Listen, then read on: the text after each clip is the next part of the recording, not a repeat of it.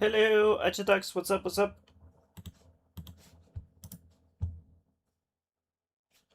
Just setting things up here a little bit. Alright. And there we go. So, today I'm gonna continue a little bit with classic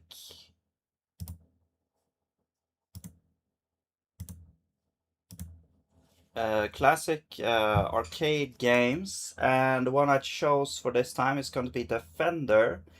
Now, the thing about this is I was like, I'm gonna take with me from the previous game, which was Space Invaders, where I don't want to. I mean, the thing that it's kind of like two ways here, because okay, so I don't want to get stuck in trying to pixel perfect, everything in the game, like I tried to do with like Space Invaders. I ended up trying to do with Space Invaders. That was not the intent for at the start of Space Invaders either. But but the thing was, like, I found out something I didn't know about Space Invaders, which was the shields were actually like pixel perfect, kind of destructible shields that blew up in like each pixel could be, destroyed.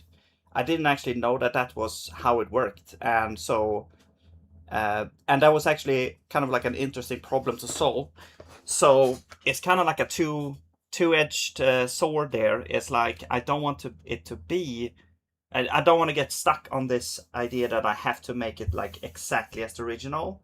But also, it's fun to learn those kinds of things and try to clone that as well. If you look at like what the first game that I looked at, that was like Space Invaders clone for like some kind of Flash game or something. I don't know, but that one had a completely different shields, where each shield was like comprised of like 10 different squares, and each square had like 4 health or something like that. So that was completely different from the original. And so I actually never knew that that was the case of the original. So there could be some stuff in there for Defender as well. Like we had this game when I was a small child, and I thought it was a pretty cool game. And I might, miss some stuff, but I think that probably what I'm gonna do is I'm gonna try to create it basically from memory or from the things that I know about it, and then just maybe look at some videos, but I'm not gonna try to make it exactly as the original. Um, but with that said, let's get started. So basically, we could look at this screenshot over here because it reveals a lot of what the game is. Oh, this resolution was pretty bad. But essentially, you have this map here. I think this shows like an entire map, I think. And you are in the middle. So you're this ship here, and you can shoot lasers that kind of shoot forward like instantly, almost. I think it's a pretty quick bullet that comes out, if I recall correctly. Pretty cool, like sound effects and visuals and stuff. And you got these aliens, and you got humans. The aliens are trying to get the humans. They're trying to float down, and I think what they do is like well, no, yeah, they are abducting the humans. I think they kind of try to float off the screen, and they are trying to, kill the aliens before they do that. Also, if you kill an alien while it's holding a human, if you shoot the alien, the human will fall down. And I think it's like I don't remember if the human dies, if it's like too high, or if you can save it somehow. Oh, you never played this game? It's pretty fun, classic arcade game. Also, you can see. Also, another thing is like you can also hit the human with the laser to kill the human, but then you get minus points, so you don't want to do that. Also, you don't want to be an asshole. And if you look at the map here, or the terrain, it kind of looks like, you know, it looks like some sort of, it goes up and down, and here's a little slope. It goes like it, and it's kind of like, I don't know if it shows up good here. Whoops. Yeah, this is like, I guess this is the resolution. I wish it wouldn't.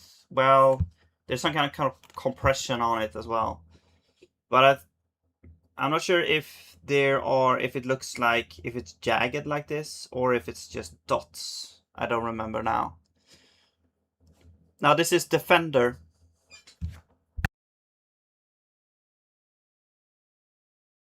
And you got this minimap here that shows you all of the aliens. I think the goal of each level, it's like you kill all the aliens, I believe. And once you've done that, then you get to the next level, which ramps up difficulty, and you go on there. And then I think there's also like multiple types of enemies, if I don't recall incorrectly. And I'm not sure what these are, the like bombs here, that you got lives, you got score, you got the minimap. So I thought it would be interesting because of the terrain and maybe collision detection against those, because you can crash into the terrain or the aliens and stuff. But let's try just starting on this one, I guess. So I need to resize the window here. Okay, there we go, I think. I think I also... By the way, is the size of the font good here? Because I think I changed it, because I was doing some stuff off stream. What's the difference between Defender and Missile Defense? Well, in Defender you are controlling a kind of spaceship that flies around. In Defender you're just this, or I mean in Missile Defense you're firing missiles from the ground. You have, I think you have like 3 different cannons that you shoot missiles from. And in this one you fly around like a terrain and kill aliens. So there's a pretty big difference, I would say. Defender clone. Alright, so let's get this started here. We'll create our zig project. I'll just go ahead and prep this up here. We'll remove the module that comes with their generation here. I will get Raylib in here, which we don't have yet, but I'll just add it. Raylib zig and module Raylib. Alright. And we will fetch save git plus. I've done this so many times now. Wait, no, it's dash here. Alright, so now we got that. So now we should have Raylib, who don't exist. Fine.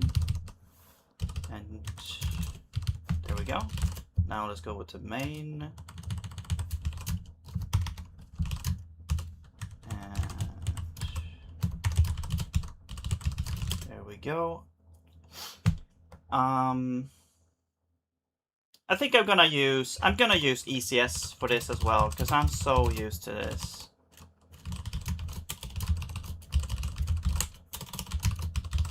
As prime 31 sig ECS. I just like this library here. Alright. Also I'm gonna do git init, because I have this setup where things that are in git ignore will not show up in my searches and stuff. So now when I press Ctrl P, I get only the things that are not in like a bunch of PKGs, like vendor stuffs and stuff. We remove this root file. There we go. And also build, we get ECS as well. Actually, this is called zig ECS, and this one is called entity. And we'll call it ECS in our thing. All right. So now we have our thing set up here. So now I found a kind of little pattern that I kind of like for now. We'll see how it changes, but essentially I want to make kind of like a game struct that has everything you need basically to do in the stuff. So what I'm gonna do is I'm gonna import this from here. All right, so there's the game. Now, yeah, and then we'll create our game here, game.init, and we'll defer deinitialize, even though it doesn't really, we don't really need to do that, but and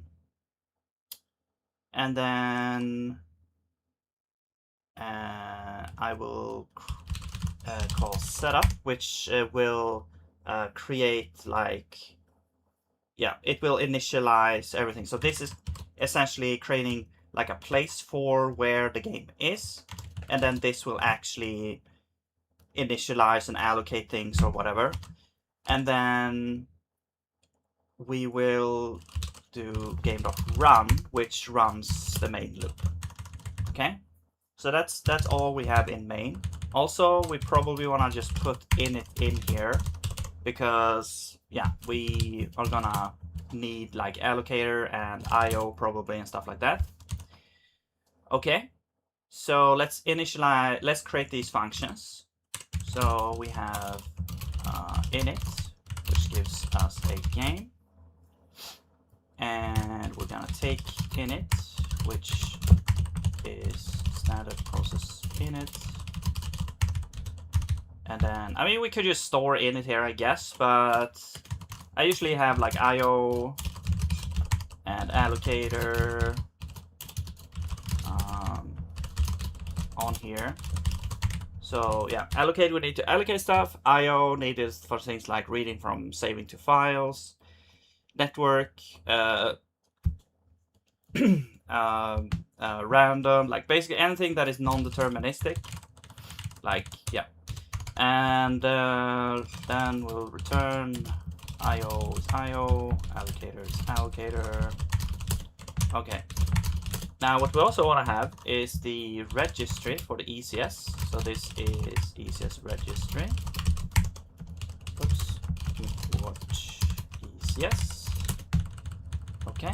And then that one we can create using the allocator as well. Okay. So now we have that. Oh yeah, this is init.io, init.allocator. Actually, this is called GPA. There we go. Cool.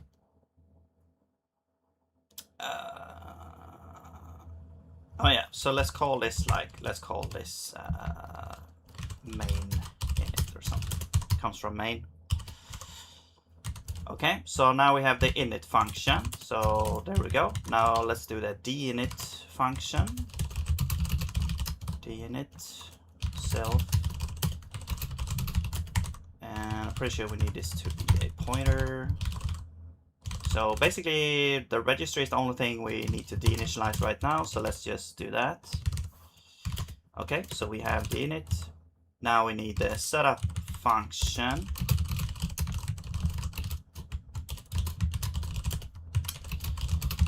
Okay, I'm not gonna do anything here for now.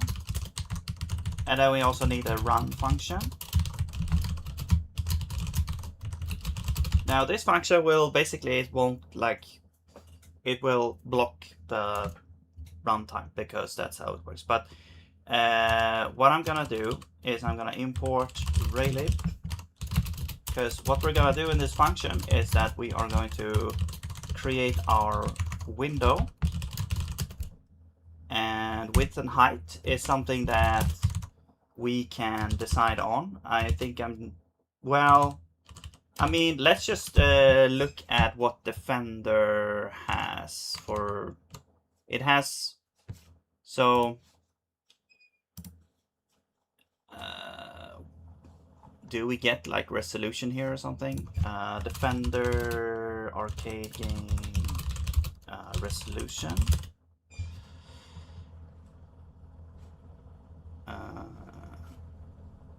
Okay, so we have like two different versions here, 304 by 256 or 320 by 256. So on standard monitors, sure. Let's just pick this one because 304 is a weird number, I guess. I don't know. I mean, it adds, it's like 16 off of this one, so I'm gonna guess it's like divisible by 8 or 16 or something. But yeah, let's do that. But as I said, I'm not gonna try to make this pixel perfect, but I just wanted to have some idea of what the aspect ratio was for this. So, yo Penguin, what's up? And let's make a... So how I usually do this is I want to have a function on here that gives us the, basically the screen size. So this gives us the screen size, and essentially this is what we have. We're not going to use self. We're just going to return. Also, I'm going to have a type here called vector, which is going to be rlib vector. So we have kind of this vector type defined for us. Although I'm not sure, do I want to use that or do I want to use zig's vectors? Let's just use raylib vectors.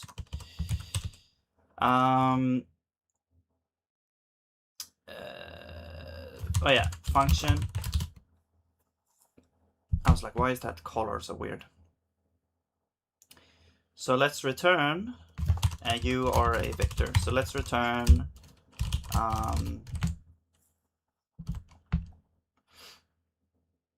this will be,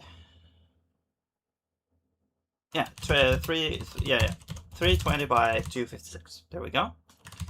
So let's grab the screen size. It's going to be self.screen_size. So now anyone that has access to game will be able to get the screen size from this function. So that's good.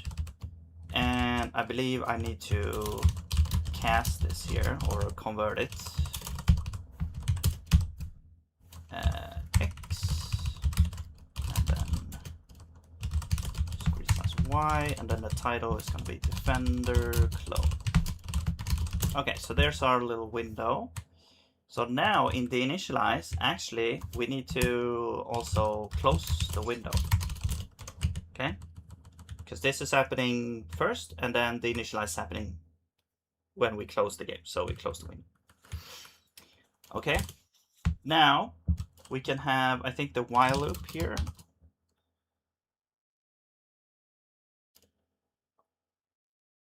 Okay, Penguin. Stavropol Krai, mainland Russia. It's pretty calm there. Okay, that's good to hear. Have you, well,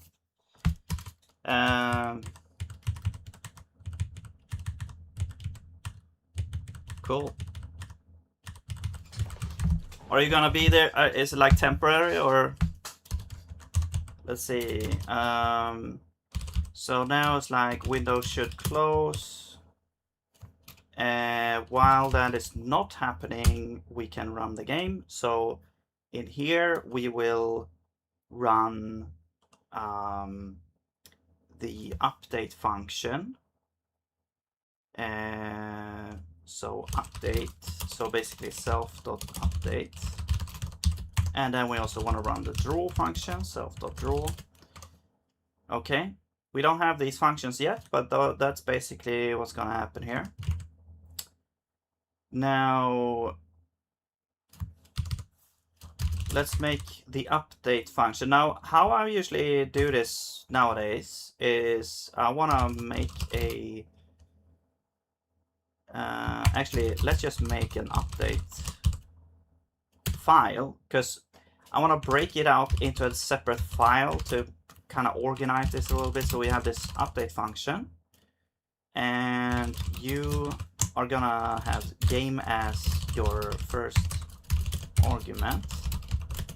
Okay, and then basically we don't really do anything for now, but that's our update function. Now, to be able to use this in here, what you can do is you can say update is equal, so you can have a pub const update is equal to import update.zig update. So that this is almost like, you know, we can split up the kind of struct in different places. There is one little thing though that I know that, you know, you can't do when you're doing this, and that is when you're in this file, you can't refer to kind of like private, quote unquote, or non-public functions in game or declarations in game. But you can refer to public stuff, and that's, well, that's all we need here. But that's one caveat of doing it like this. But if you're doing it like this, then you don't have to have everything in the same file. You can delegate some stuff out into other files. But then you have that little caveat there. So, gotta go for 1 to 2 hours. See you later. Okay, Penguin, see ya.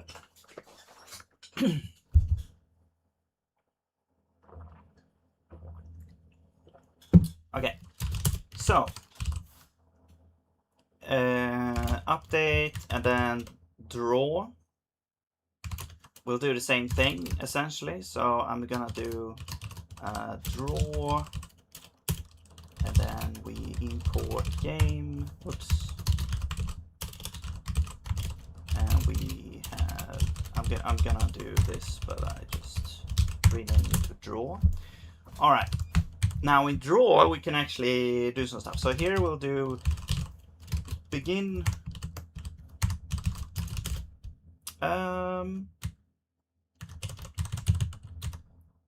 Yeah, let's just do it like this. So we import raylib here, and oh yeah, also we need to bring this in here.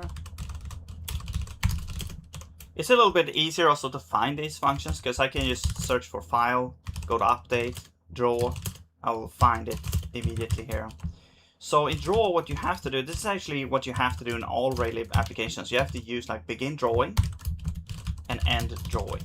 You always have to do that. Now, I could also move those outside, I guess, because then I don't have to get raylib in here actually. So then we can actually do, when we draw, whoops,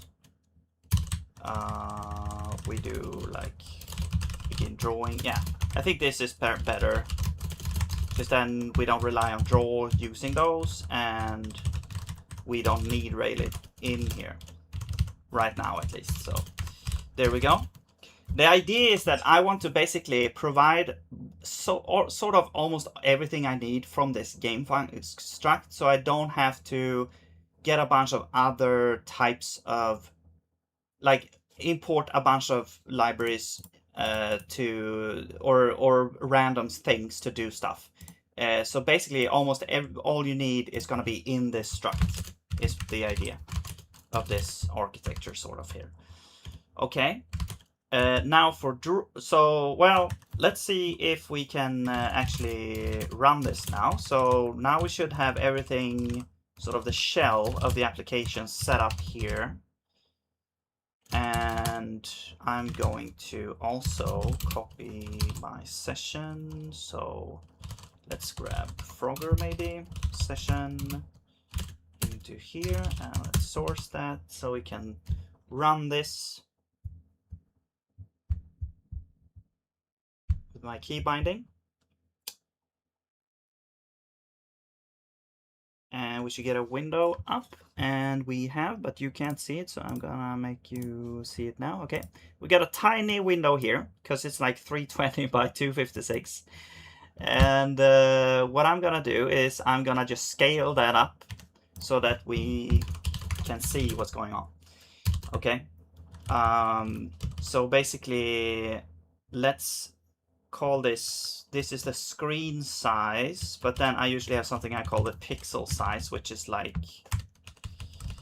well, it's kind of like a bad name, but it kind of stuck here. This is the actual resolution of like the game.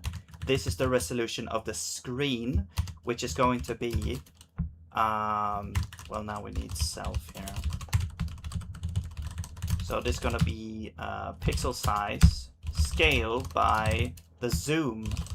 So also zoom is something I want to store or be able to reach from game here. So this is just going to be some kind of factor that we zoom in by. So I'm going to choose maybe 6. So now this, well, we'll see. Let's try 6 first. See how that looks. Okay, did we crash or what happened? Yeah, I think we crashed. Why did that crash?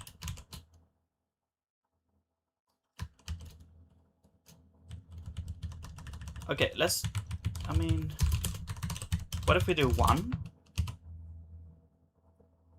I'm gonna look at the error message. I'm just curious because that was weird. Did it crash or did it just... Okay, there was no error message. Okay, let's try 4. Maybe it didn't crash, I don't know. Okay, well, 4 is probably good enough. Yeah. Okay, so another thing I want to do, yeah, let's actually break setup into its own place here. Actually, setup. I want to put you here, and you're gonna be game. Okay, and then here we're gonna just add setup there.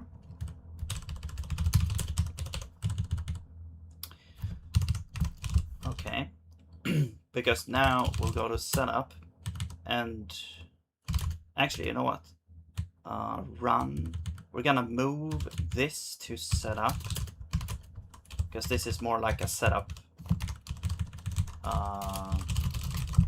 functionality here. Okay, so this should be the same thing now we have. Okay. Because what I want to do is I just want to set the window position so I don't get this all over the place. 24 by 48 should be good for me. Okay, this is just for me. You don't really see the difference here. Okay, so now, because we are zooming, the resolution is still gonna be, you know, 4 times whatever. So if you draw 1 pixel, it's going to be a very tiny pixel. We want the pixel also to be scaled up. So what I usually do then is I create a camera. Now, I want to add some... I'm going to use ECS for this, and I'm going to add some convenience functions in-game to be able to add singletons and get singletons. So what a singleton is essentially just... I mean, it's like an instance of a struct. It doesn't have to be, it can be any type, but it's usually like an instance of a struct that only exists 1 instance of, that you get, and you get the one. So we only have 1 camera, so that is going to be a singleton. So let me show here. So we have add singleton. I'm probably gonna make like a base for making a game like using this pattern. Because I played around with this a little bit before here, so I have like add singleton, and then you get like the singleton kind of value over here, which is any type, can be anything. Okay, and then essentially we just say registry, and then we have like a singletons thing here. Add singleton. Now what that is gonna do is it's gonna allocate space for the singleton and store that in the registry. So the singleton kind of lives in the registry after this here. And what you can do then is that you can get the singleton from anywhere you have this game struct. But what you do is you pass in a type that you want to get, and then you get a pointer to that type. And so this will give you singletons get t. So if you pass in a singleton of, if you add a singleton of type, let's say camera, then you can also get the camera out by doing this. So it's going to get stored in the registry, and you can get it out using this here. Okay, so because then what that means is essentially we have a common place for the camera data. The data is stored in one place. We have a stable pointer, and essentially just allocating it, you know. I mean, you don't have to use the registry to get it and use it. I could also have, you know, had like a camera pointer here to some kind of camera struct and just allocate that, and that would also be a stable pointer. But since we're using the registry, we get free deinitialize of this space, and you know, it just works well here. So I'm just going to use this here because we're going to use it for other things as well. So now if we go to setup, we can say, so this is where we'll add all of our singletons essentially. We will say singleton or add singleton, and then I'm actually probably gonna say camera. Is a camera 2D. Okay, so this will give us game camera, and then we have a bunch of stuff. So offset is kind of, here we could provide like, I think the origin or something, but I'm just gonna set everything to 0 for now. Target is 0, rotation is 0, and zoom, although zoom is different then, because zoom is gonna be self.zoom, and there we go. Now we utilize this zoom function to get us the zoom value. Okay, so now we have the camera as a singleton, so we have it stored, we can get it out when we actually draw. So when we draw now, because let's test this out actually. So, well, now I do need raylib here, but I'm gonna test out and draw a line from, I don't know, 100 to 100 to 200, let's say. So draw this line here, okay? We got some compiler errors. Expected to find, oh yeah, and color. Oops, let's do white.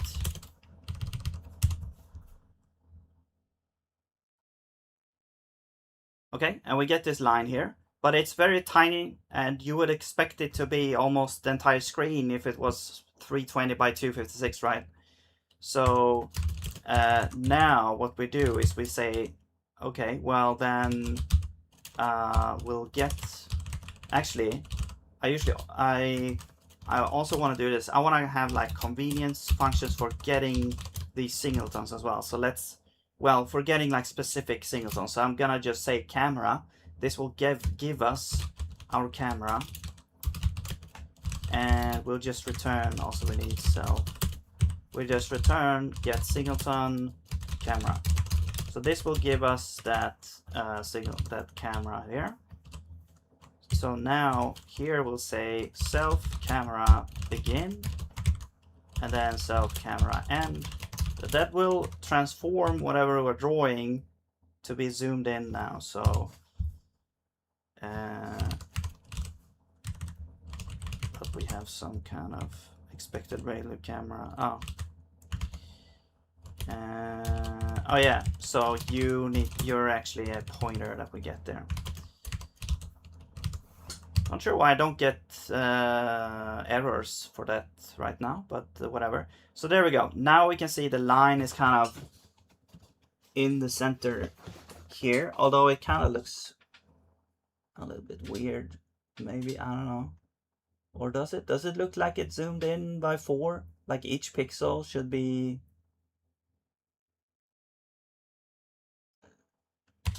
larger? I don't know. It doesn't really look like it.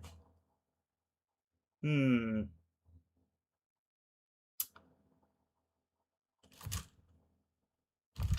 gonna do this, but I'm gonna offset you by that. How will that look? Yeah, the pixels look the same size.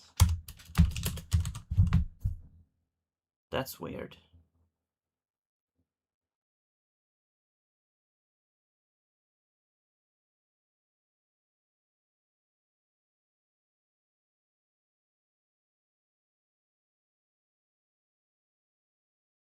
Huh.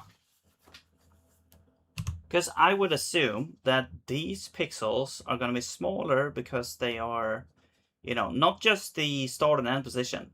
These pixels are still very small. So that's not great, but I don't think we're going to use like draw line. I guess it's because maybe the pixels don't change.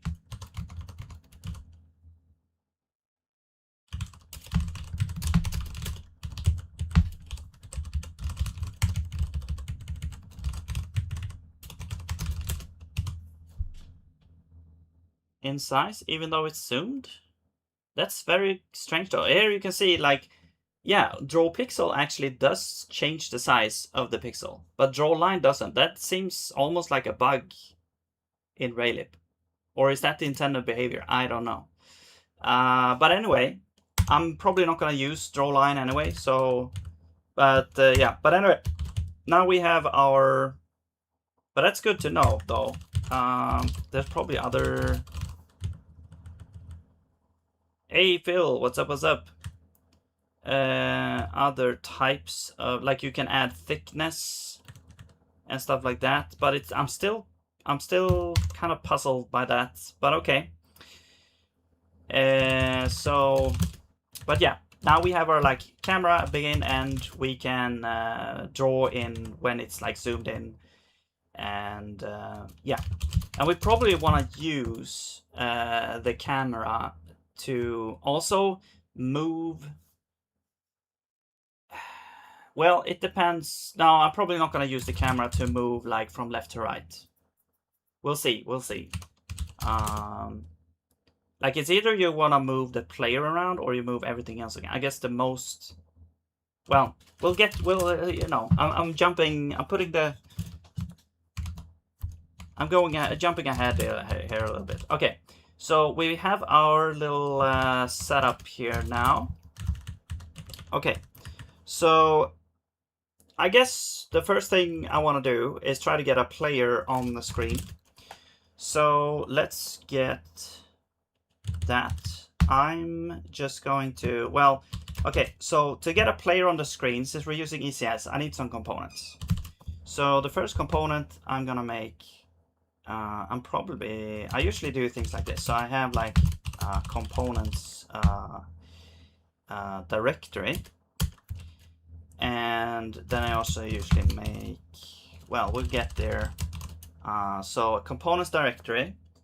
Now we're gonna have probably some kind of, let's just call it body.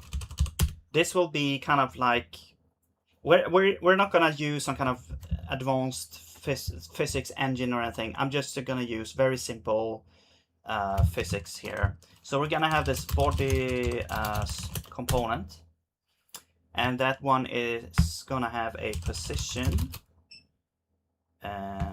which actually I'm gonna import game here, but you are located down one there. So you're gonna be a vector, and then we have velocity, and I think that's all we need probably.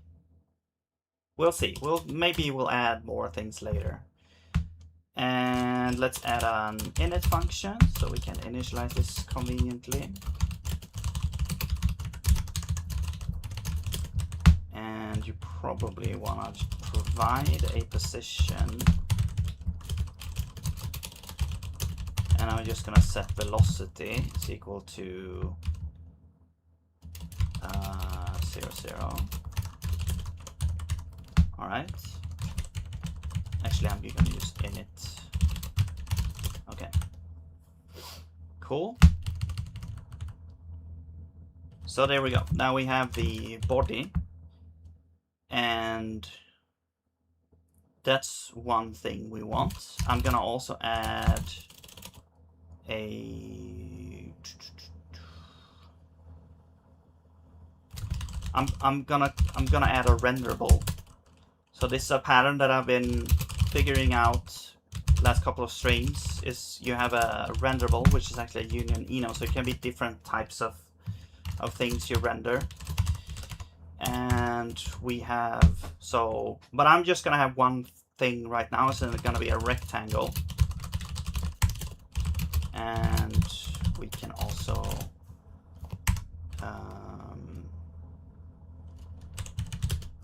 export that, and you're gonna have the size is gonna be a vector. So let's grab game again,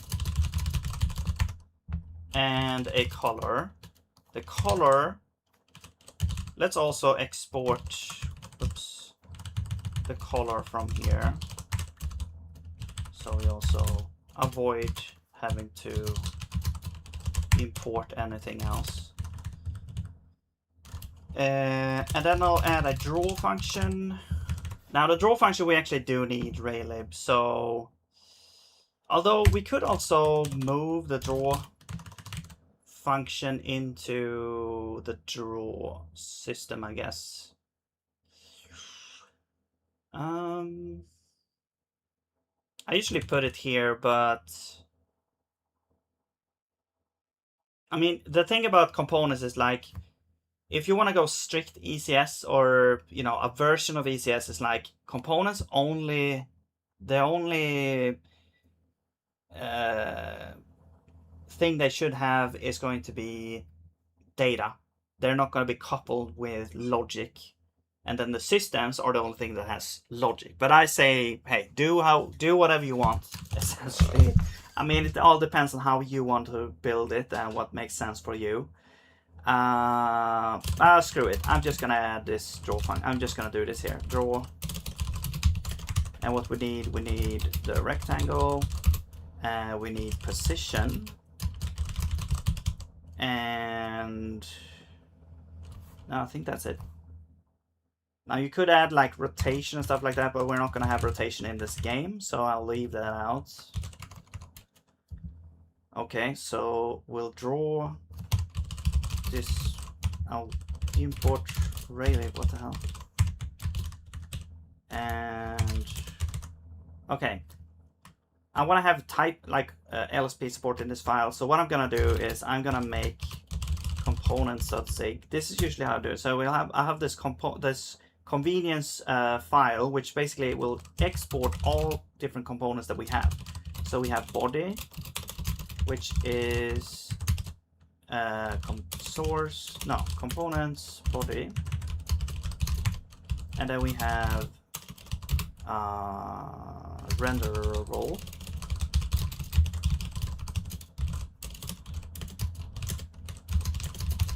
Okay, so now we have those two, and then I go to game. I will export a thing I call C, which stands for components, and that will be well, we can just import components.zig there. So that will, now we have, if you have game, you can type game.c to be able to get all different components that you can have, as long as we've remembered to define them. And now this function is, or this Raylib library is available to us. So now we can say draw rectangle, and I'm gonna choose just rec, I think, or V, probably better. So position and self.size, self.color. Okay, that is our draw function. Now, I also want to have a convenience draw function here. If we ever implement more, well, let's see, self is a renderable, switch self inline else. This is the usual pattern if you have a union enum and you have the same function on each different like you know, type, like union type here. You can sort of implement a generic function that will call the correct function depending on the tag. So, and that you can do here. So we call draw, and we also need position. So yeah, there we go. So now if we implement more of these, like rectangle, circle, whatever, we can call draw, and it will draw for the correct version of it, because it's gonna select from this union tag, and then it's gonna go into the correct subtype and call the correct function. So there we go. Now we have a renderable, we have a body. The body gives us the position. The renderable gives us a way to render it. So let's go over to draw. I'm gonna make a function called draw renderables. And we're gonna have, I guess we'll have gain. Right, now, I made in a previous project a very nice, easy way to actually, it's kind of convoluted, but it's also more easily usable than using the ECS directly. So what I have is I have a function that is called entity iterator. So this will give us a new iterator that we can use to iterate through entities given some filters. So basically we're looking for entities that have certain components, for example, renderable and body. So we can get all entities that have both of those, because then we can draw those. Okay, so entity iterator will need our state, and then we'll also need comtime includes any type, comtime excludes any type, and this will give us an entity iterator with includes type there, which we don't have yet, but I'll make it soon. Okay, and essentially we just return .init. Actually, yeah, and then we need view or registry view includes excludes, because that's what the ECS library wants to have. Okay, so now we will create this type here, this entity iterator struct. Actually, it's a function because it is a generic. So this have our includes and gives a type, and we'll return a struct. Okay, now this struct will have a view, which is going to be the ECS multi-view includes. Oh, you also need excludes. Okay, excludes. That, yeah, that's the view. That's the view. And so we have the view, and then we have an iterator. So we're kind of wrapping around another iterator. This iterator comes from the ECS library, so they already have an iterator, but we are going to wrap that around because if we want to use this, their version of iterators, we always have to create this view first and then call, and then like grab an iterator every time. So every time it's like 2 lines of code. What I'm writing here makes it so we only have to write 1 line of code when we actually use this later. So that's essentially what we get from this. It's a little bit nicer API for this. So this is going to be an optional ECS multi-view includes excludes dot iterator. So there is their version of the iterator. Now notice it has a view, which is a pointer to the multi-view. We have not a pointer, we have an actual, like it's on the stack, sort of. Like, or yeah, it's part of the struct here. So whatever the struct lives is where the view lives. Whereas their version is, you know, the view has to live somewhere else. And so you can't like package it together. But here you can. So that's what I'm doing here. And then I have a function next. This is the API of the iterator. And let's just do it like this. And then this gives us a optional, and I'm gonna actually make another thing, which is the entity context.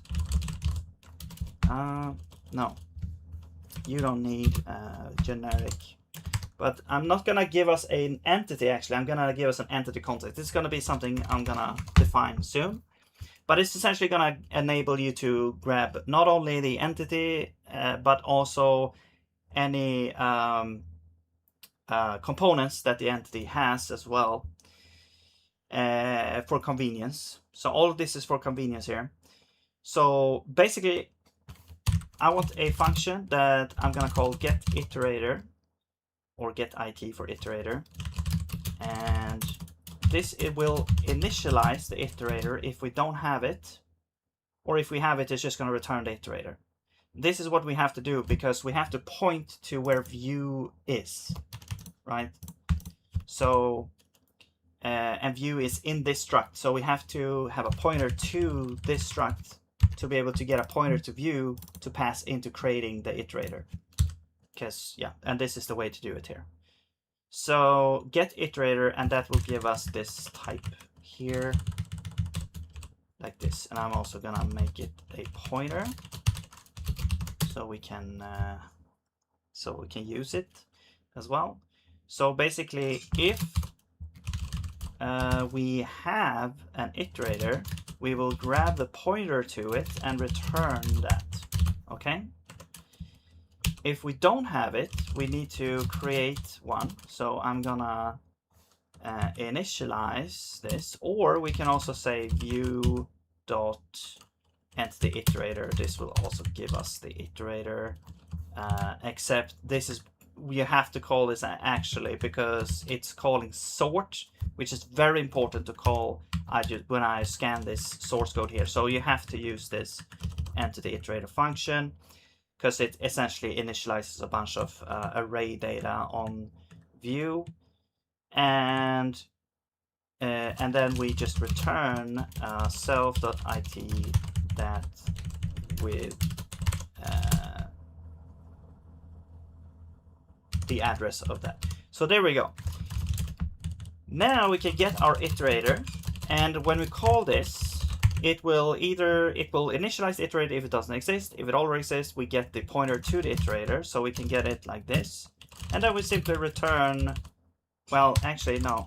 We get an entity from next, but if this could be null, so then we have to take care of that case. If this is null, then we return null, because later I'm just gonna have to init entity.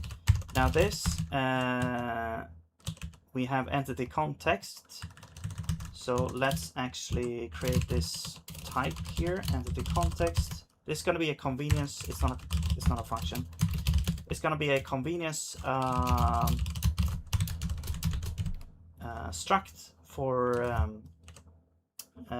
dealing with these iterator things. So we'll have the entity, which is the easiest entity, and then we'll have an init function which takes the entity, gives us a thing. Entity is the entity. Okay. And now comes the good part here, because now I want to have like get self is the context, and also we need a registry actually. So yeah, we need a registry as well, because we need to store that thing here. Let's see. It's kind of like the closure here. So this will. Actually, you know what? What I did, I get the view actually. The view, but then we need a type there. You know what? Let's just use the registry. I wonder if view actually has registry on it. I'm pretty sure it doesn't, but do you have registry? Probably not, right? Yes, you do actually have the registry. Okay. So now we can actually just say view.registry.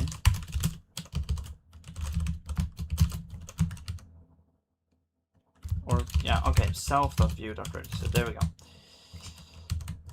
Okay. Now,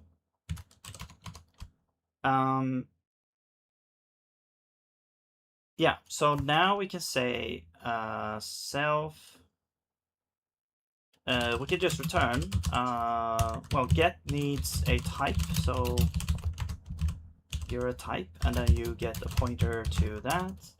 And we're essentially just creating wrappers here, registry, get, type, but we automatically pass in the entity, so you don't have to type that in. I'm also going to create versions of this, get const. Then there's things like remove or add as well, but well, I'll add that if we need it later. But now we have our little iterator helper here that we can use to iterate through the entity. So I'm gonna go back to draw here, and now what you do is you create an iterator like this, and here we simply say now we have the components in game.c, and what we need is like renderable, and we need body. Excludes is nothing. So there we go. Now we have our iterator here. And then we just say while iterator next, we get our context.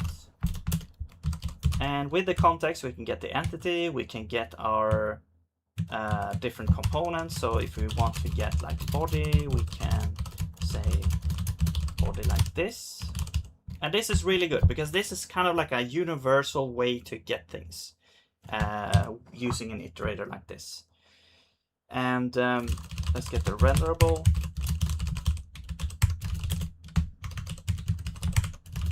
Okay. Now, we simply call draw on renderable with the position of the body. So there we go. Okay, and then we just call draw renderables like this.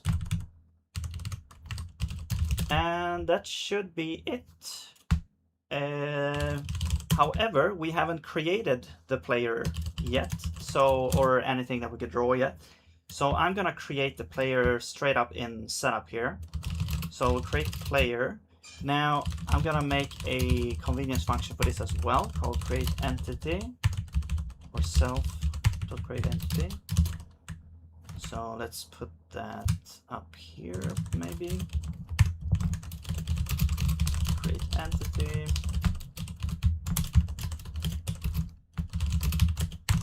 And of course we need the entity back. And that's it. All right. So we have our entity here. Then I could probably actually instead of creating an getting this, what we can do is get an entity context actually. So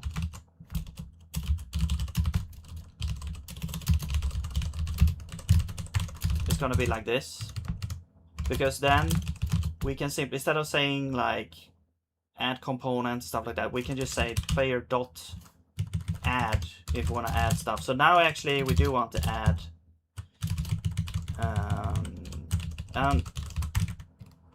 add, and then component is any type. And sometimes you want the type back. But then we have to kind of discard it every time. So I'm just gonna do void for now. But we have entity context, and then we say like self-reg add. I'm gonna say add or replace because it's just a safeguard. I'd rather it, I guess, override whatever we had before than crash every time. So I'm just gonna do that. So we're gonna add to this entity. We're gonna add this component here. Okay, and then there's also, I think, remove. And then it's remove if exists. And then this has a comp time t. And you need t first, and then entity. There we go. So a little convenience wrapper around basically an entity there. Okay, so now we can say player.add, and we're gonna add a renderable, and we're gonna, oh yeah, I want to have convenience functions for this as well. Basically init rectangle return rectangle, and also this, we need a size and we need a color. So this will be size and color. All right. So now we can say here init rectangle size is going to be, I don't know. We could probably look up the sizes of the things, but I'm just gonna guess it's like 6 by 4 or 3 or something. And I'm just gonna choose blue or something for the ship right now. Okay, and then we also need a body, and the body is gonna have position. Let's just do center of the screen or something like that. So let's just say the screen was like 320, so 150, 256, sure. Okay, so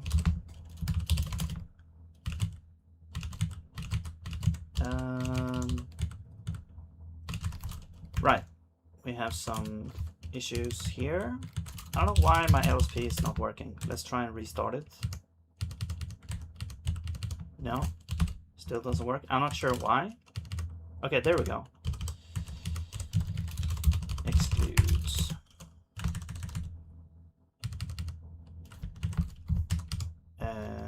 No function in it. Oh, well, let's add one. Init view. You know what? I'm just gonna do this so that we don't have to.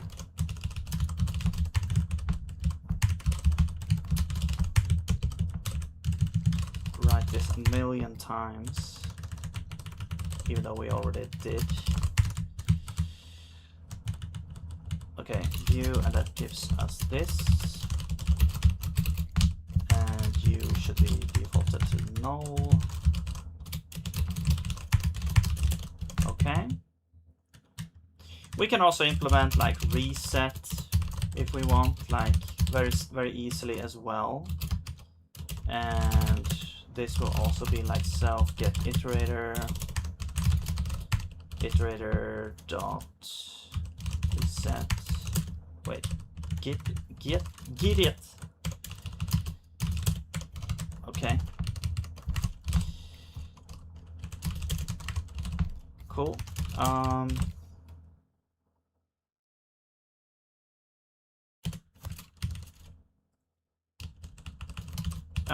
right. You are actually the argument we pass in there. Okay, cool. Okay, let's see how this looks now. There we go. We have our little spaceship in the center there.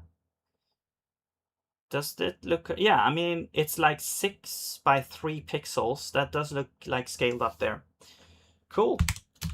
It looked a little bit small though, but...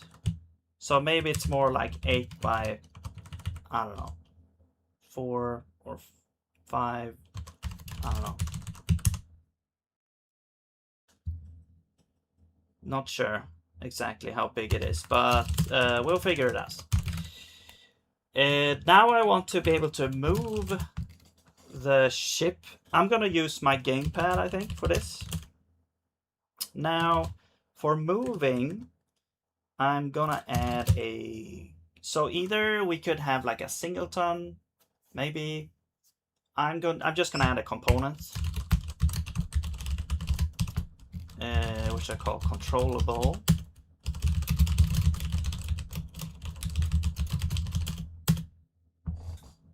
And this one is right now probably, what do we actually want in here right now? I'm just gonna do enabled right now. Okay, so there we go, and I'll add this to our list of components. Controllable.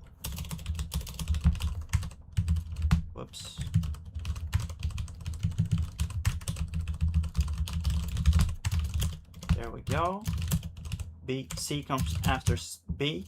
Also, a tip here: if you have something that is unsorted in Vim, you can select it or type :sort to sort the whole file. You can select a portion and sort only that portion as well. That's pretty good. Small little tip there. If you want to have sorted lines. Okay, so yes, we have controllable. Now we need to add that to the player. And since we export it from that file, now we have it here as well. I'm also basically all of these I want to have, like, even though it's a very simple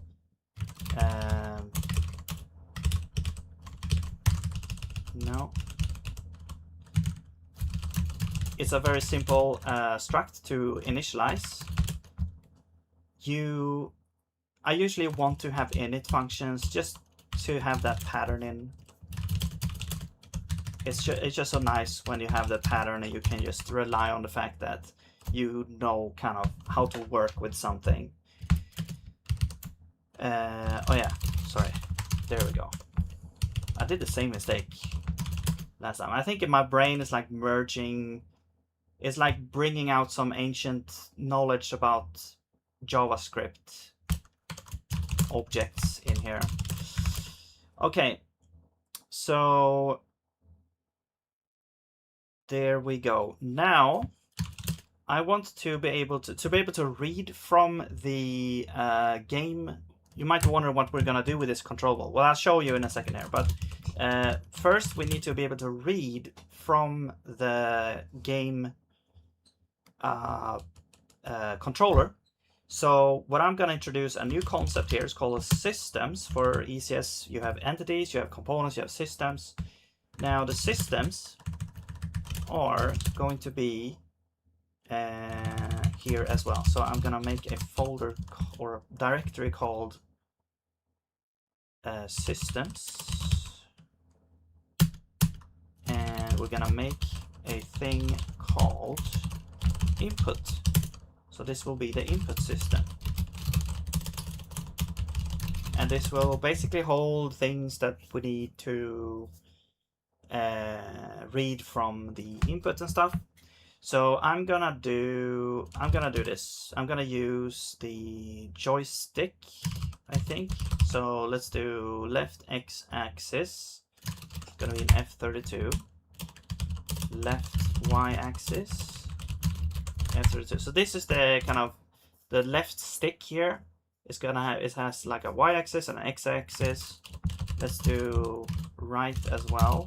Now you could make like a struct to just have both of those in one, so you have like left stick and right stick structs, or well, left stick as a stick struct, and but yeah, whatever.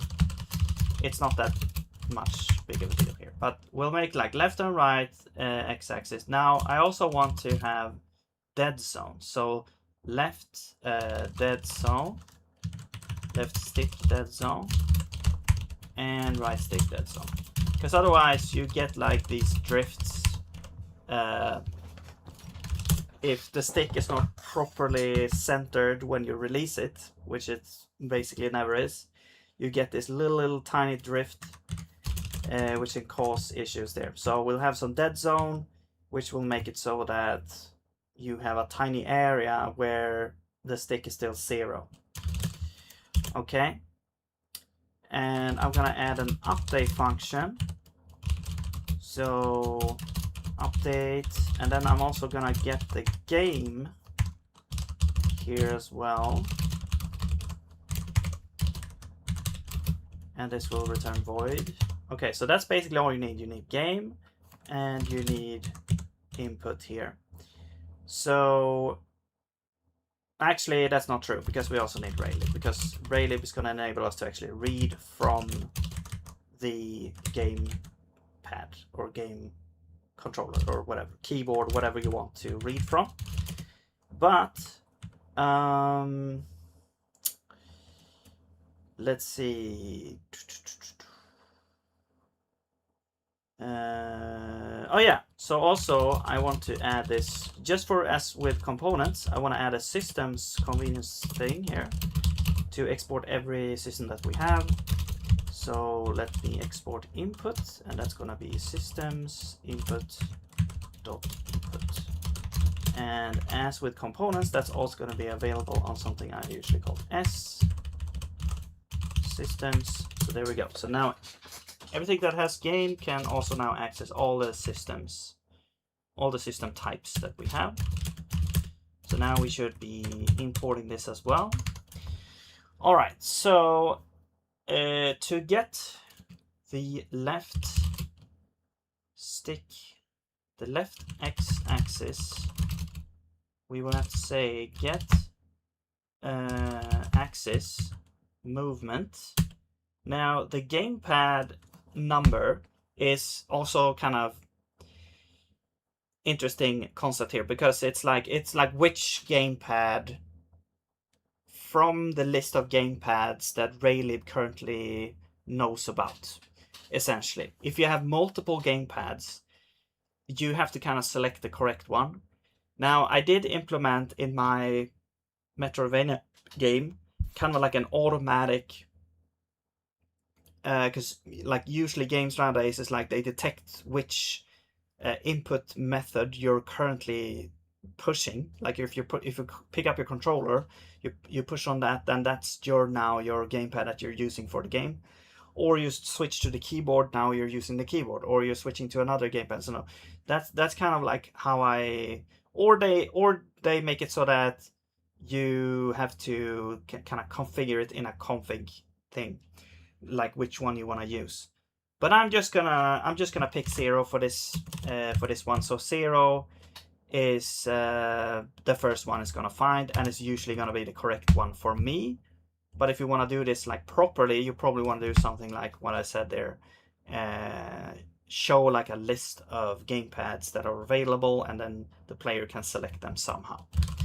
But we'll use 0 for now. So axis is the left x-axis. So that's the left x-axis. We're gonna get the y-axis. Actually, let's start with the x-axis, so we'll get this pattern down.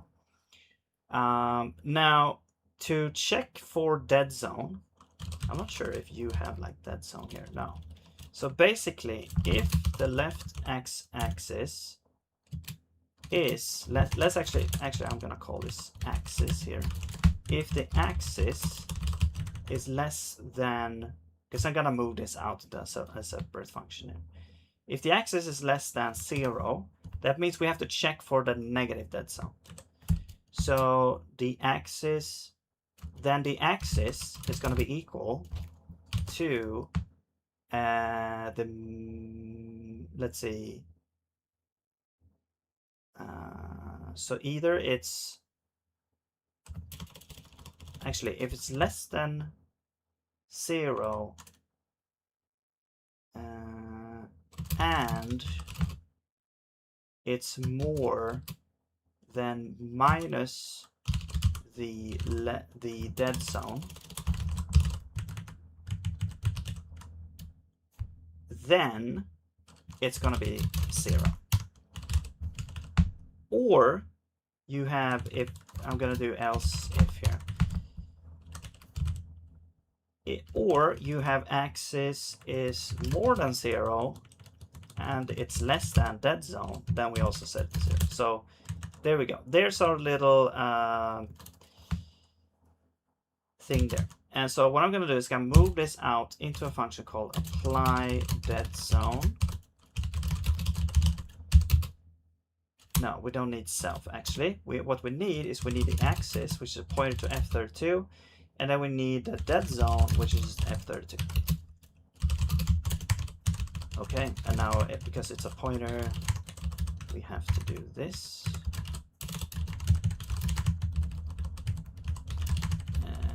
You could also just not make it a pointer and return the new value, but whatever.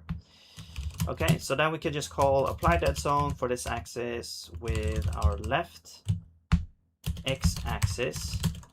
Also, this is, whoops, Daisy. This is the left x-axis. And we can do that for all of the things. And actually, no, wait. This is the dead zone. There we go. Right. And also, actually, we could just use left axis directly here. We don't need to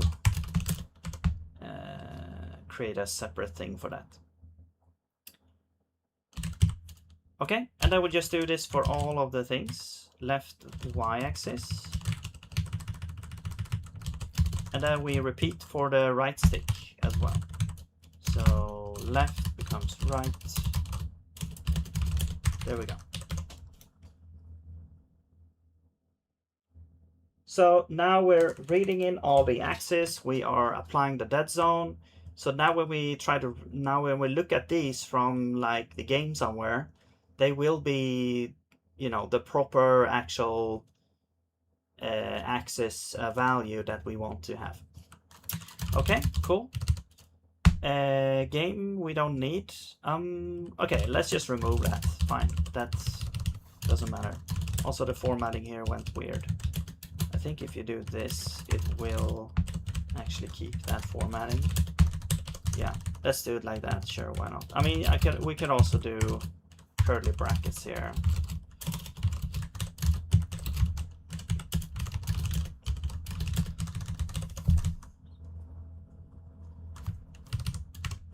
Yeah, there's a lot of different ways you can define that function. But anyway, now we should have that. We need to also make this system actually do stuff in our game. So we'll have to go to setup to add this as a singleton. So this will be system input. I need an init function here as well. Whoops. And let's just do this. And let's initialize all of these to 0 to start with. Now the dead zones we can actually, you know, we can define here. So we actually need to define them. So I'm gonna choose 0.2 for this. Also, why did I do right dead zone? I don't know if I if we actually need the right stick in this game. I think this game only uses one joystick, so that wasn't actually required. But I did recently work on like a twin stick shooter just as a test project, and then I used like two. So that's why I did like this. This was like fresh in my memory doing all this. But anyway, whatever. So now, and also like 0.2 means that because the x-axis, it goes from like 0 to 1. So, or like -1 to 1. So 0.2 means essentially in one direction it would be like 20% of that direction is going to be dead zone, essentially. So yeah. But yeah, there we got our input in our game state now, and now we can go to update. And now is the first time we're actually gonna do something here. So we are going to get our input, which is our input like this, and we're gonna call update on it. Now, I could also make like a convenience here, just like with the camera, to get the input. So let's do that. Like get input gives us the game system input, and gonna do the same thing here. There's basically two reasons for this. One, it's more convenient. The other one is, well, it's two reasons because it's more convenient. Or there's two reasons why it's convenient, is I'm gonna say. Because this is how we need to do it if we use the get signal, because the LSP doesn't actually understand that this is an input, so we don't get actual like auto completion here. It doesn't even understand that this update function is part of input. We can't even jump to this. So if you just have input and it returns the input, then we can call update on it directly instead. I'm not sure why this is happening, because we simply pass in the type and we get back a pointer to that type. So I'm not sure what is so difficult for that. But anyway, enough of me bashing the thing there. Okay, so now we have the update for the input. So now our things there should be updated. Now let's do, okay, so now to be able to control the thing, I'm gonna add a controllable system. This will take care of actually moving the player when we actually do that. So we have self is controllable. Actually, this is, yeah, that's what that is. We also need game.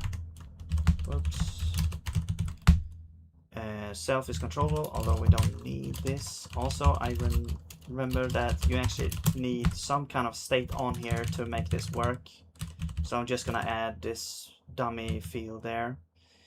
And then we have game, which is actually not called self, it's called game.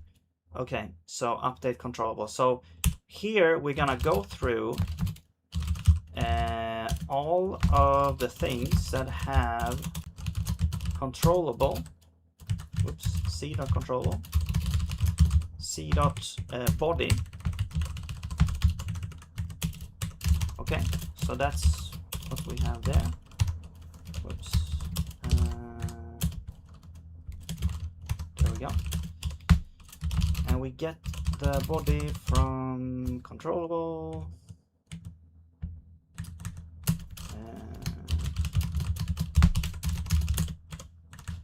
Now, we also need input as well. Okay, so what we do here is we say body. Let's just do a very, very simple thing here first. So we can get like velocity dot x is equal to input dot the left axis. So if we hold to the left, that's going to be -1. So then velocity will be -1. If we hold to the right, it's going to be 1. And let's do the same thing for y. Whoops. No, this is the left y-axis. This is the left stick and the y-axis of that stick. So there we go. There's our little update to the velocity. Now, what I want to do now, so now we're updating the velocity, but we're not doing anything with the velocity. So we also need very rudimentary physics system. Whoops. Physics.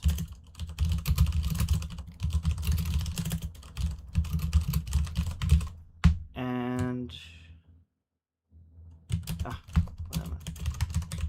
Let's do self physics game.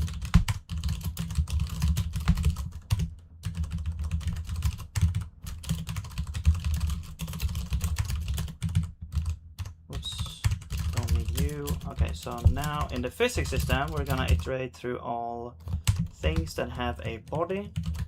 I think that's all we need actually. And we're gonna iterate through those. We're gonna get the body. And then we're gonna say position is gonna be equal to position plus velocity scaled by delta time.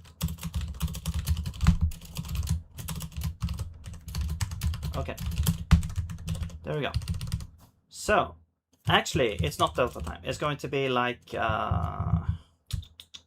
the time step. I'm gonna explain this in a second here, but we need, it's essentially what I want is like each frame should represent a specific time.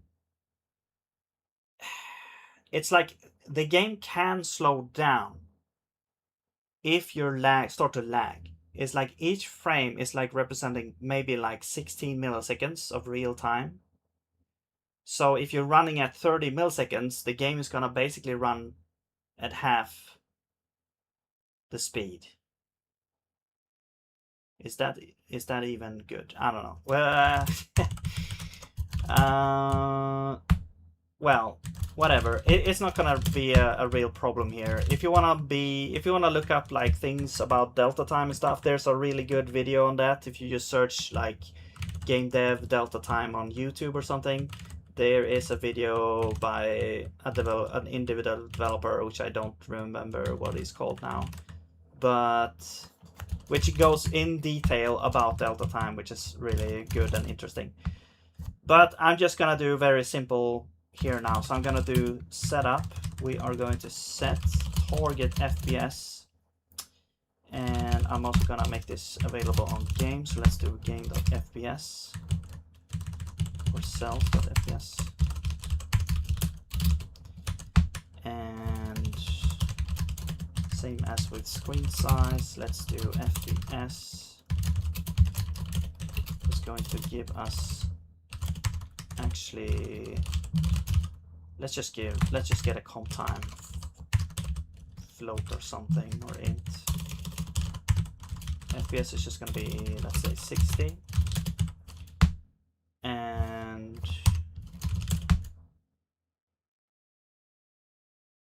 you know what? Let's do delta. Let's do like elapsed time gives us an f64. This will be raylib get time. This is the amount of time in seconds since the game started, essentially. Since the Windows was created. And then this is the delta time, which is the time of since the last frame. Okay.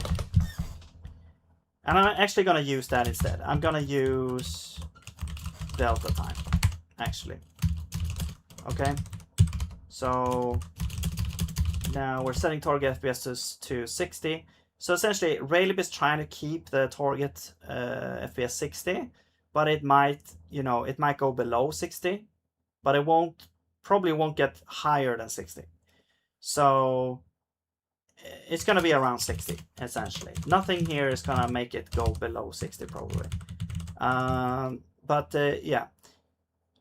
Okay, so this is the very simple physics system. We just go through everything that has a body. We're going to update the body position by adding, taking the position, adding velocity, and we scale by delta time. So essentially that means that velocity is now means how many pixels per second does this body move, essentially. So if we hold down 1 or -1, it's gonna be 1 pixel per second, essentially.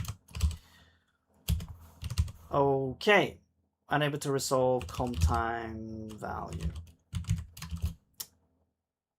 Right. Let's not do comp time then. Let's just do, I don't know, U8. Okay. To be extremely efficient, no, I'm not gonna do that. Okay, so now, well, first of all, let's add physics and controllable to our list of systems here. Controllable.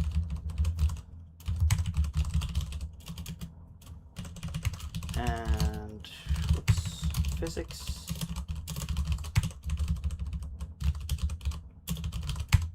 Sort, save. And then we need to add them as singletons. So we actually have those in here, physics and controllable. So we need these, we need init functions. All right. Now we also need to like update them. So I'm not sure if I'm gonna add those as convenience here, because they're usually only grabbed once here. Get singleton,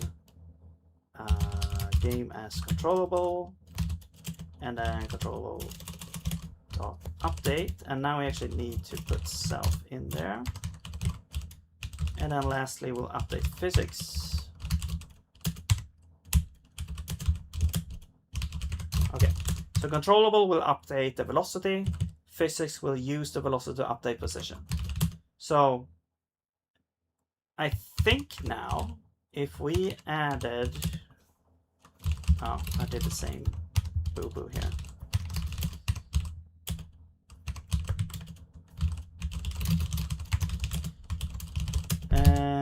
Yeah, because the player has controllable and all that, so... Oh. What's this now? Components body found basically... Oh. Okay, so this is an issue a little bit, because view actually returns a basic view if we have a special type there. Okay. I mean, we could probably get the view type. Actually, the view type is gonna be ECS view. Do you have view type? Is that something that we can actually get?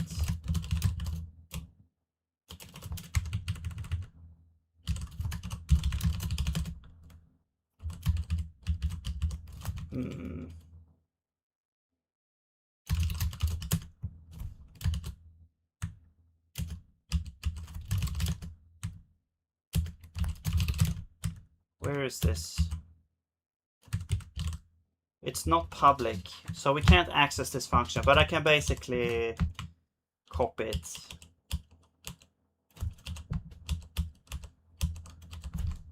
So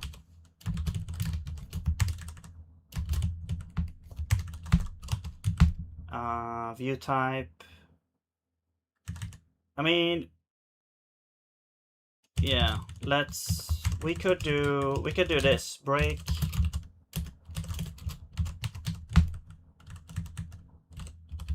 this is essentially comp time. So I'm gonna do comp time break and put this in here. But instead of return, it's gonna be break like this.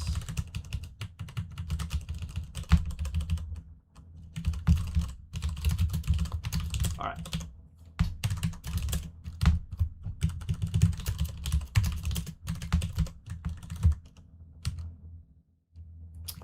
You are ECS basic view, ECS multi-view.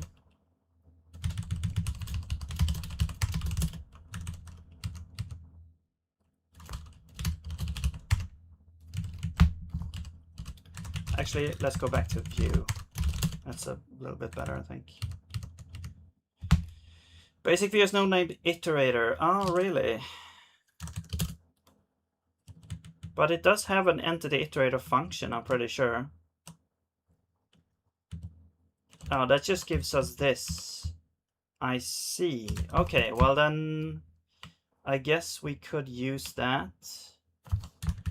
So we'll have the iterator is going to be as well comp time. Actually, then we'll have a tuple here.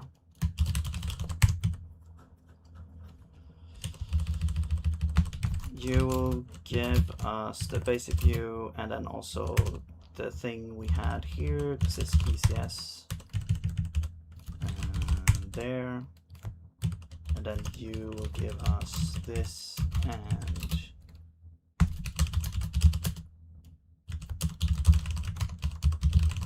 iterator. I think that should be good. And now we can say iterator instead of view.iterator.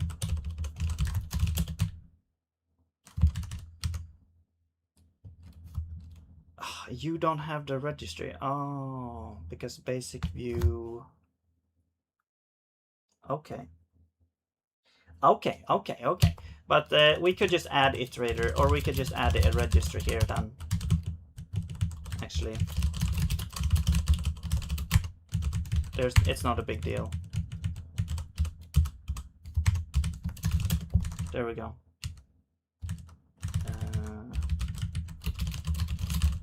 Actually, just red. There we go. And then you.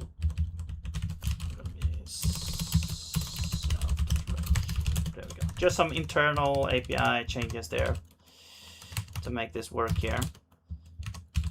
All right, now you want F32, but you are F64.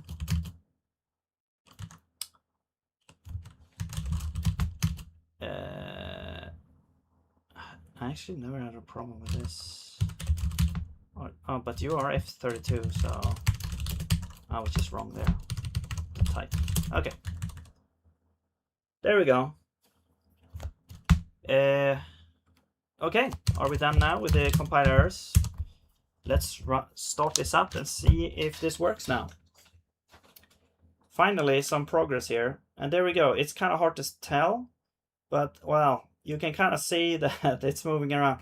It's like, okay, since we forgot to clear the screen, yeah, it's just painting on the thing. So we'll go to draw and we will clear the background with black.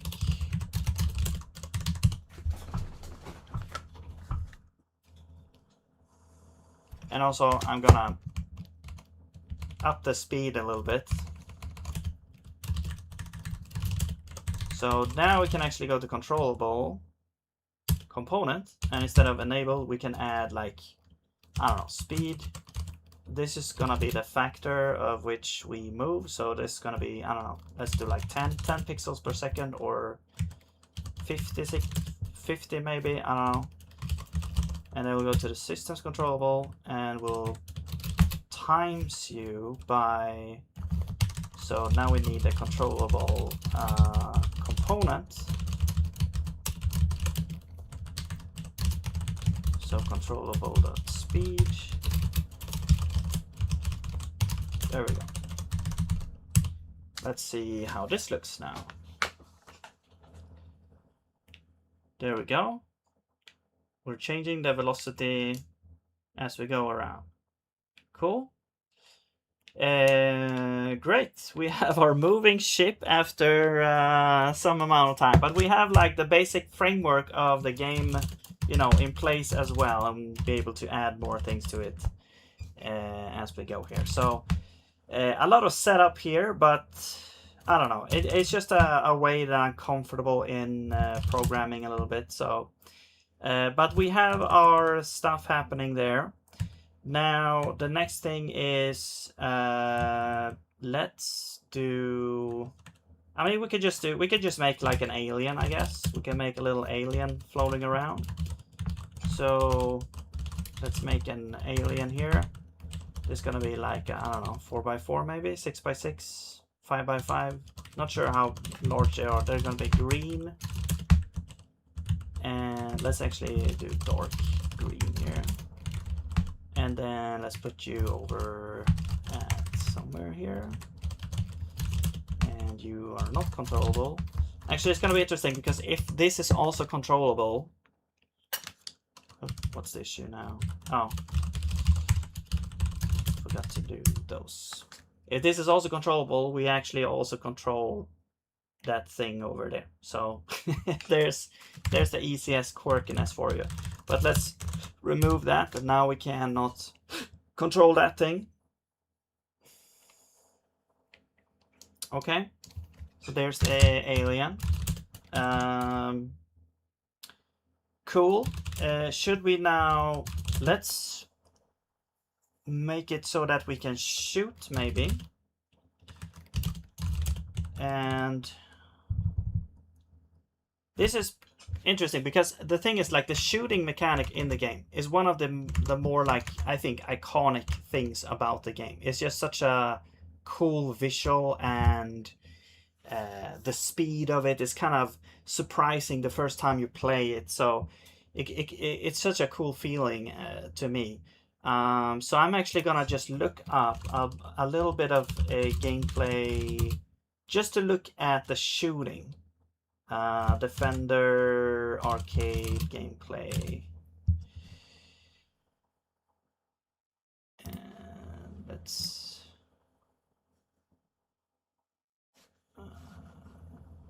just some ads here first. I'm gonna skip that. Whoa. Okay, so here's the actual game. This is how it's supposed to look here. Okay. Oh, it says scanner up here.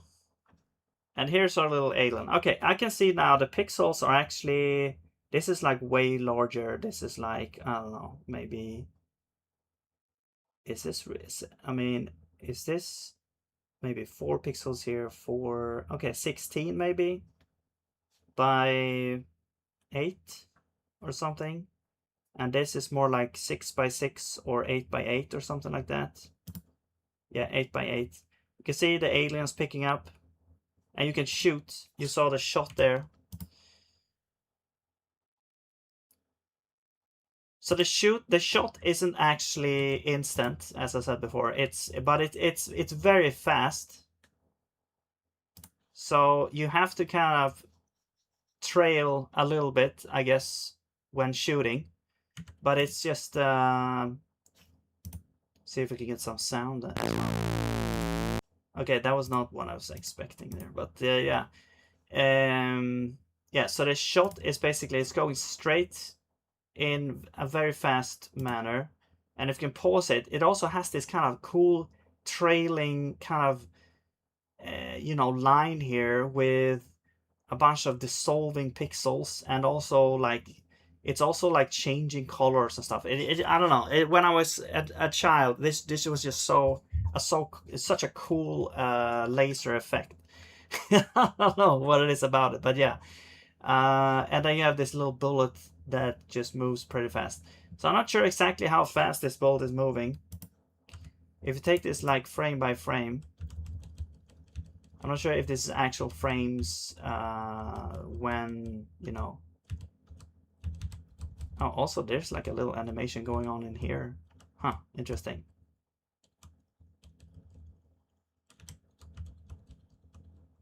So it kind of moves forward. So this part looks like it's almost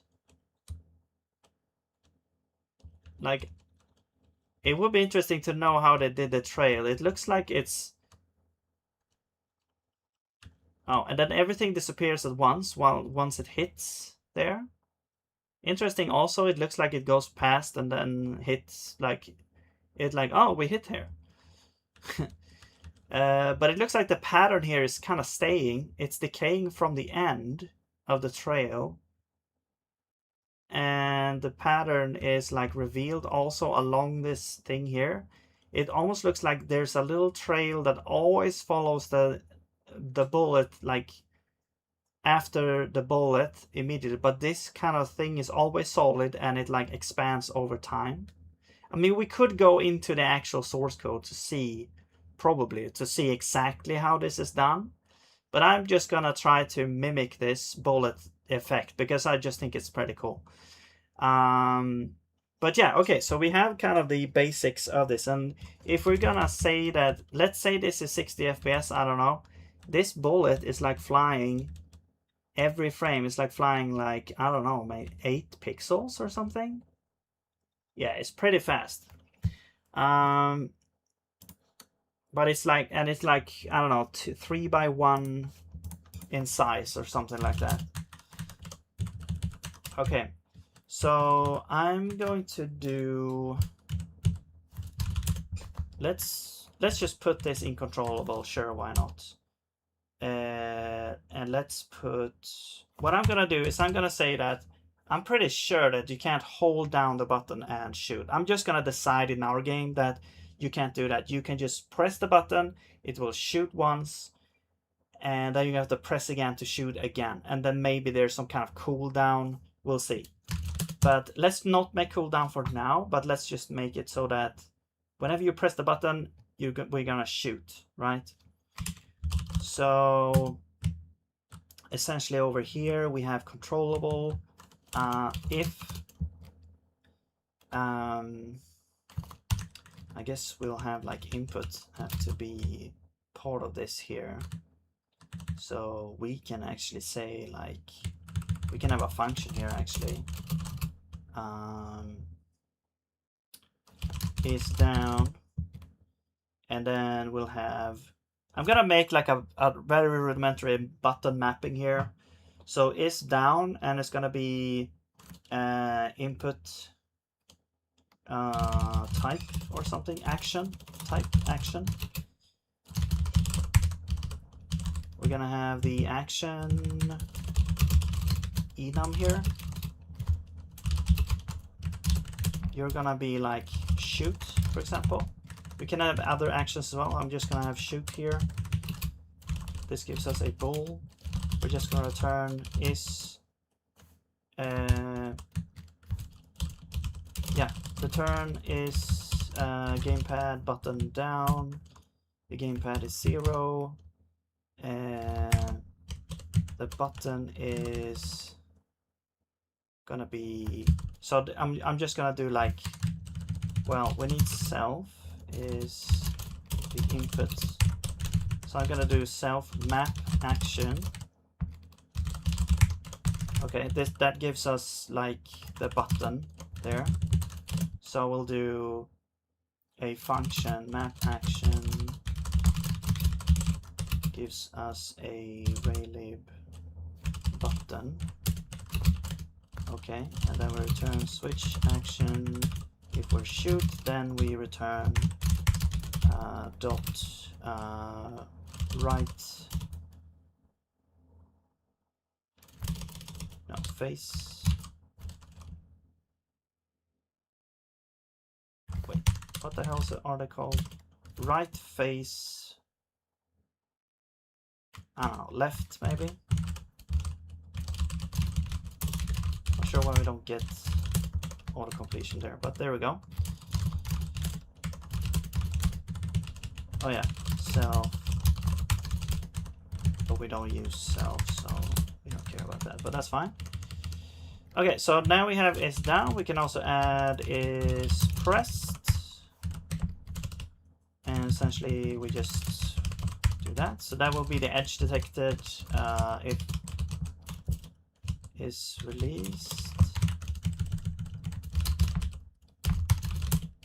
Thing there.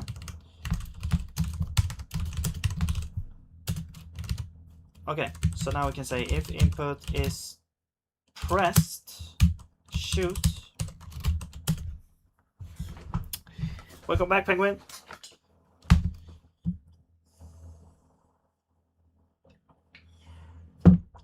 Okay, so if pressed shoot, then we're going to say 1 second here.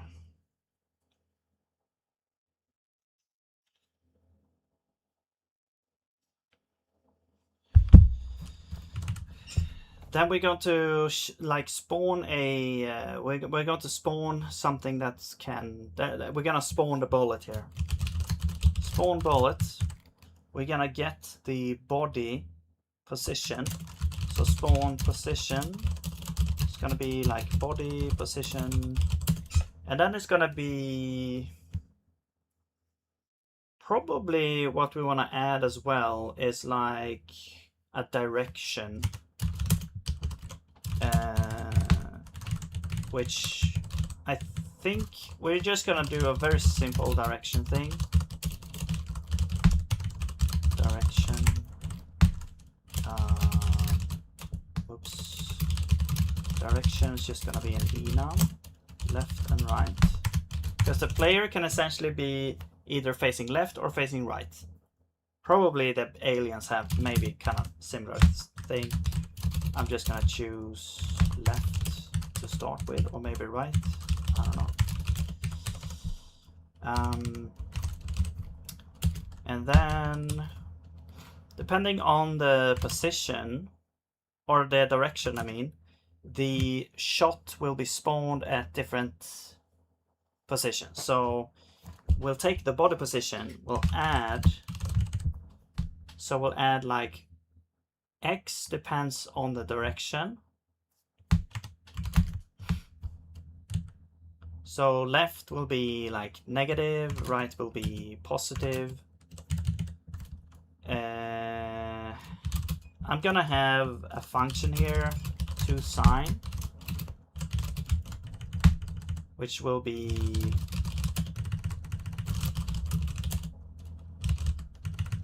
just, you know, if we're left, that's gonna be -1. If we're right, that's gonna be 1. Actually, let's just call this sign. And yeah, we'll return that. There we go. So we'll have like the offset is going to be, so X, I think, yeah, at the top left is 0, 0 actually. Yeah. So it's actually gonna be like depending on, so if the direction is left, let's just do it like this. This is probably easier. If body direction is left, well, actually, let's do a switch here. If it's left, then you're gonna be something. If it's right, you're gonna be something else. Actually, Y is always the same, but whatever. So X will be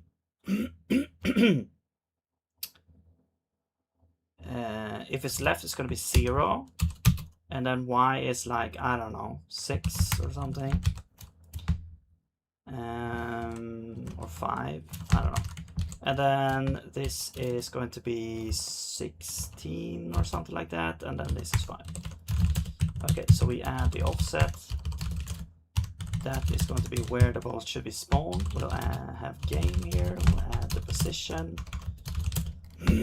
Probably need a direction as well then. So direction there. Yeah. All right, let's have this function here. Whoops. I'll just put this function in here. Spawn bullets. Game. We need position. We need direction. Now direction is like, it's in here, direction, so that's fine. Okay, and then void.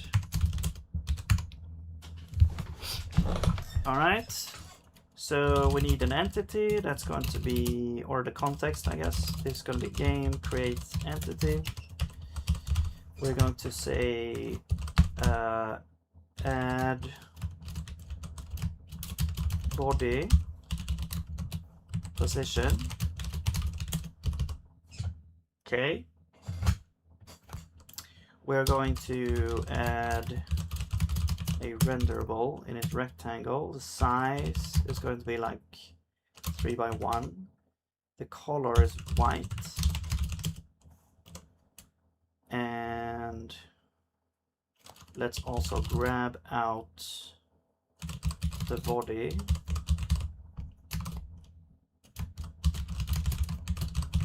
And we're gonna set velocity to be, now it's like every frame it moved like 8 pixels or something like that, and every frame is 16 milliseconds about roundabout, so it's like almost like half a pixel per millisecond. So if you time that up by 1,000, that's going to be 500 pixels per second, right? Isn't that correct? 500 times direction sign and y0. Is this correct? I don't know, but let's try. Gonna spawn a little bullet that flies fast. Yeah, there we go. Boom, boom, boom, boom, boom. But we cannot actually change direction, so we need to do that. Whenever you switch direction to left or right, we need to change the direction of body as well. So I guess it's gonna depend on the left y-axis. If you are less than 0, then body direction is gonna be left. Or if you are, oops, more than 0, you are gonna be right.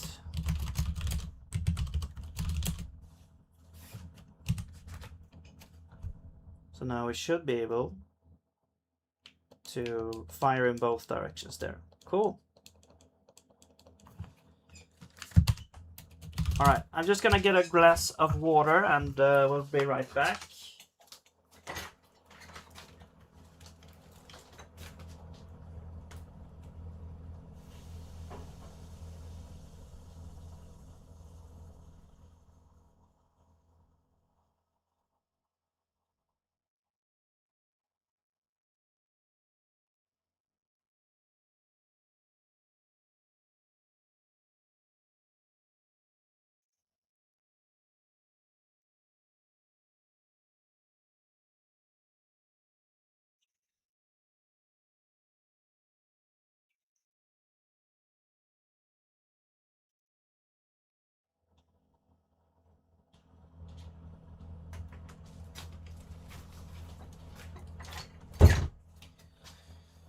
All right, it would be cool to try to make this trailing effect.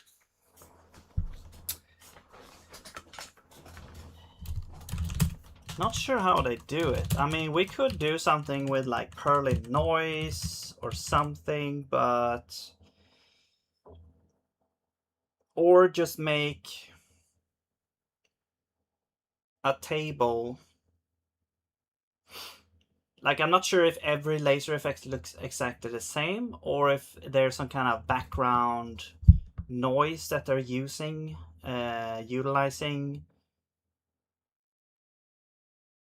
I'm just gonna make it so that every laser is kind of exactly the same. I'm gonna pre-generate some pattern based on maybe Perlin noise, perhaps, and use that as a way to kind of render the laser. So, well, first of all, we are going to, I'm just gonna add two components. I'm just gonna add like, well, the renderable.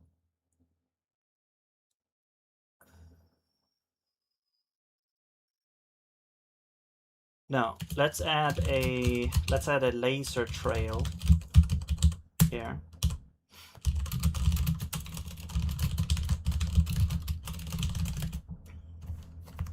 So what we're gonna do is we're gonna store the start position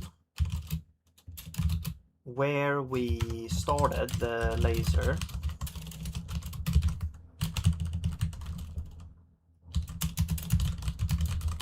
So that will keep track of where the trail should start, right? And then from that, we can essentially get a lot of information. Essentially, we could, yeah, I think this is essentially all we need to be able to calculate how far the bolt has gone, how long the trailing will be, like on, like from the bullet, like the solid trailing, how much is dissolving from the back, and so on. So I think that basically its start position is basically the only data we need.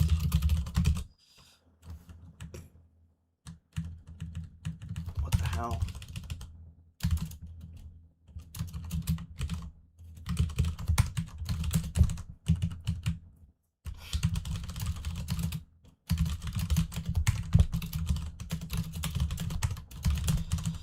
Okay.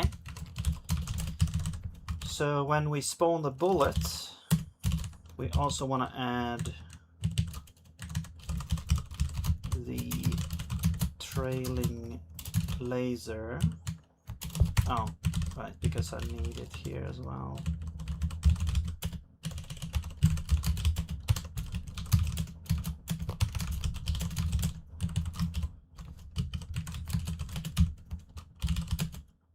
Start position is just position. Okay. Cool. I mean, maybe we need time as well. I don't think we do, though. Because time is just dependent on the distance. Yeah, you can get the time basically on the distance. So, anyway. Yeah, laser trail, and then we should just implement this in like draw or something here. Draw laser trails. The problem is, I'm not sure about the ordering here. I'm just gonna put it in here for now.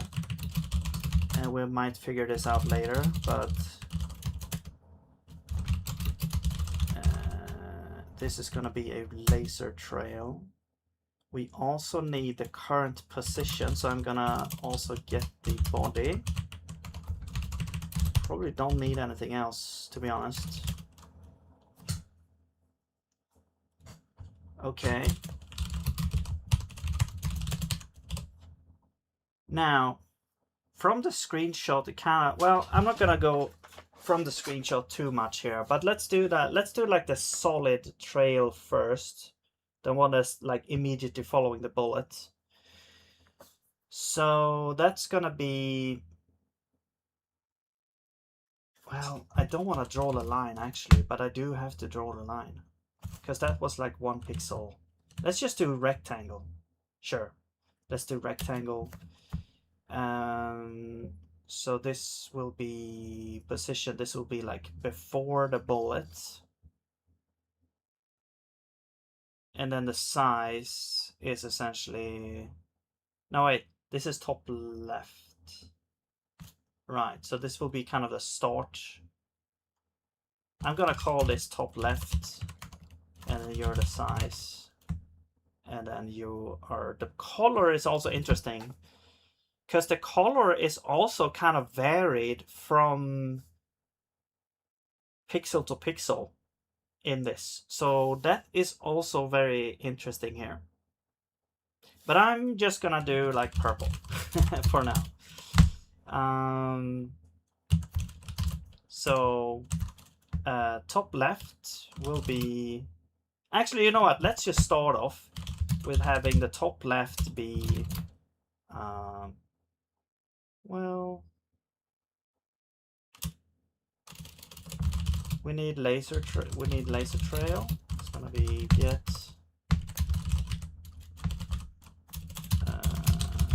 laser trail, and then we also need body.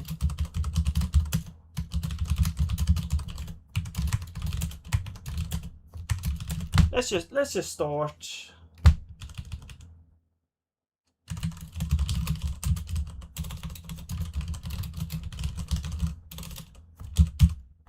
Laser trail. Let's just start at the start position for now. The size is gonna be like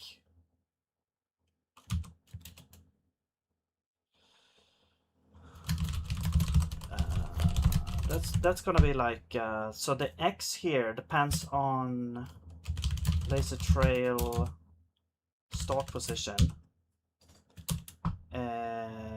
X, that's the start, but then we have body position X minus that. Okay, that's gonna be the size, and then the Y is like well, that's the renderable. Actually, it's gonna be the same, so let's just grab the renderable here as well.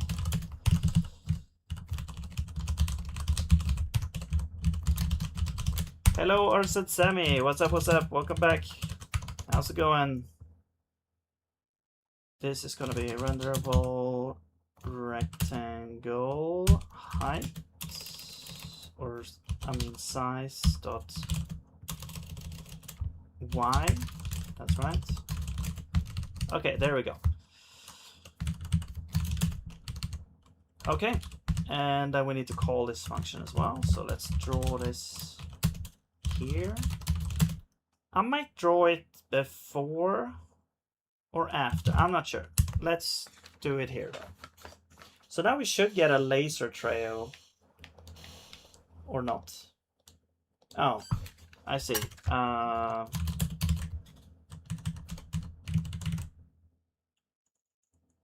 Yeah, so actually this is gonna be the absolute, I guess, of this. And then top left is actually gonna be like min of laser trail start, and then body position. Okay.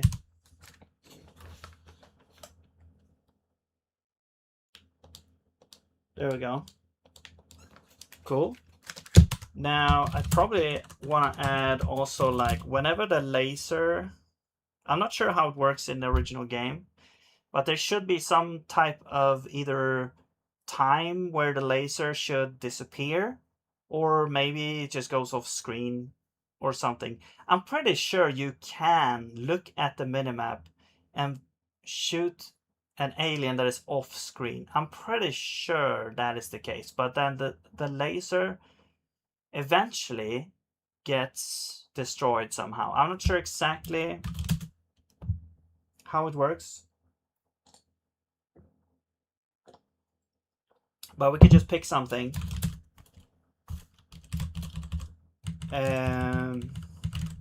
Let's just destroy it after. So let's make, I guess we can make, let's just make like a laser system here.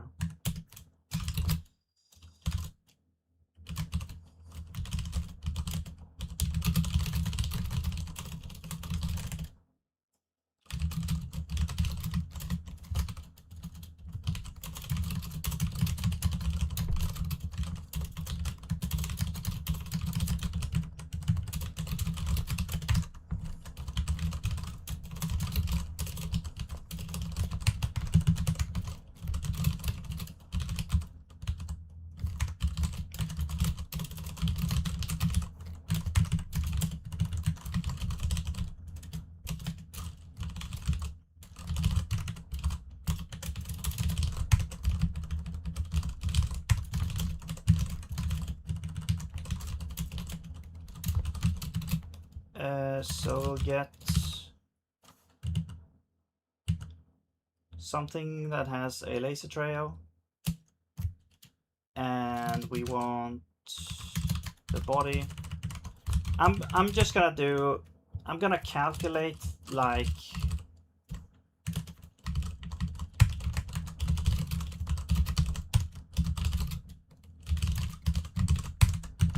I'm gonna calculate the difference, like the distance they've traveled. It's gonna be like body position, distance to laser trail, start position. Okay. If distance is more than or equal to max distance,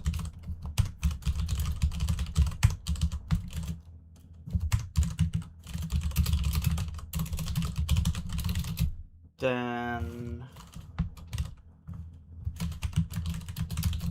I'm just gonna do 10 to test this. Then we'll remove this entity. Now, I'm gonna make a convenience for this because this is kind of like a usual pattern here. So I'm gonna do iterate. I'm also gonna do entities to remove. Actually, we could probably have like each frame has a list of entities to remove, which exists on game. And we can always use that. It could also be its own system, actually. Probably even better. Source.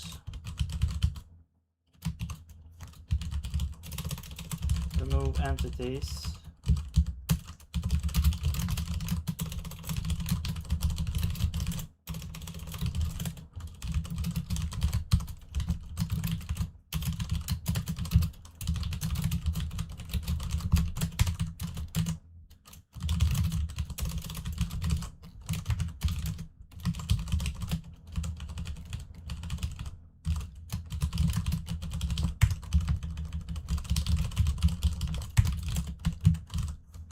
Alright, and then you are gonna have to, you have this entities to remove is gonna be a list. It could also be like, I don't know, it could be like this. It could be a buffer, a stack based thing, so we don't need to use the allocator, but yeah, entities to remove. Let's just make it a stack based thing. We could have like 1024. No problem. And this is like easiest entity. And then we have like n entities to remove is a usize, and that starts at 0. So this is how many we remove, and this is which ones we do remove.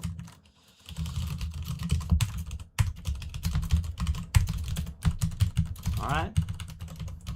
And then here we simply go 4, 0 to n.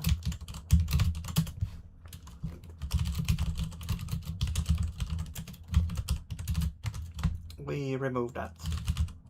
So remove entity.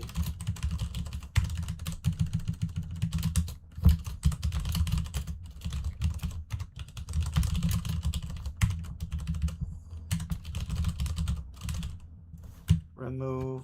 Actually, it's called destroy, I believe, here. Yeah.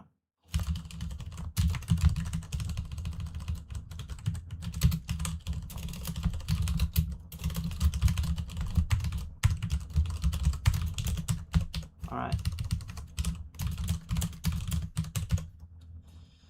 There we go. And we remove them, and then at the end we just set you to 0. And now, importantly, we need a function that is like remove, and then we have ourselves, we have the entity, and we just say n entities plus equal to 1. But before that, we also say self and entities equals to entity, and there we go. So now And then we also need to call this as well in update. So we'll do that at the end.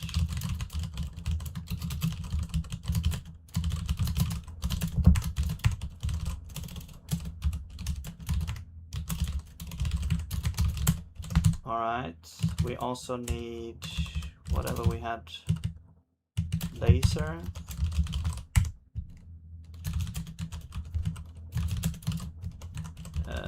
What else? Physics, controllable, remove, input. Yeah, that's it. Laser, yeah, that should be fine. I did the same thing again, okay. Okay, so if the distance is more than equal max distance, we can, I mean, we can also say game remove entity. This could be convenient, like we don't actually remove it then and there, but we remove it at the end. So we're utilizing the thing actually, yeah. Yeah, that's probably better. So this would just be context entity. We can also just add, actually we could add remove on here as well, or destroy.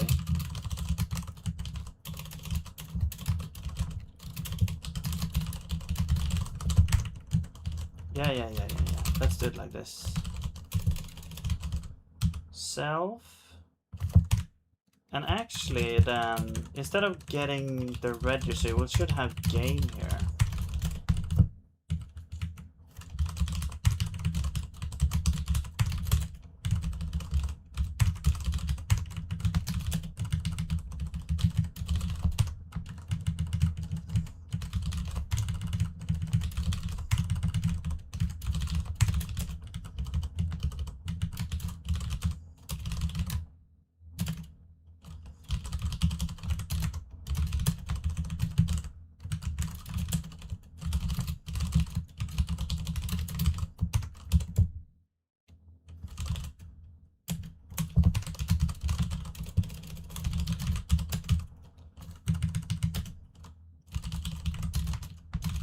Alright, we'll do that. And then, yeah, so that will actually remove this entity. Actually, now we can just say or destroy. Let's rename you to destroy entity. And you actually should be destroy entities.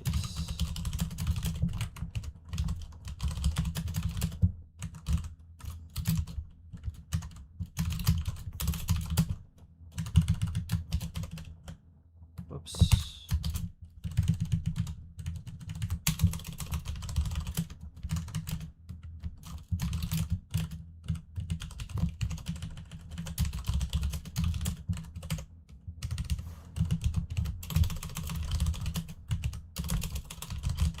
Very important here. Systems, destroy. All right. Now,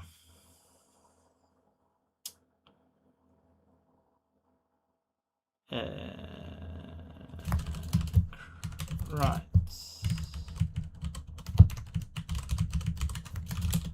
There we go.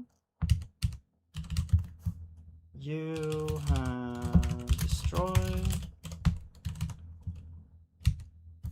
You are gonna be,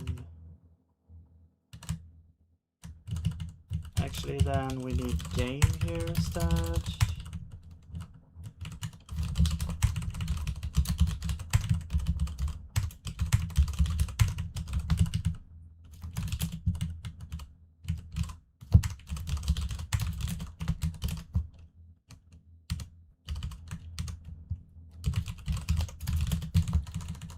All right.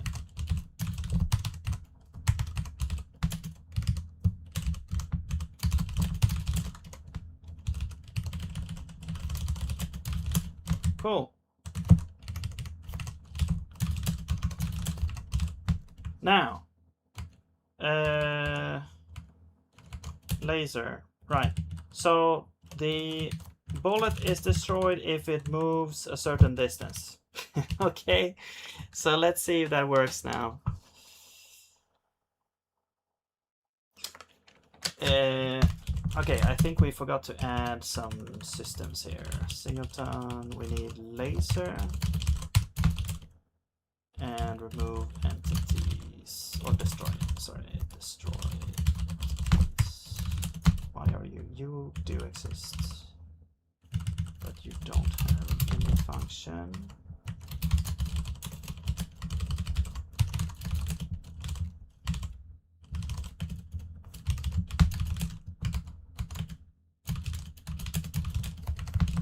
Okay.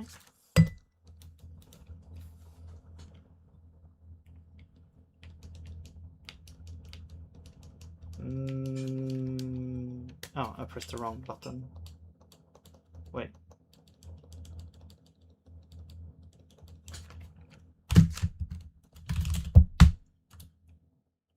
Did we call laser update? Yes. Position distance to start position more than we get to max. Destroy. Call destroy entity. Destroy. Your set to entity, we increase that. Next time we update, we go through all of them. Oh, we just do. Okay. It's kind of like a loop here. We just recall this again. Okay. I'm surprised this doesn't. Well, it could have ended up in an infinite loop, but it didn't. Right. So actually, instead of doing this, we actually have to call destroy like this now. So this is where we actually call destroy. There we go. And the reason for all that mumbo jumbo going through hoops, destroying entities, is just because when you iterate through the entity, you don't want to destroy it because it could ruin the stuff. Okay, why? Like on the right side.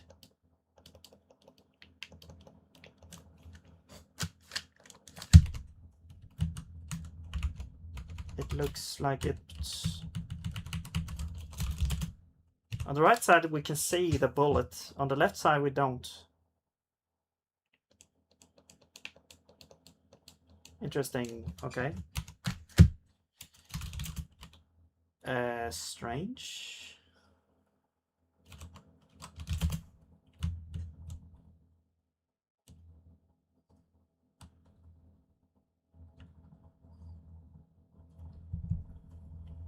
Especially since the trails... Oh, I see. Because we're covering it with our trails. Okay, so if we did this, we should see the bullet now.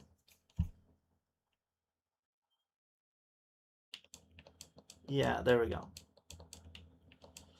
Is it a bullet or a laser? I mean, it feels like it's both. Just because of the visuals, it makes me think of lasers, but it's actually probably just a bullet that just is... I don't know, it's kind of creating like a laser trail or something behind it. I don't know.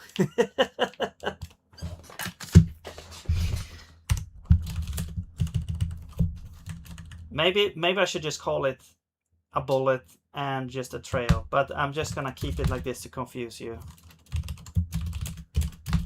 Okay. My mind is not properly aligned, it seems.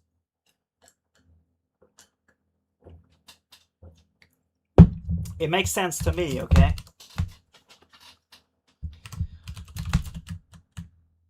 Okay, now we can go here. We can increase the distance. I'm not sure how much distance it's gonna be. Let's do like, I don't know, 300. That's like one screen, almost. I'm not sure how far the laser of the actual game reaches, but yeah. Okay, now I'm gonna get a sprite sheet so we can get some actual graphics in here.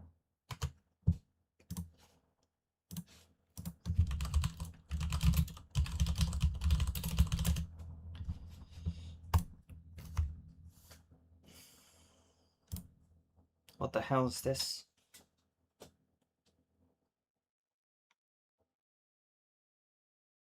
Adventure Vision. This does not look correct.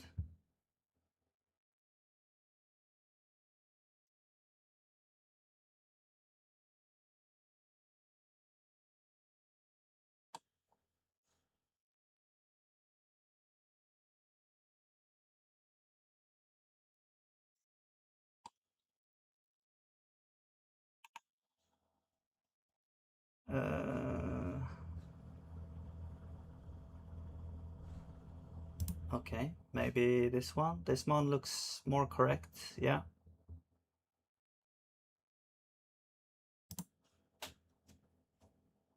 Oh, Joust. What the hell? Where's Defender?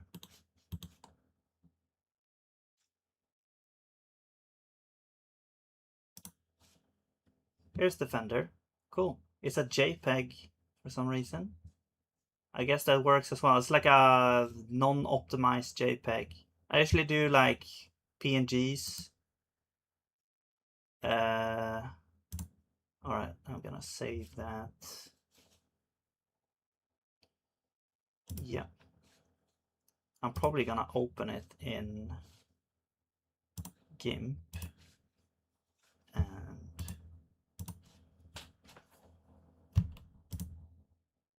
change it, perhaps. We'll see.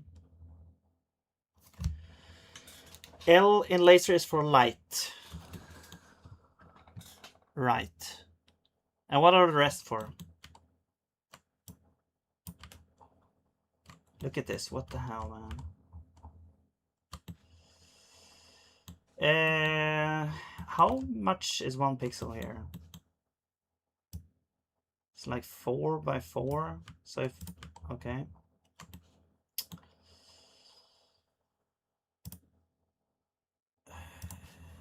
So let's scale it down by 25% or to 25%, I guess. Oh my god. No. That's not right.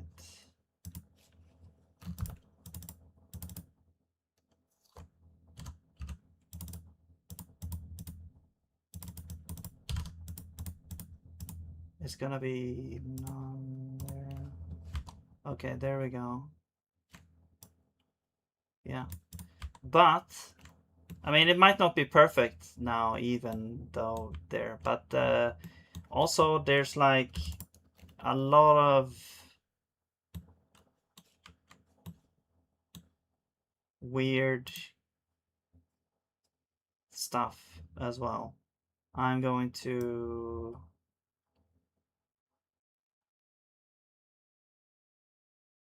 sharpen.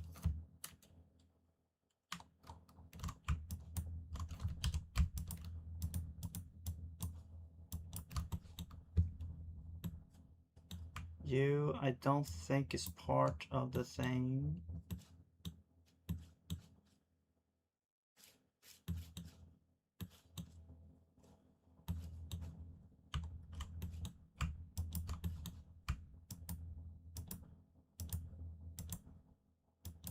Okay, you know what? I'm just gonna make the background white. And I will very easily see what we need to fix here. Probably these. Oh man, I hate the fuzzies select.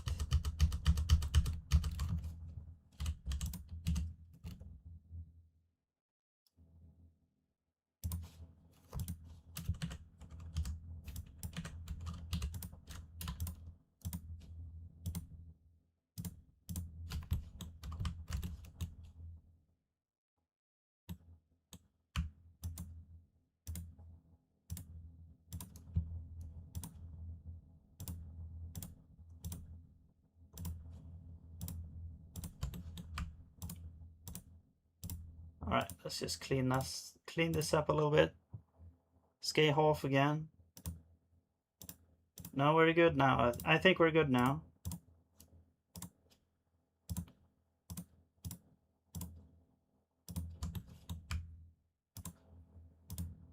I scaled by 4. I scaled down over 4 immediately.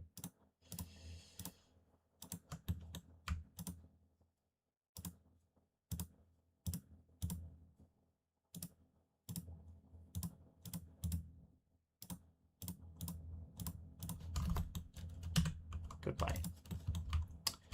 Okay, not sure what this is. Is this like the laser colors or something?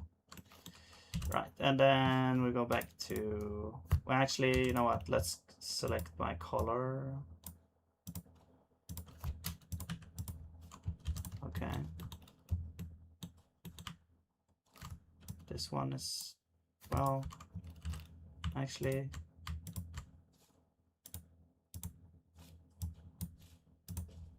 I think this is probably white here. I'm not sure how this looked. Let me look at the thing. Okay, it looked like this, I think. Yeah.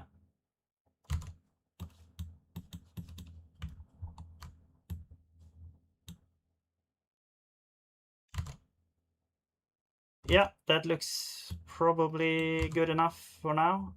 There's a lot of things here that I don't recognize, so oh, and oh, these ones.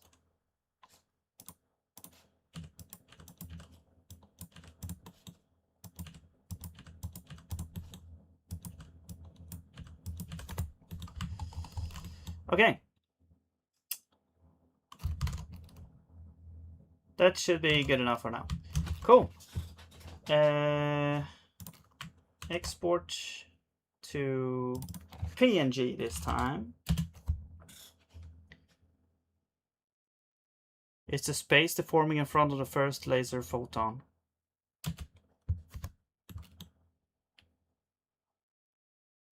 All right. Oh, wait. These were bad as well.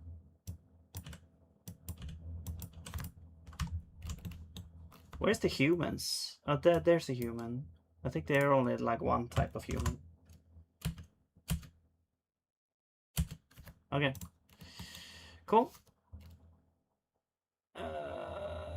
So now we got that. I'm gonna see if this is any sort of grid-based or if they just place things randomly here.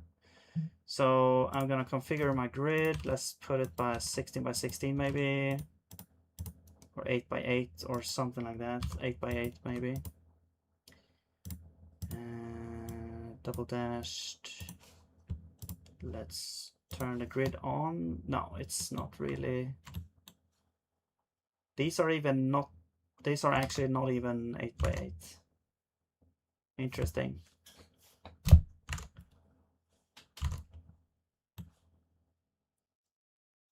So what kind of, okay, let's try, I don't know, it's probably not really any kind of grid-based system here. I don't know. So it's gonna be hard to actually see where we should be, but what you can do is you can just, in GIMP at least, you can, if let's say this is the sprite here, you select like this, and then you can see like position and size. So we can use that to be able to get our. So let's start with the player. Interesting also that the color of the player ship's engines kind of changes depending on which direction you're in.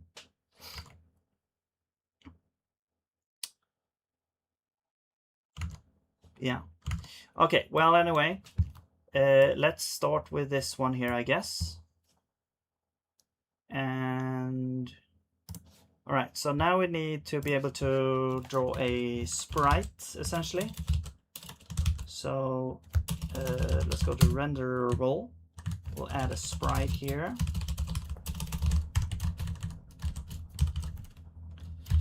I'll just copy this here.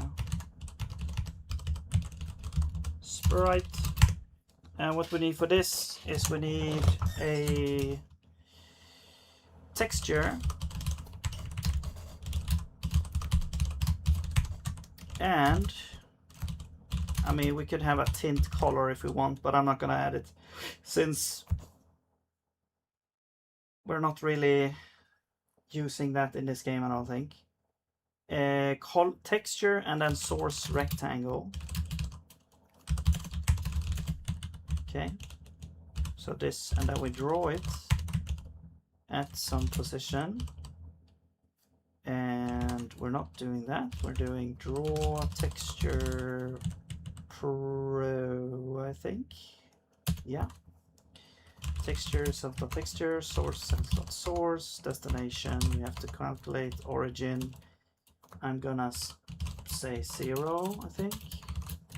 Rotation 0, color is white. Alright, so destination is gonna be self.source, but then we change X to be position X and Y to be position Y. Alright, there's our drawing for the sprite, and then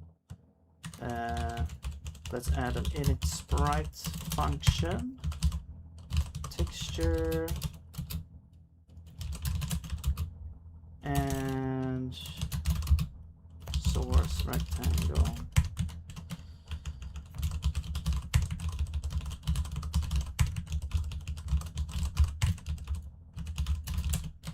Okay, now we'll go back to setup,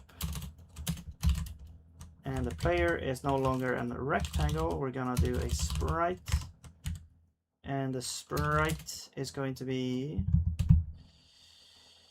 we could probably keep those sprites in like some kind of container, or I'm just gonna add it here for now. Now we don't really have the, we also don't have the texture. We're just gonna have the one sprite sheet again, so I'm just gonna add this as a singleton. Sprite sheet. We're gonna get the sprite sheet by saying raylib load texture and sprite sheet.png. And this can be an error. I'm just gonna catch unreachable. So we'll crash in that case. Okay, so we have the sprite sheet added there. And the sprite, we can also just add this here. It's just an ID, so we don't really need to get the original version there. And then source, now this one we have already. It's like 0.0 by 39 and 15 by 6.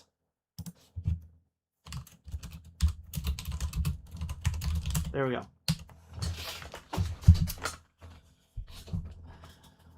Windows Defender clone. Yeah, exactly.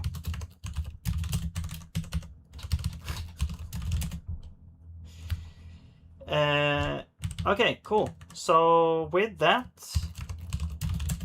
the only thing we need is to copy over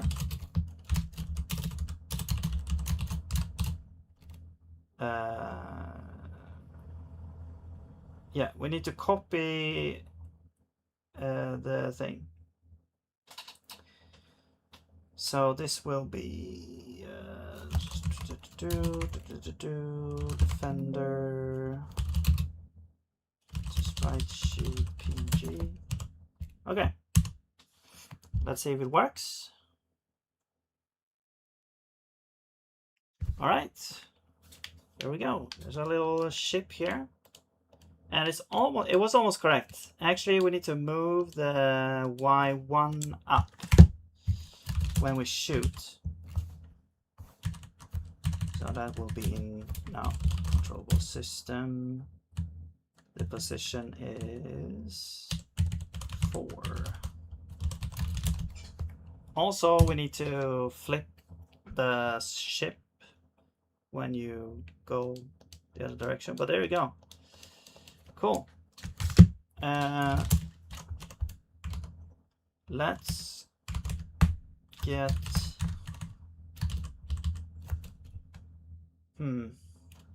controllable maybe we should put, maybe we should have like left renderable and right renderable here.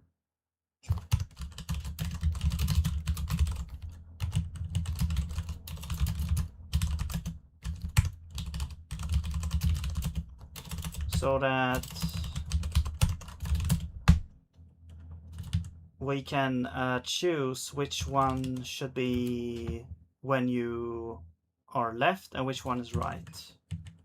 I don't know. Let's do that first, and we'll probably, there might be some kind of weird animation going on. I'm not sure.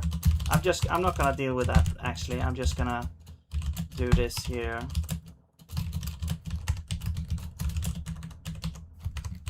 All right, now you need, so yeah, this is gonna be the same thing. But that's the left one. Or that's the right one. We need the left one as well. So I'm gonna look in GIMP here, see where that is. Let's pick this one. Is this the same size? Yes, it is. Or is it 15 by 6? Yes. But this one is 4239. There we go. Hello, Peckler app. Business as usual. Today another app, tomorrow the world. Yeah, exactly. Hope you had a good day so far. Yeah, thank you. The same to you. Yeah, I'm making Defender now. It's also kind of, it's nice to kind of iterate on starting up a project, because then you go through it a little bit and you find like nice patterns also that kind of you know, work more and more conveniently. Okay, so Zig versus Rust. No. Okay, so now we have those two things, and then we're gonna go to the system, and then we're gonna say, well, if we set the direction to right, we also want to get the renderable.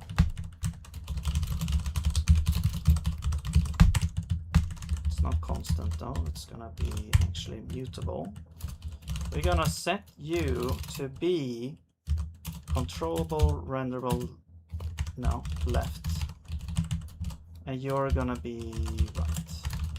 There we go. So now it should change the sprite to match, except it's the other way around. Wait, did I do this? So this is left.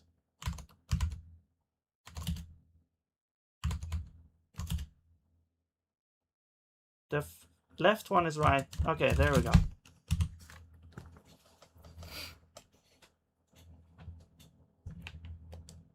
Cool. Now, another thing with Defender is kind of like the camera. Oh yeah, okay, you can kind of see here also the sprite of the player is kind of blocking the laser trails. You can see there's like a black outline of where the player's ship is, blocking some of the trail. So I'm gonna, oh man, you didn't see any of that. Sorry about that. I'm gonna select all. I mean, I guess we can select. Let's select by color. And then I'm gonna add an alpha channel. Delete. And there we go. Now all of this is transparent. So that's how I'm gonna save this here. Okay.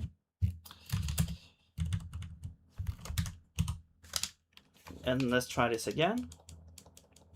Oh, I forgot to copy the file over. Okay, there we go. Now the ship doesn't like block the laser trails anymore. Cool.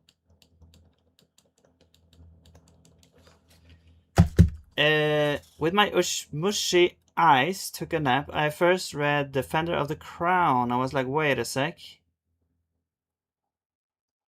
What is that game? I don't actually know. Okay, let's do the alien now. So the alien is like this, one of these things, I think. Or maybe this. Yeah. It does have some kind of weird animation here. I'm just gonna pick one of these, and that's gonna be the alien. 11013.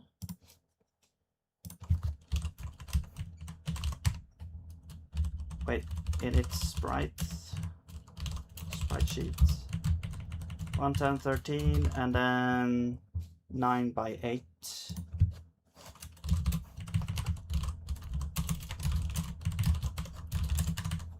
Alright, that's the alien. So let's see how that looks now.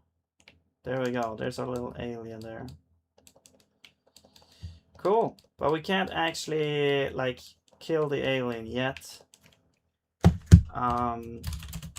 Let's make it so that happens. So also there's like a neat kind of explosion effect of the alien. It's kind of like it's breaking apart and going into kind of like 8 different or 6 different directions or something at the same time. If we look at the original, where we have this animation happening, or yeah, it's even more things happening there. You can see, yeah, it like breaks, like each thing actually breaks off into its own little thing, and it expands from the center, and then it's essentially just, it's like a particle effect happening here. So we're breaking up the thing in like little pieces of like maybe 2 by 2 pixels or something. Not exactly sure.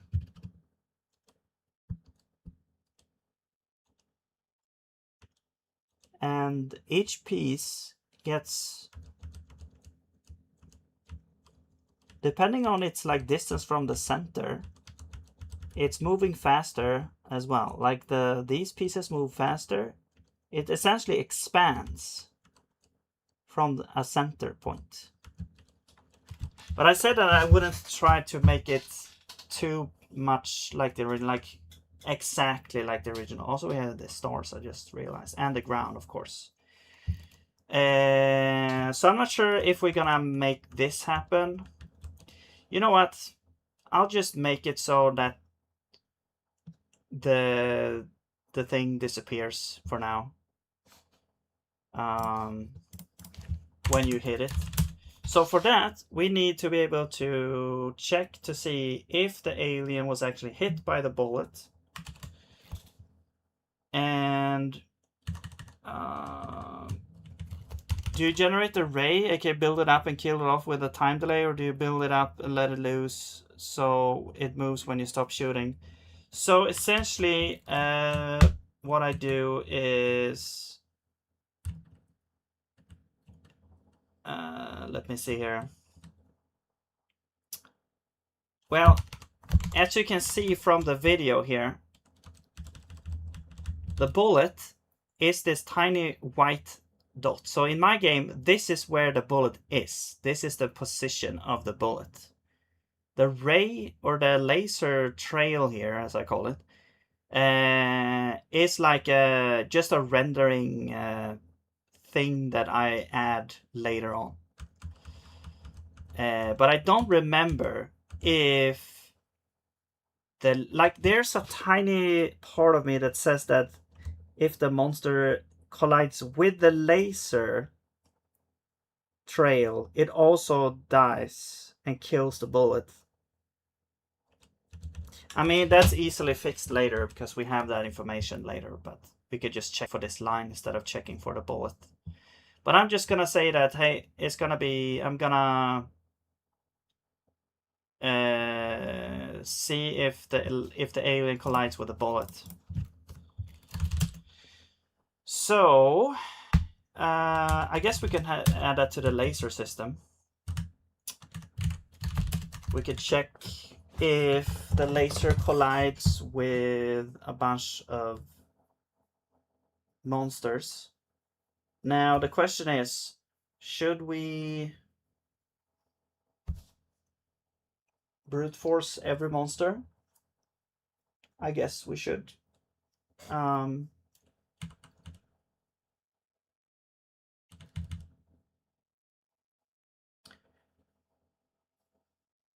So what we could do here is we could say, let's also return, no, not return, continue after this.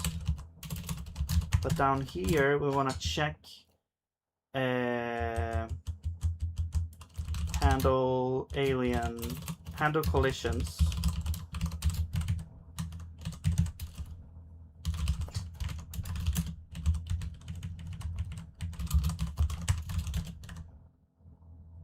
Okay.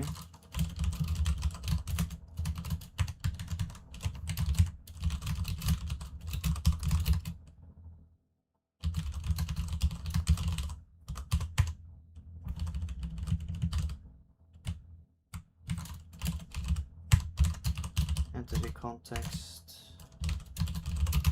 Make it public.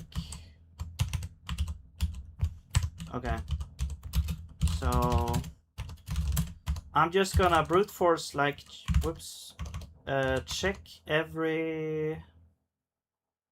So I'm gonna make another iterator, which is gonna be everything that has a body and that is an alien, which we don't have yet. So I need to add this. It's kind of like a tag. It's like an alien tag. So it's just gonna be alien. It's a struct.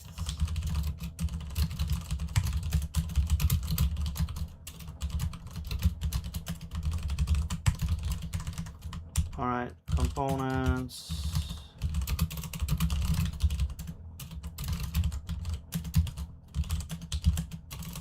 Oops.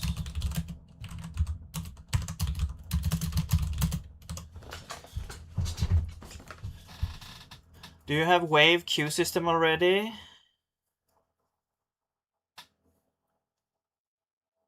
What do you mean, for enemies, or do you have option to differentiate by type, rank of foe? I mean, I could add it. Behavior when hit by projectile versus trail in this case. Right. Did not wake up yet. Okay. No, I'm just gonna make it so that the bullet hits. I mean, I can inspect the. I'm pretty. I'm like 85% sure that the laser actually also kills until it's disintegrated and disappears by itself. But I'm not 100% sure about that. It might be a specific version that I played as well that wasn't following the specific rules. But now we have an alien. And then in our setup, we'll add the alien to the alien. There we go. Now we have the alien. And we'll go to laser and we'll look at everyone that is an alien. We will loop through. So this would be the alien here. Now, yes, for enemies. No, I basically, I'm very simple right now. So we only have one alien. That's what we have. I'm just trying to build up the functionality for shooting an alien now, and then we'll maybe we'll add. I'm probably just gonna add like one screen right now, or one wave right now of aliens, because I think in the original, if you kill all aliens on the planet or on the screen or whatever, you go to the next level.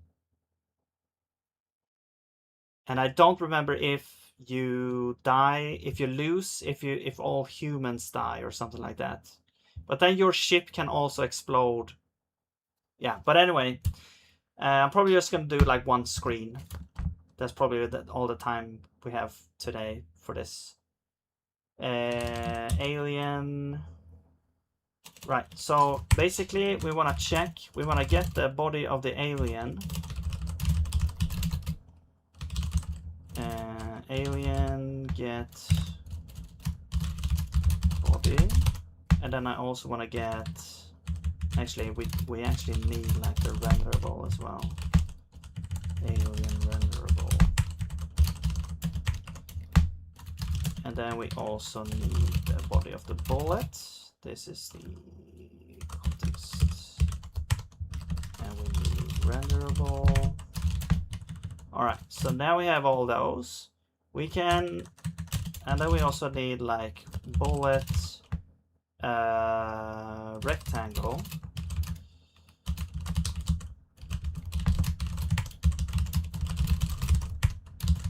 Let's get raylib in here because we need to check some stuff.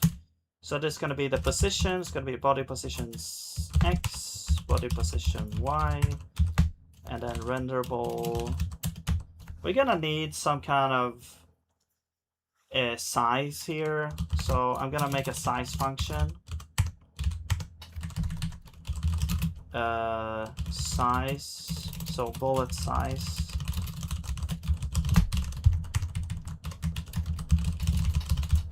X, bullet size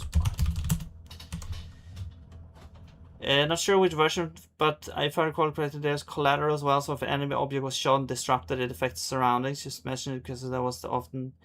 Yeah. So I remember if an alien, so aliens, so there's humans on the ground walking around, and if an alien ship, they can actually go down and fetch one of the humans, and they start to lift the human up and up into the sky, and I believe they will abduct them, move them off the screen, if I don't recall incorrectly.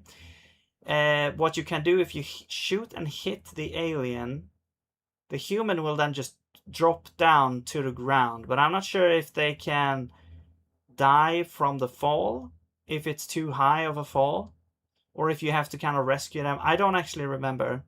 But then you're also, while they're grabbing a human and lifting it up, you can accidentally hit the human as well if you're trying to shoot it. Is that what you're thinking about? But then I haven't really gotten to like the later levels in Defender. I've basically only, yeah, I've never been super good at it, but it's a really cool game. I probably want to play it a little bit once I'm done with this, maybe. We'll see. Renderable size. Yeah, so we need this function here. So let's do that. Draw, and then we have size. And this gives us a vector. We'll return switch self. Inline else size. All right, and we'll add size. Gives us a vector, and this will simply return self.size. But you will return as well. Let's do init self source. Now, because you are a sprite, self source dot width self source dot height, and that is our size. Oh, god damn it. Okay, sure, let's just do that.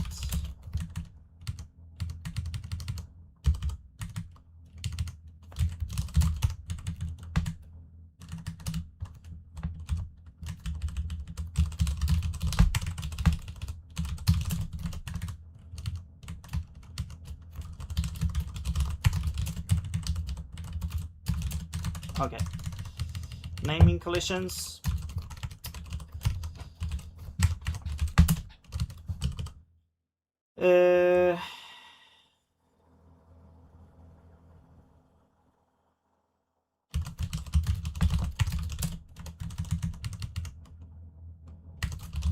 Okay. All right. So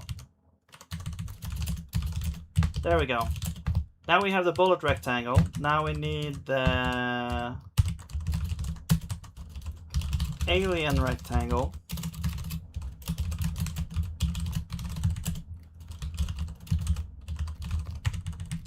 Let's just make a convenience function for this. Hitbox.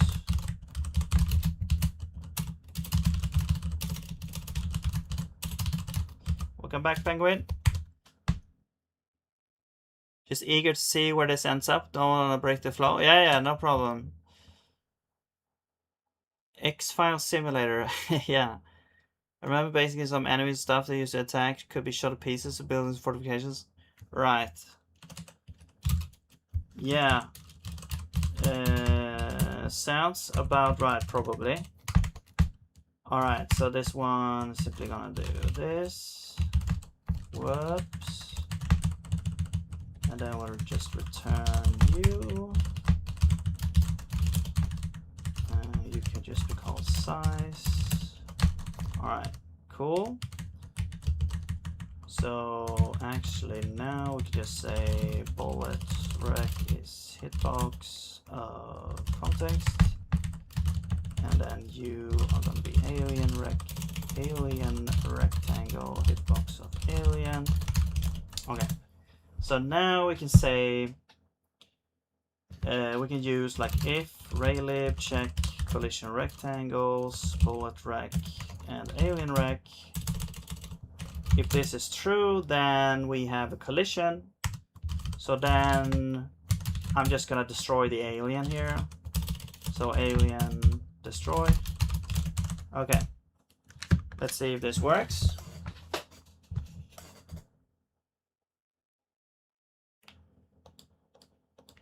Boom. Oh, yeah, and the bullet should also be destroyed actually. And since the bullet is destroyed, we can just return after this actually. Yeah. Because this was for one bullet. There we go. Okay, we don't have a fancy explosion, but at least the aliens can die. Okay. Cool. Now, let's do a little bit of maybe some background, like the stars. We can do the terrain and stuff like that. Okay, so I mean,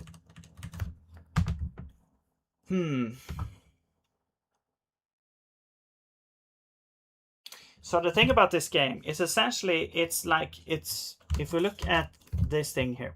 So the minimap here shows, I think it shows the entire world, if I'm not incorrect. I might be misremembering on that one, but it shows more than, essentially what I'm trying to say is that the world is like it repeating, like you essentially go to the right, eventually you will end up on the left hand side. I think that's the case. So essentially you can go like infinitely far in one direction. You will like end up in the other. You will like, you know, like it's like flying over a planet, you know, circling around a planet. I'm pretty sure that's how it works. There's like, there's no like wall, invisible wall at the end where you can't go further. You can just loop around. And then there's this radar that shows you like all the aliens and stuff. But my point is like it goes around, and so the world is like looping. So what we could do for the stars is we could like generate maybe like a picture, an image that is gonna span through the whole. It's gonna span the whole world essentially. Same with the terrain. It's like we need to generate the terrain. It's gonna be the same terrain looping. It's a bearing view. I haven't never heard that term before actually. Okay, cool. Yeah, so but I think, and you can see here, you're viewing this tiny part of the world right now. And maybe how many of these fit in here? Because this is like 320 pixels, let's say. And then you have like 1, 2, 3, 4, 5 maybe. 1, 2. I'm kind of eyeballing it here. 1, 2, 3, 4, 5, 6, 7, 8, 9. So maybe like, you know, there's 4 on each side here. So maybe like 9 of these. So 9 times 320 is like 2,880. So that is our world size, let's say. So maybe we'll make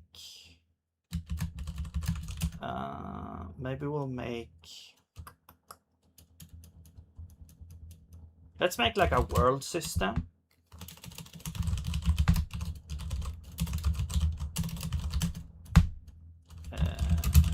World. And the world is gonna have, let's say we have the background. And then we're gonna have the terrain. I'm not sure if we wanna programmatically draw the terrain or if we just gonna have a texture that we move around.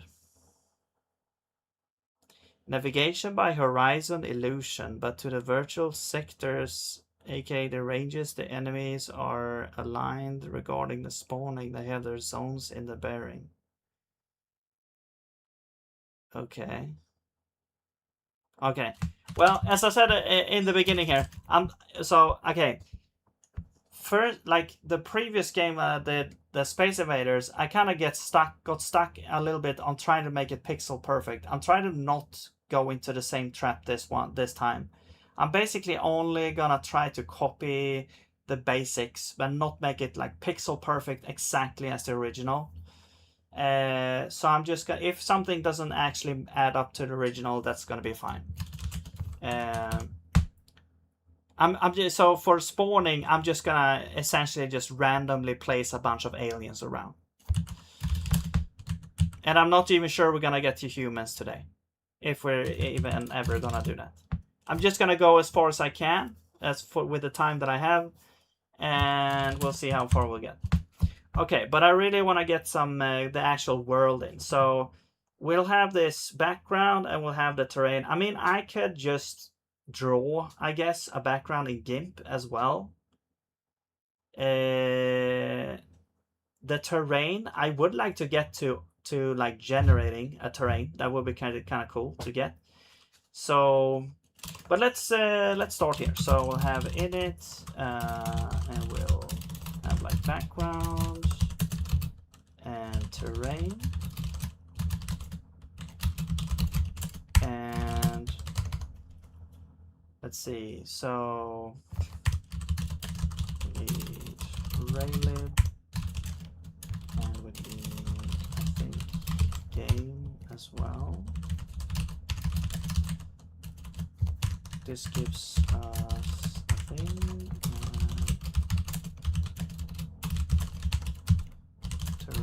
Terrain. We'll do update, self is world, and game is game.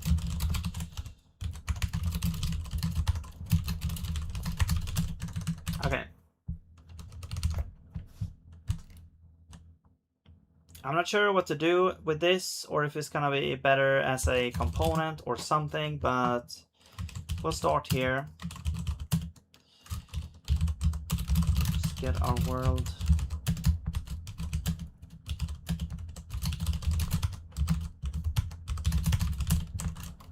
All right, so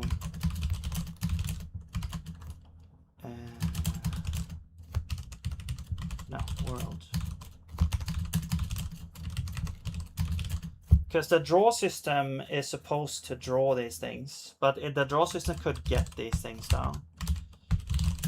So we'll add the world, but we don't have the textures. That's the thing.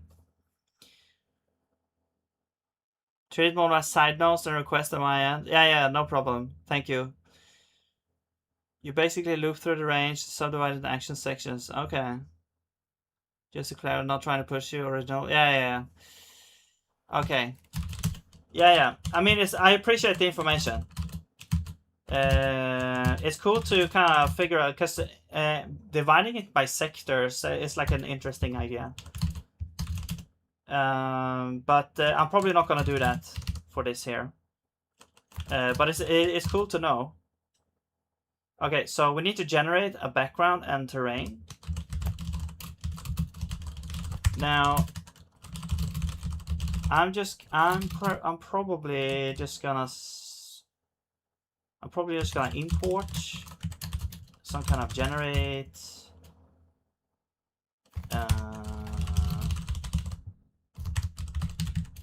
Let's just do two different, I guess. Generate background and generate terrain. It's just gonna be the same terrain.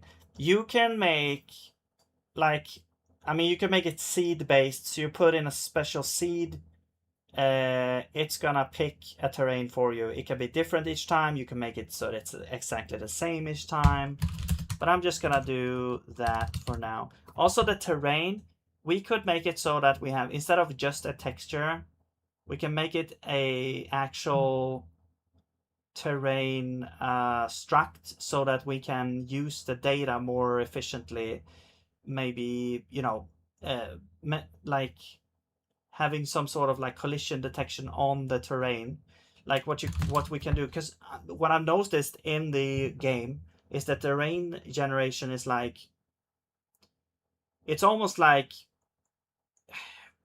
each pixel, it's like a 1D line, where each pixel is saying either up or down. If it's up, then it continues up from where it was previously. Almost. That's almost like how it looks to me. And then, of course, in the end, they need to match up, like when you loop as well. So that's some stuff to consider there. Actually, yeah, then we'll just actually, I probably want you to be a terrain object instead. Yeah, but we don't have terrain. I'm gonna do game dot, let's just make it into a component. Why not? Terrain component. Probably world should be a component instead of a system thing, but whatever. Components, let's just make terrain. I'm gonna do the background first, I believe. So this is gonna be the texture, just so that we can more easily just draw it out. So we'll generate a texture, but then we also have data that we can use for collision detection. Yeah. And then components, we add terrain.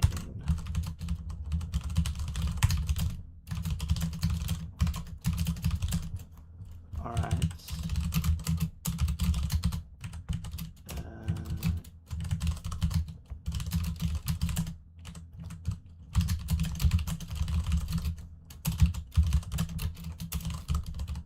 But we'll do the stores first. Okay. So let's do generate background. Okay.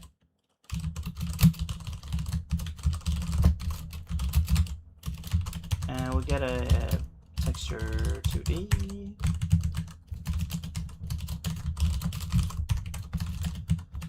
Okay.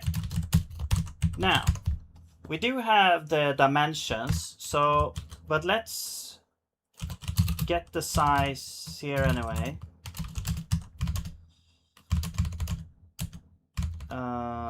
Where was that thing? Generate background.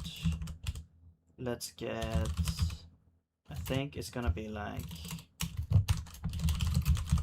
background size. It's gonna be pixel size, and then multiply by 9.1. Okay, that's the background size. Or that's the world size, I guess. The world size. Can Vampire Survivor next? Maybe. I mean, a very simple version.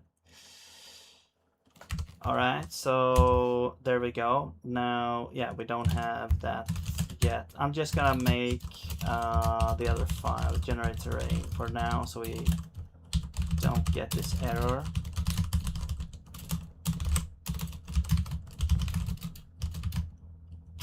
And the size, well, yeah, we can get the size actually. Actually, let's get the game. And then you will be game vector. And we get a terrain. There we go.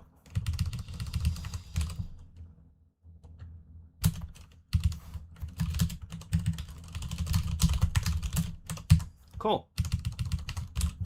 Now, generate background. So, what do we do? I really wonder if you will pull through the complex stuff like R-type, Turrigan, Iridium, I don't know. I mean, I was thinking, like, the thing about these old classic arcade games is that they are simple enough that making them in one day is kind of feasible. For me, at least. I mean, this is me personally. Like, there's probably super talented, you know, the game developers that could make this, whip this up in an hour or something. Maybe, I don't know. I'm also doing it from scratch every time. But I'm thinking of maybe I should stop doing that. Maybe I should just make a base that I work from that is kind of like what I'm building now. And to more quickly get something going here. But yeah, anyway, let's get this going here. I will probably take like everything that I've learned from all these projects and try to make something where, you know, you get a little bit of everything. So you don't, it's because the most tedious part by doing it like this is thinking about how to structure things, like what components do we need, what systems do we need, and every time you need to introduce a new concept, it's like, yeah, I can make a into a component, I can do it this way, I can do it that way, and then you're like measuring, okay, what's the pros and cons of doing it this way and that way, and so on.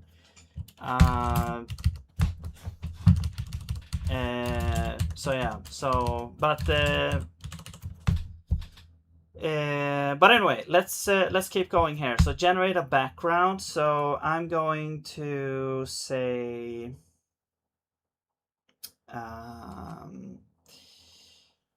well, this is essentially just going to be a black background with a bunch of stars. That's basically what it's going to be, I think.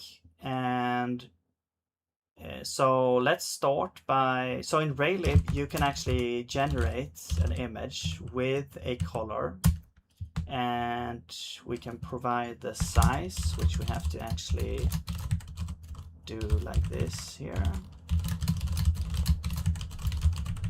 Color is black, so we have our image, which that is black now. Oops.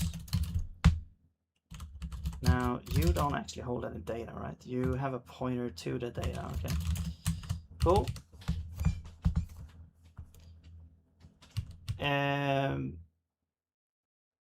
Yeah, but we need to turn it into a texture. But we also need to fill it. Like right now it's just black. And what you can do in the end is like making it into a texture by just doing this, right? Now this can be an error, so I'm just gonna do that. And can you be an error? No, you can't. Okay, great. Now, which is weird because it's an allocation, so it could be an allocation error. But yeah, anyway. So it's gonna be black now. Let's try this. Like if we make it purple, let's say. I'm gonna go to draw. We're gonna draw the world in the start. So let's draw the world.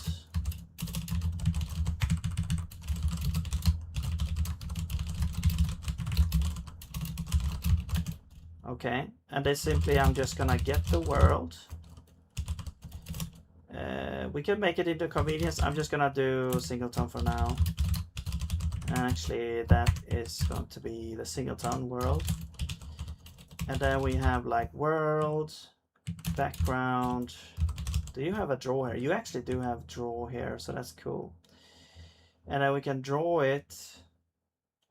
I'm just gonna draw it straight up at 0, 0. That's fine.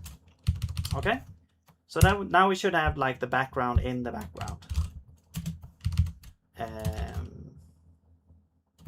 Oh, right, because you can be an error. So I'm gonna actually from here I'm just gonna catch unreachable.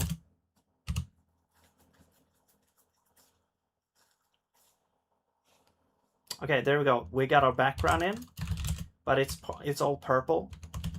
So let's start with making it black again.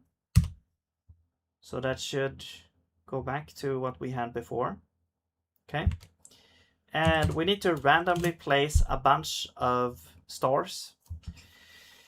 Now, you could use a bunch of different techniques for this. One way would be maybe like Perlin noise. You could just randomly place a bunch of stars by looping through, like you could say number of stars is gonna be, I don't know, 1,000 or something, and then we loop through all the stars and we say we just add a star at a random position into the image.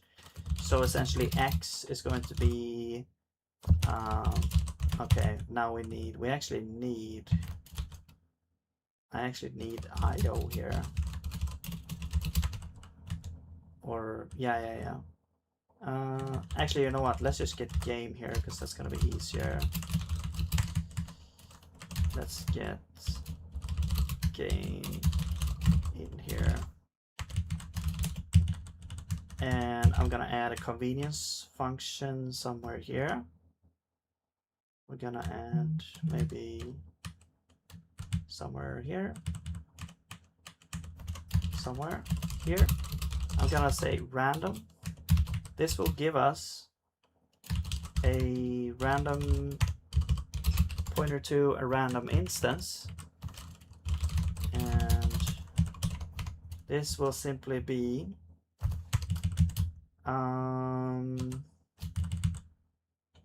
well, we can actually put this random here, to be honest. And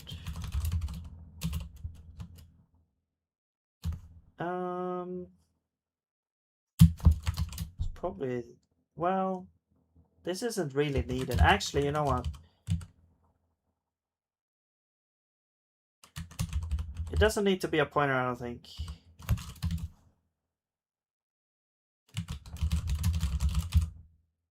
Uint. No, it doesn't need to be a pointer. Okay, so we just return random. So essentially, this is going to be like IO. This is going to be standard random IO source IO self IO. So this is kind of how you have to, if you have IO, you can make a random generator by doing this. And then you have to pass interface. The problem here is that this needs to be a pointer for some reason. But then this one does not need a pointer. Oh, you have a pointer to anopaque. Okay.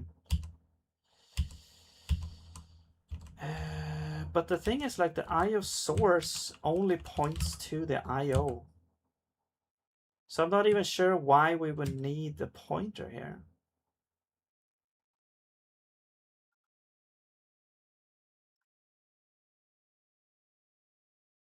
It's a constant pointer as well. And then this removes the content constant pointer. I'm confused. Yeah, I'm not sure about this design here.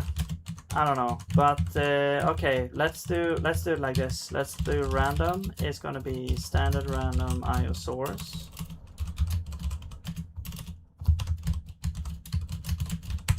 And then in setup, actually we can do this in init. Random equals IO main init IO. And then you will actually return self random dot interface.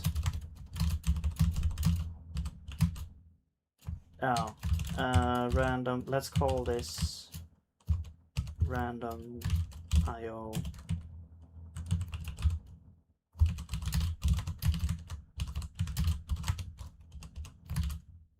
There we go. Yeah, that should be good. All right. Okay, so now you are going to be game random, and now we can use a random thing here. So I'm gonna do like uint less than, and you can do like biased or whatever, or at most less than.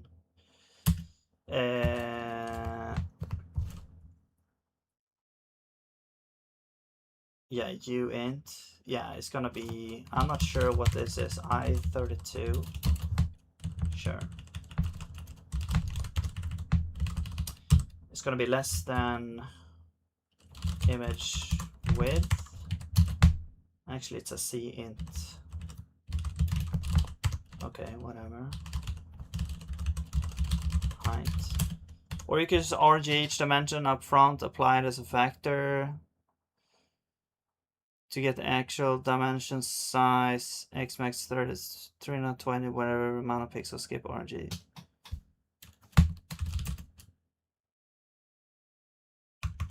I mean, I still need to randomly. I still need to randomly create the numbers. But yeah, and now I can use this random for other things now as well. I can use it for a lot of different things. But it's nice to have anyway. But now we are generating two random numbers, x and y, for width. So from 0 to width and 0 to height. Okay, so that's our x and y. Now we can probably draw a pixel onto the image, yes, and we can say position x and y. Okay, they should be I32s then. And the color now is interesting because we need like a random color. So this is like a random star color. Okay. So let's make a random star color.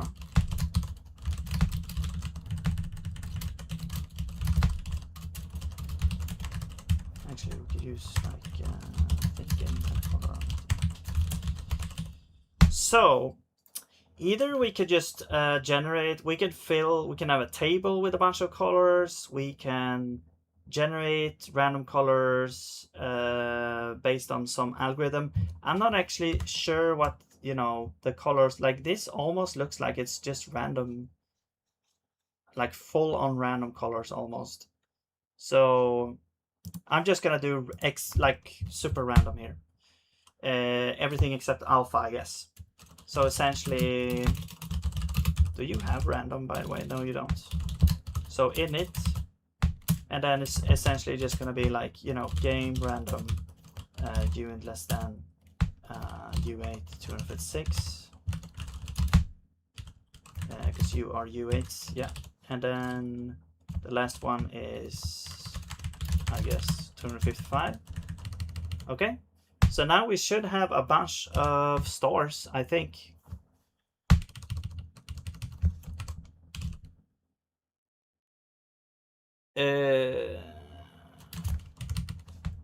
you want game. That's right. There we go. A third dimension for a simple who made it into the finals before rendering to thin out the field, which would be your outer loop. I'm not sure if I understand what you mean there.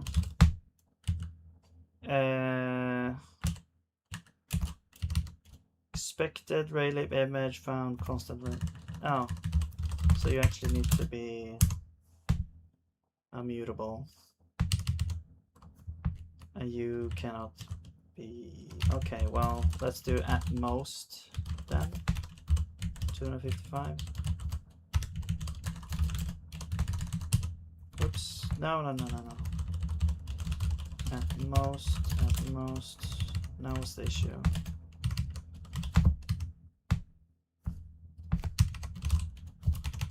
Reached unreachable code, what?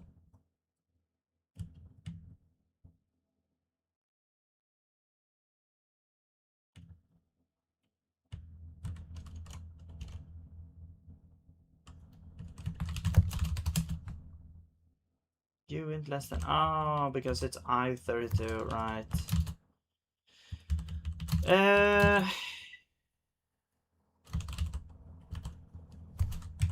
Int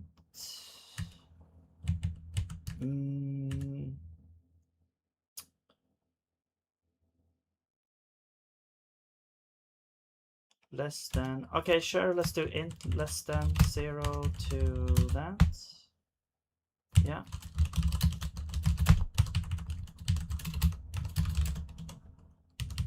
There we go. Okay. We have a lot of bunch of random colors of stars. Cool. Okay. And yeah, that's 1,000. Maybe that's a little bit too much then. It's supposed to fill the, you know, it's not only filling, you know, one screen that we see. It's actually filling like 9 times this screen. So I really thought that it would be much more thinned out. But maybe that I was wrong. Yes, I was definitely wrong. So let's go with like 500 maybe. Okay, still a lot, but whatever, that's fine. Sometimes you get clusters when just using RNG to randomize that as well. You filter out what made it into the preselection. Oh, I see what you mean. Just RNG is not aware of the geospatial geometrical distribution. Right. I mean, yeah, exactly. But I think this should probably be good. I mean, I'm not sure if you're even gonna notice the seam, because it's like randomness all throughout. I don't know. It should be totally, you know, I'm not sure what they call it, like some kind of distribution definition there. But okay, so now we have that. Now, what I want to do is I want to make it like move with the player as well. Like we should make the kind of the, I guess we could make the camera move with the player, maybe. This is what's interesting with Defender, is that it is a looping world. So the camera should also loop essentially. And perhaps also even, it's like the coordinates are gonna be interesting as well. The coordinate system is gonna, you know, have to adhere to this as well. Like when we check for collisions and stuff, I guess the original maybe had some kind of, as you say, like they have sectors. So maybe they have like some kind of barrier where maybe aliens can't pass through, but the bullets can, or something like that.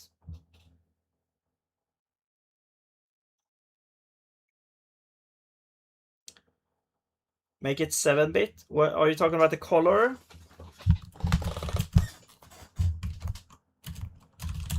And do you want me to pick the upper part or the lower part in that case?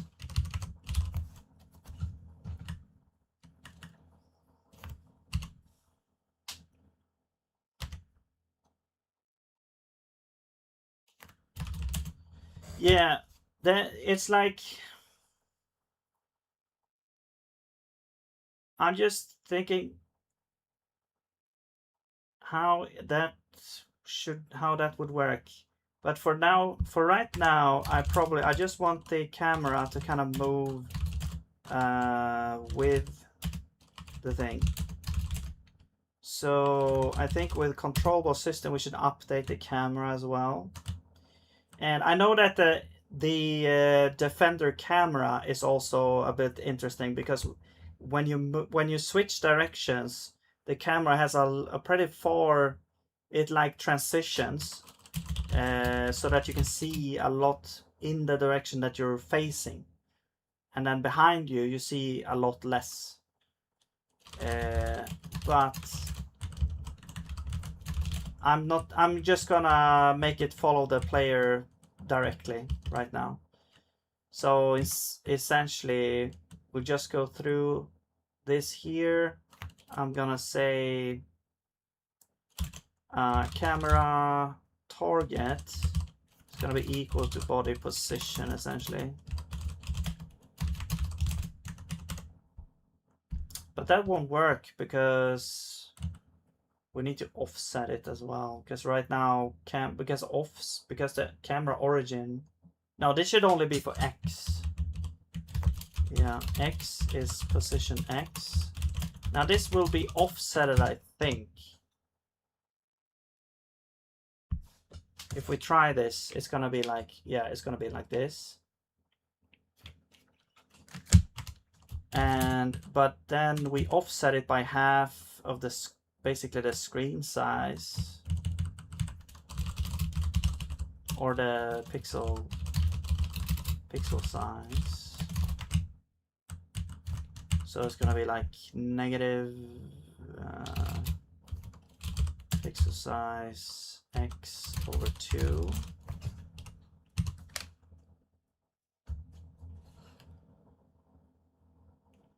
Okay, something like that. It's a little bit off because the player is not exactly in the center, but I don't really care right now.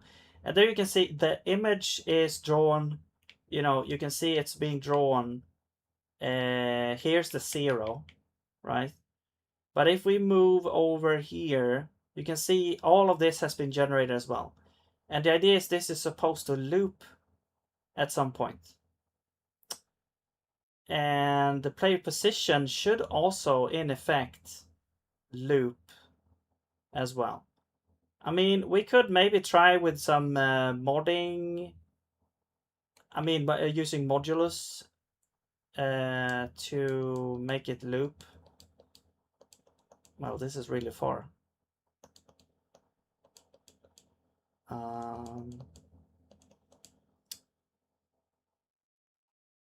Maybe we should make the player move faster.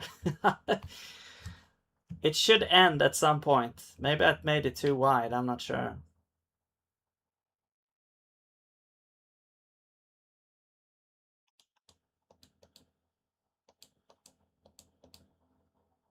Yeah, there we go. There's the end. Okay. Okay, so now I think what we should do, like when we draw, we should probably draw the world in 3 places. Then we should draw it like in the center, like where the world is, where the actual coordinates of the world is. We should also draw it to be able to draw, like we're trying to draw the everything in a looping way. So we need to draw it also like in the begin, like before the beginning and after the end is the idea. And then when the player transition, like moves from the end to the beginning, or from the, like moves past the end, it should loop around and go back to the beginning instead. Okay, so let's try that. So this would be like negative background width. Okay, and then also plus width. So if we go in now and we go to the left, it should be like looping around. Yeah. Except it's not looping around, but it's drawn like once time there. But now, let's go over to the physics machine update. Also, I wanna, one more thing. I'm gonna add like a debug draw function here. And I'm gonna create, I'm gonna loop through. So let's get body and controllable. So what I'm gonna do is I'm gonna draw the coordinates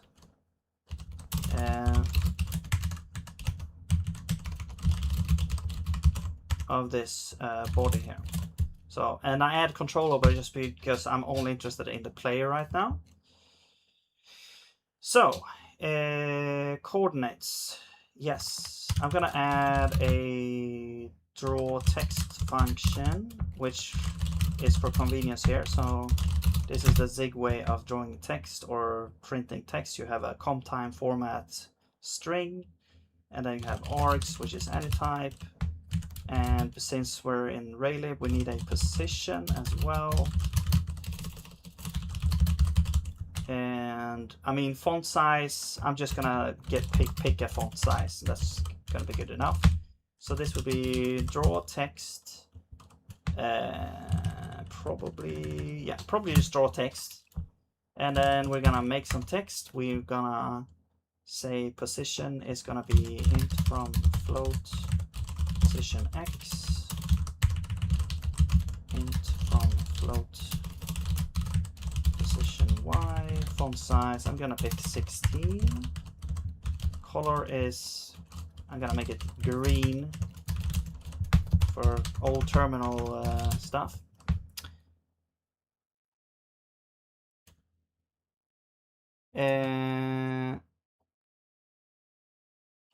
Okay, I'll read your message here in a minute here. So let's do like buffer. We don't really need that much buffer here, so let's just do 256. And then the text is going to be standard format. Buff print Z. And the buffer is buffer. The format is format. Args is args. And we're just going to catch unreachable. And there we go. There's our little draw text function. Now we can say draw text, and we can say like x, y. So this will be our x and y coordinates. And we have position x and position y. Because I want to, and that position is going to be like, I don't know, 8 by 8. I want to be able to see what actual coordinate in the world we currently have. So if we look at this now, also we can also make like markers. Oh, I need to call this function here. Let's put it at the end. Actually, we need to put it after the camera, because otherwise the camera will. But we do. Well, okay, let's do like times the zoom factor. Well, let's do like, well, let's get the UI camera. I'm just gonna do this very simply here. We're gonna copy the camera, and then we're gonna set the target to 0. Okay, so that's back to 0, because otherwise it's changed. And then I'm gonna begin with this one and end. So now we're still zoomed in, but the target is like reset, so we always draw at the same coordinate basically. So so we don't move around. Okay, and then we draw, and then that's gonna be good. Okay. So now we should have, there's the coordinates, maybe a little bit too too much there. Let's do like 8 maybe instead. Okay, so there you can see the coordinates. And if we go past 0, we go into negative. Also, I want to draw, just to see this more clearly, I want to draw where the loop begins and ends and stuff. So we're gonna draw, so this will be debug draw UI, and then this will be debug draw, just debug draw.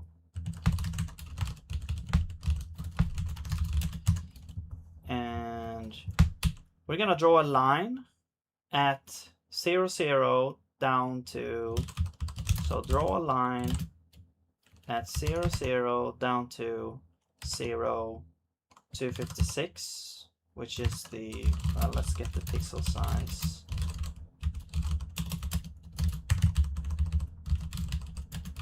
Y, which is 256. And the color, I'm gonna make it blue or something. Okay, there's that color. We're also gonna draw a color, or I mean, the next one we're gonna draw at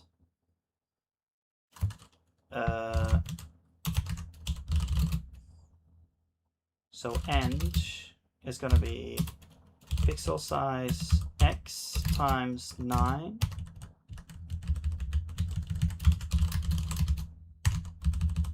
And it's, well, this one is I32s.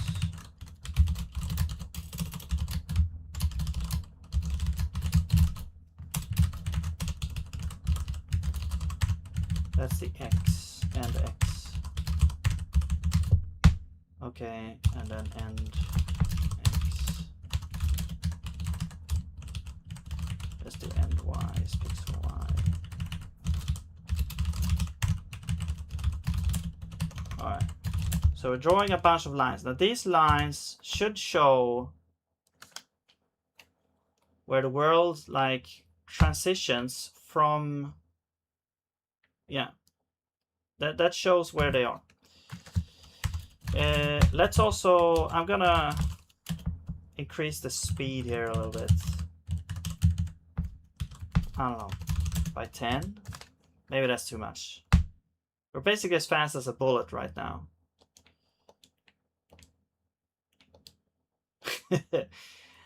Okay, so yeah, but then, you know, if we go all the way over here now, 2,800 something, we get to the end again.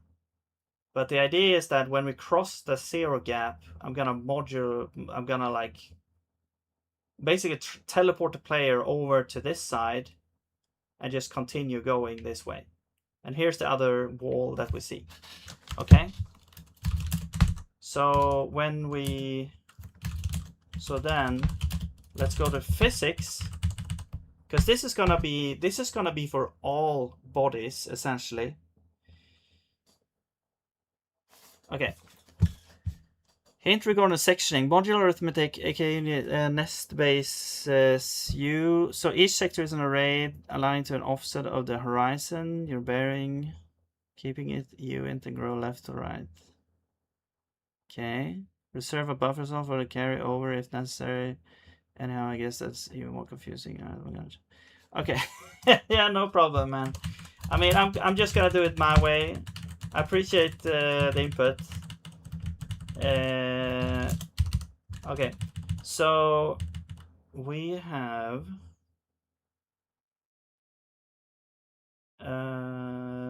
yeah, so whenever we change the position here, we also now wanna also apply the looping to the body. So let's just get, or well, I guess the position. And we're gonna get the size of the world. I guess we could also, like, because we have the pixel size here somewhere, we can get the world size here as well.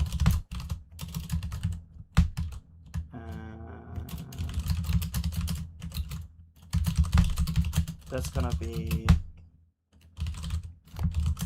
pixel size multiplied by 9, 1.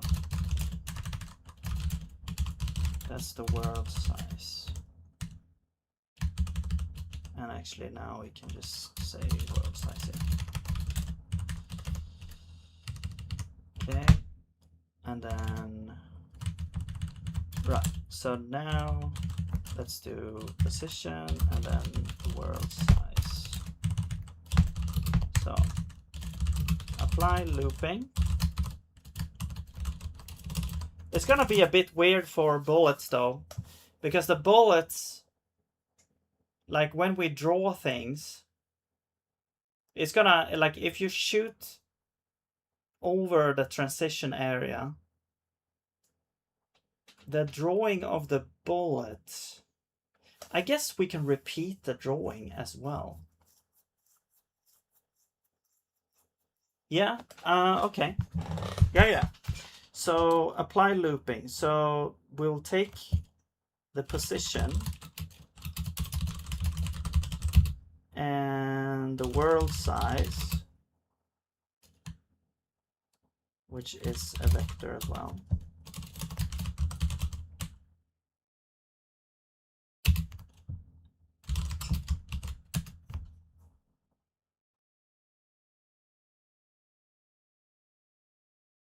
All right, pack wrap. So there we go. I'm just gonna refill my water. I don't have much time left right now, but we'll see.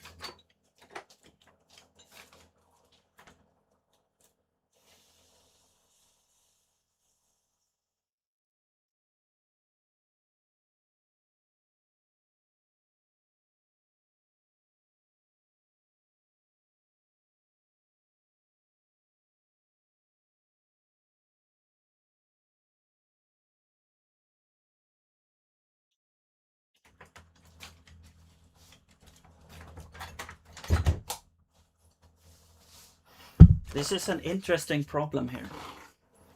So, okay.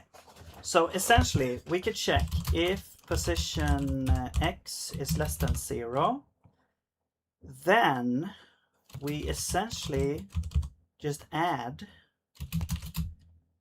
the world size X. Okay. And then we should be done here. We should be done at that point. So we'll return that. Otherwise, we could check if it's more than or equal to the world X. In that case, we want to decrease by X and return. Or decrease by the width and return. And I think that's it. Okay. So if we now try this, you can see the coordinates we're transitioning over. It kind of looks, you can see the alien disappears as well. And if I shoot, the shot actually disappears. If I shoot here and then go over, which I was expecting us to see the bullet actually moving with us here, but it doesn't. So that's interesting.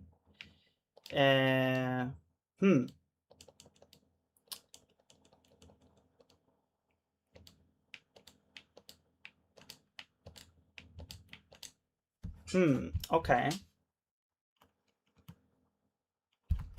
Interesting. But yeah, the alien disappears. You can see we're kind of transitioning through there. And we're transitioning both at the end and the start. You can see it works. And since we're just adding the position, oh, the player kind of blinks though. That's weird.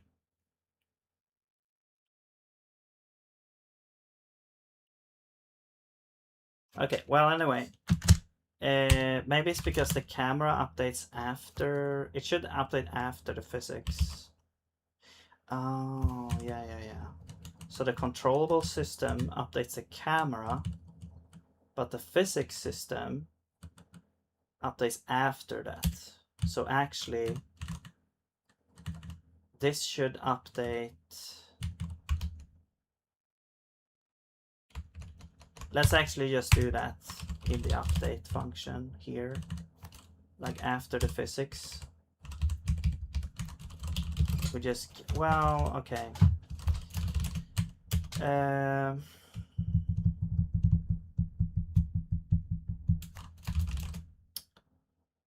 Well, we could just make a camera system. Why not? Camera game, and essentially it doesn't have any updates.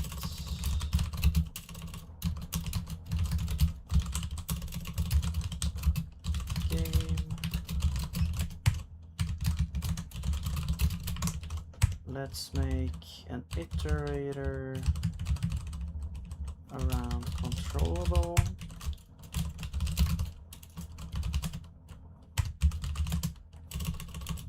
And while we get a context, we also want to get the camera from game camera. I wonder why I get completions here. Well, okay, I guess it's because it's from game. Right, this is game iterator, and so we got the camera, we need the body. There we go. And we also need pixel size. No, game pixel size. Okay. Cool. So there we go. So now we can go into setup. We can add, well, we also need the camera over here. Oops.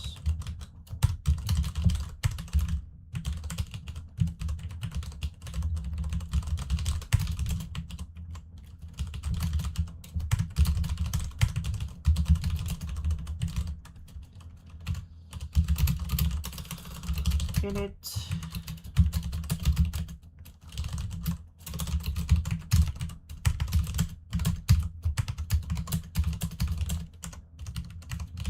All right. Camera not new, not needed. You are able.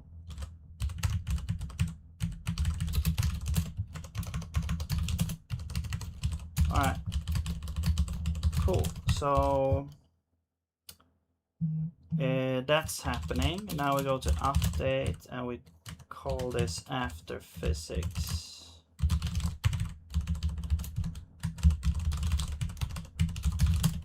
There we go. Now we shouldn't see that little blip when we transition. There, yeah. Cool. But I'm still curious why the bullet is not transitioning properly here. Oh, you know what? I understand why. I understand why. The distance calculation, the distance calculation is essentially also very interesting. Okay, so WAP. Yeah, the distance calculation. Okay. Let's do this. Let's have like a distance function here, because the distance calculated from the start, so the bullet is killed whenever the distance traveled is more than or something. But if it's transported from the start to the end, the distance is suddenly way larger. So I'm gonna make a special distance function here, and it's gonna be called, or it's gonna get like A and B, and this gives us F32, and we're gonna get the original distance. It's gonna be distance to B. Okay, however,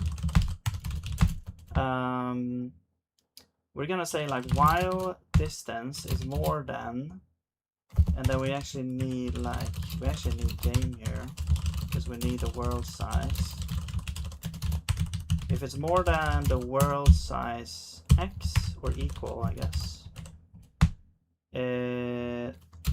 then we're gonna decrease it by the world size x.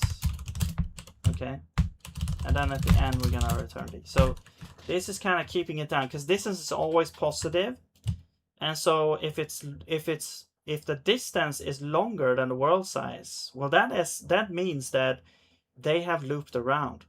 So you can't actually have a distance longer than the world size in this, physical world. I mean, it's like saying, if two people are standing on the face of the earth and they move away from each other, eventually, like they move away from each other in a straight line. Eventually, they will meet again, right? So it's like there's a maximum amount of distance that you can have. That's essentially what's happening here as well. So that's kind of cool. And so we should use this distance function instead of the other one.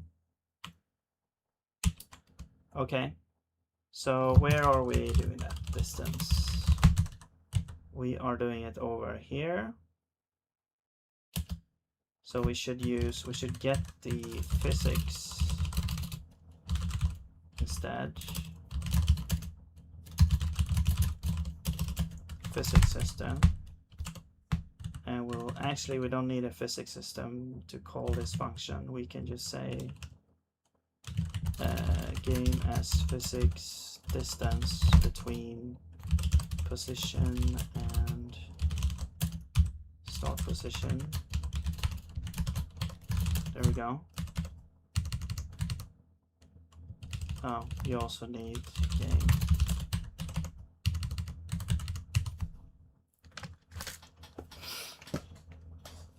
Wait, did my controller just die here?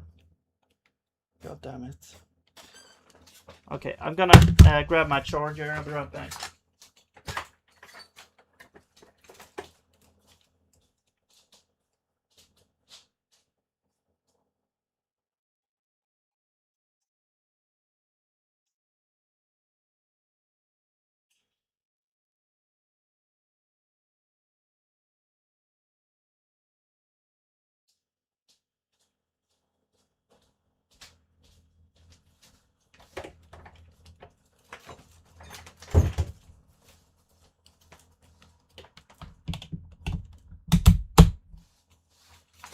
Alright. See if it turns on here. Yes. Okay, there we go.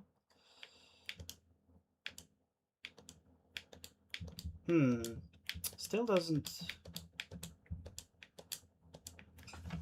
Okay.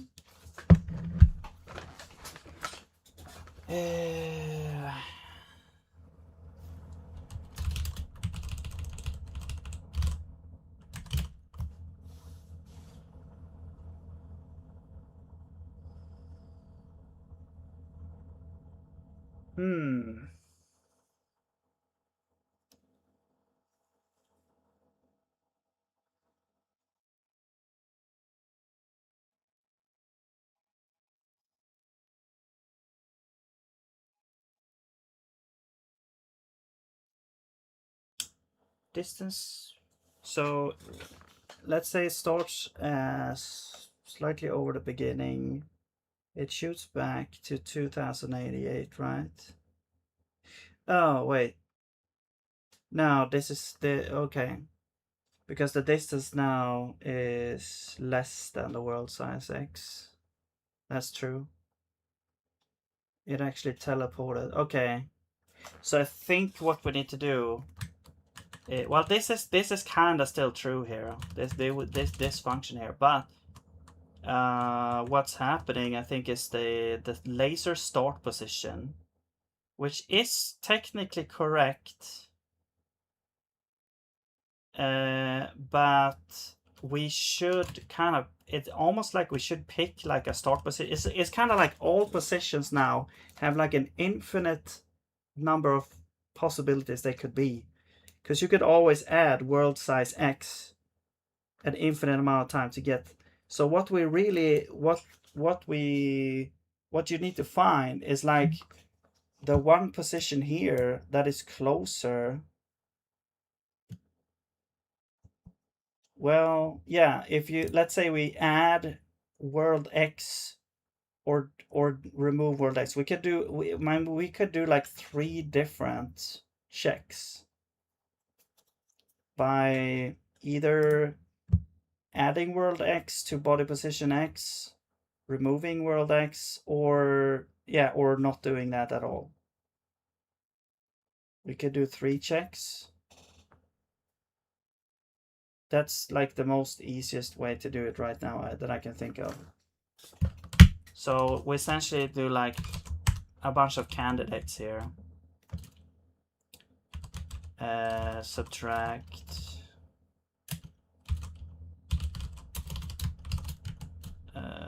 worlds, so we need world size. Whoops.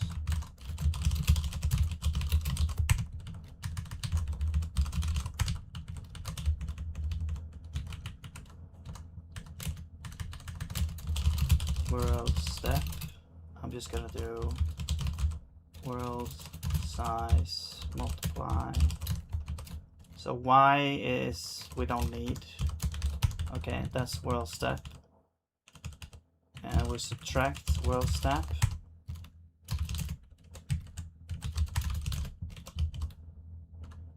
Okay.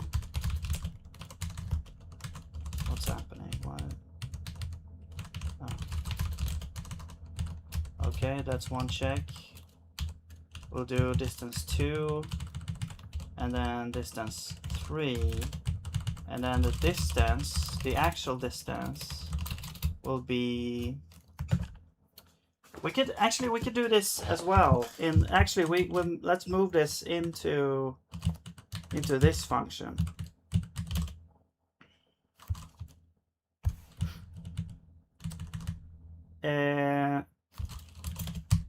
Yeah, we'll have 3 distances, and we'll take the one that is shortest. So distance 1 is gonna be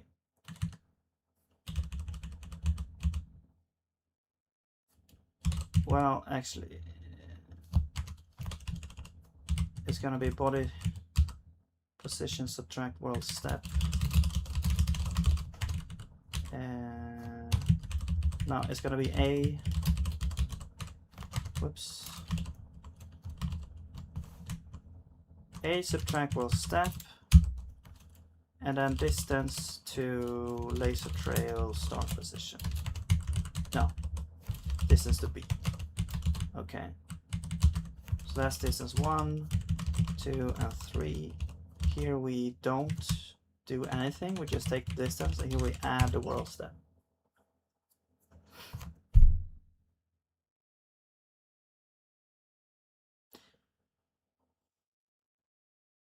Because if A was transported world step either like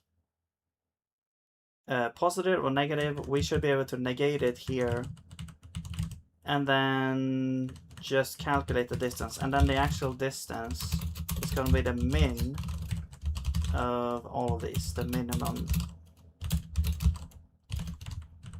and then we just return this.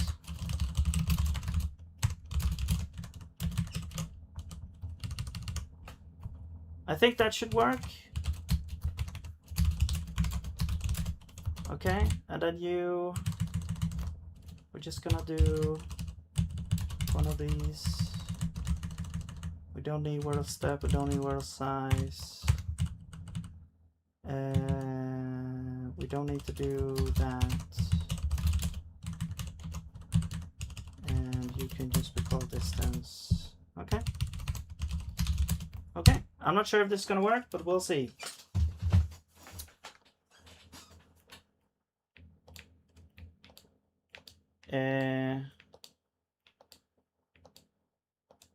I mean, yeah, I think it works actually.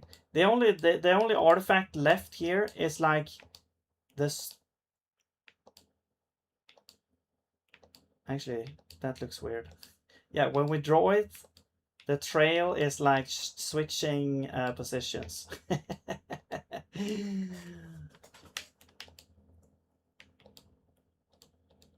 Yeah, because it started here. It started over here. So the start doesn't actually update.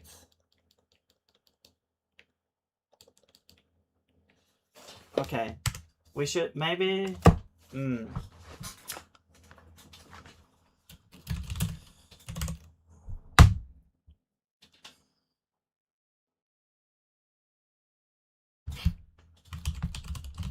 We could do this. We could have... We could do like a special thing here. If we looped, we also want to mod like probably...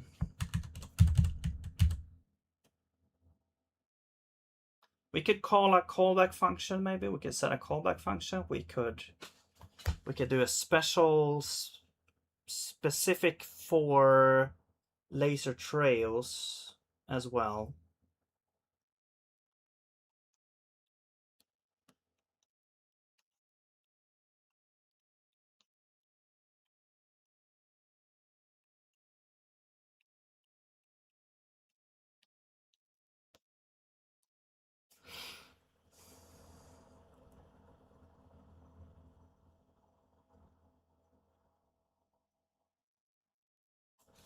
Okay, sure, let's do that. Let's get game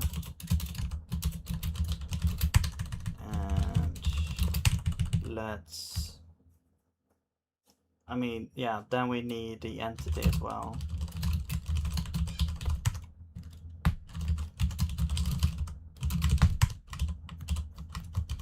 Yeah, this is the most simple way that I can think of right now.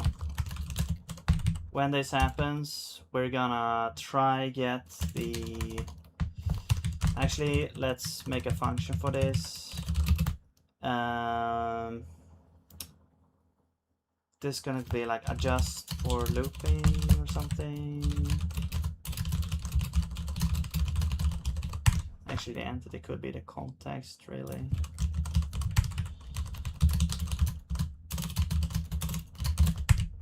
Yeah.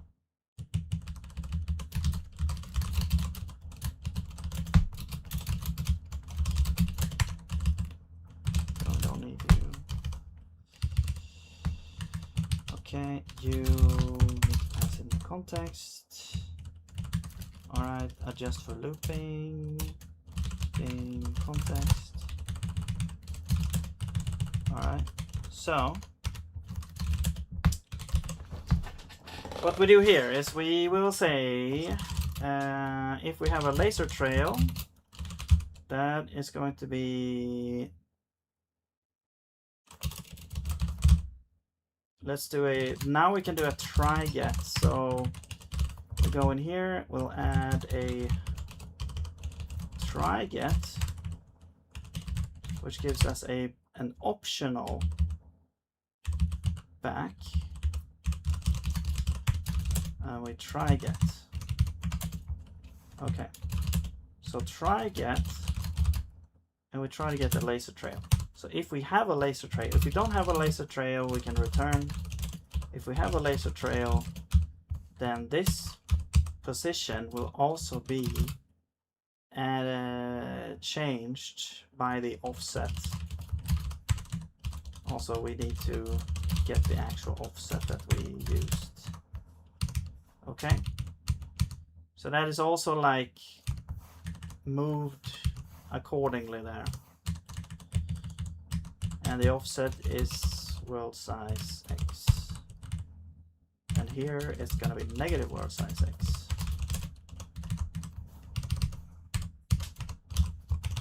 And you're not used. Okay, we don't need game, I guess. And you don't need game, and you don't need game, and we don't need game here. You don't need game. Alright, cool. Yeah. Let's see where this goes.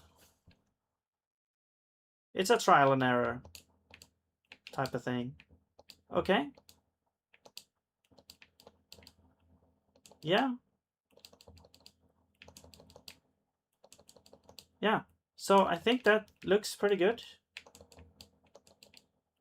There are some like flashes and stuff, but if I follow along, it's like, I think the flashing is just because when I move out of the sector, or yeah, that part, it will, or yeah, it disappears from here, but when I move through, it appears again. So this is just this is just the thing where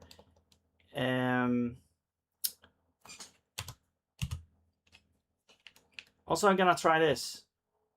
If I shoot from here, the aliens is gone. So you can shoot aliens now from there.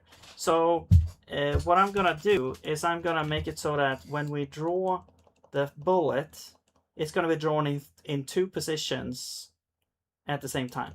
So it's gonna be drawn at where it is, and also it's gonna be drawn, like if it crosses here, we're gonna have it be drawn like at that point as well, I guess. So it's going to be drawn at multiple places at once, even though it's the same place, essentially. Like physically, we're trying to make it to actually be the same place. So draw laser trails, draw renderables. So both of these, let's start with renderables. And we're drawing it at body position. We could essentially draw it in three places, I guess. Position and then plus or minus world X.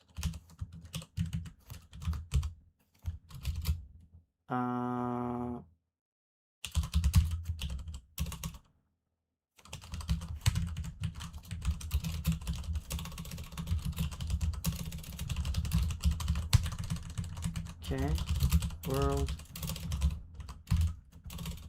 width is that.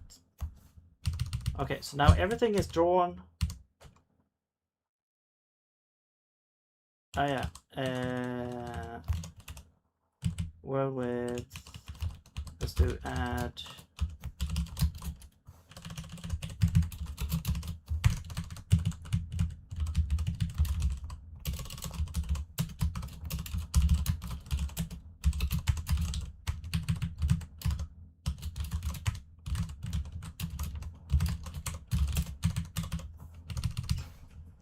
Okay. Everything should be drawn now in like three different places. So if I transition from here, we should still see the alien there. And if I shoot, we still see the bullet, but we don't see the trail because we don't show the trail when in three different places. So, but essentially that's going to be the same thing. We draw the laser trails. We're going to draw a rectangle in three different places. So we're going to get, let's see, top left, start position. And yeah, and then the size.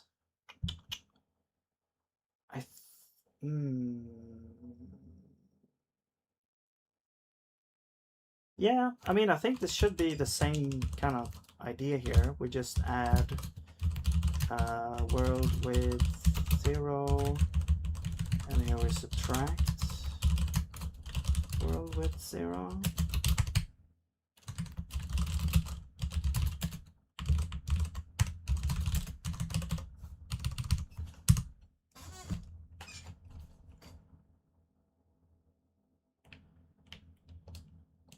There we go. Awesome. You never know, you never even knew it was here. Okay, cool. So we got the looping sort of working here now. Like every physical body gets, you know, transported from A to B. When we yeah, everything gets drawn over the borders. And what else? yeah, the laser trails also get transported over the border, but the thing is that I'm thinking about is the collision detection. The collision detection, when an alien is at the border, it's not actually counted as being at two places at once. But I don't think that matters that much. Since for one, it's probably not going to be that common, the alien being at the border. And two, the bullet will probably still hit some part of the alien. Like even if the alien is on one side, like the majority of the alien is still going to be, the hitboxes, the majority of hitbox still going to be on one side. And so when the bullet goes through the transition, it's going to hit. It's just going to hit a little later. Okay. Cool. So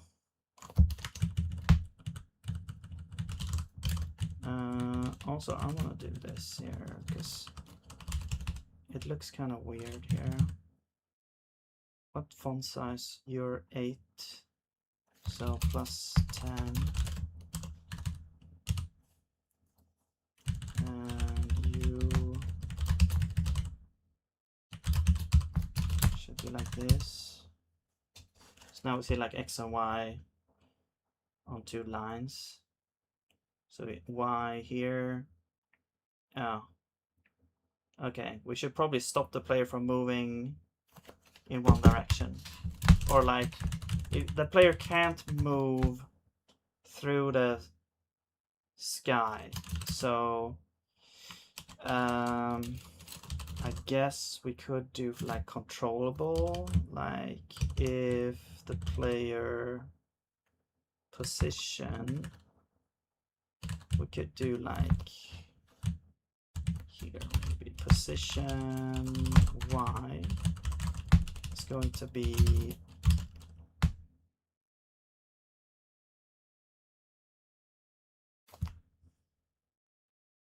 basically can't go below 0. So it's going to be like maximum there. That should prevent it from going up. Okay, so the velocity of the physics system still goes up. I mean, that's fine, probably. I don't really care about that. Okay, cool. Awesome. We can now probably remove or lower the speed a little bit.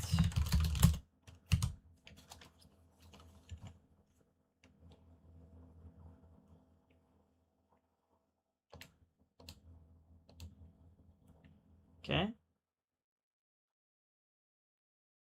There's no weird like artifacts happening here. I really like this.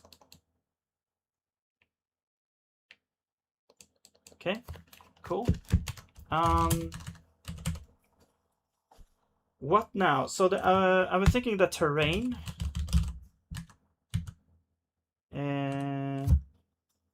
Terrain. Now the terrain is interesting because the player is gonna explode if you crash into the terrain, I'm pretty sure. Let's look at some gameplay here and see if that's actually gonna happen. Okay, there you can see you can actually save the the things. Oh, there's like different types of monsters here. Pretty cool. Okay, we're not gonna get to all of these different things.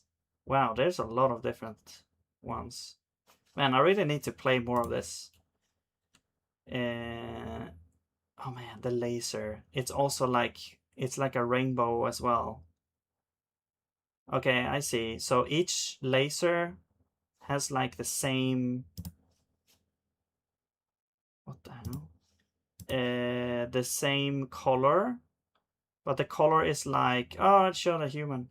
The color is... Oh, wow, that explosion, man.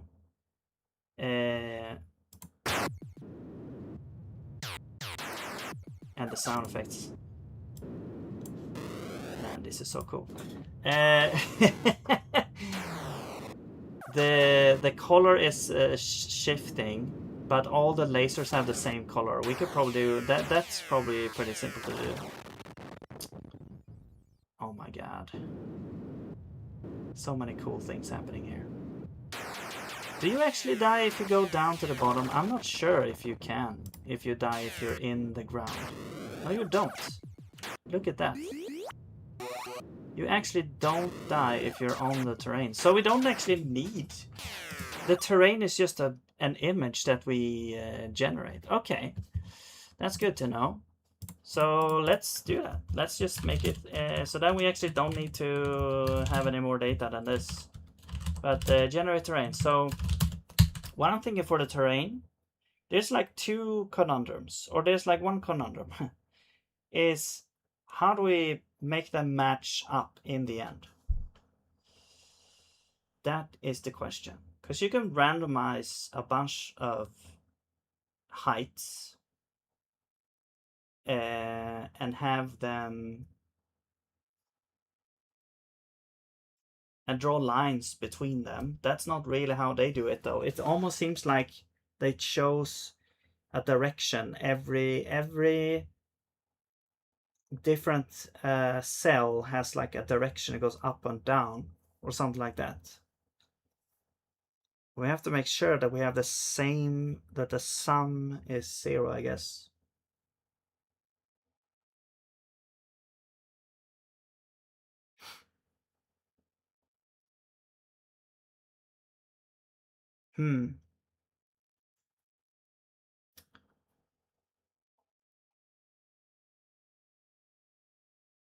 We could also...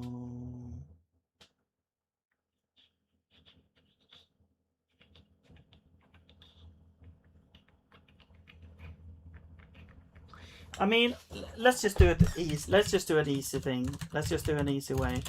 So let's do...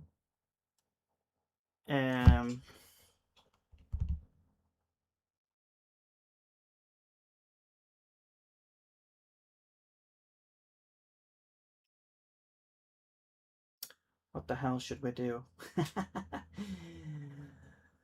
I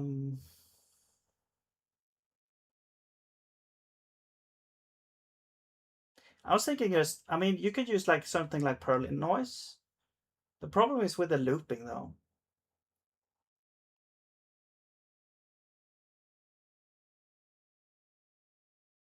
Or we could just do like a bunch of random... I mean, we need gain here. And let's have like max height. This is like the maximum like height of the terrain. Let's put it here actually. Max height. Well, I'm not sure even if we need that right now. Maybe I'm gonna start by trying to do this. So let's do like points or heights. It's going to be, or let's do points actually. Points. So let's say we have, I don't know, 100 points or yeah, 100 points. And actually this is the type and this is undefined, and we'll go through each point and we'll have a, well, let's have a cursor, let's have a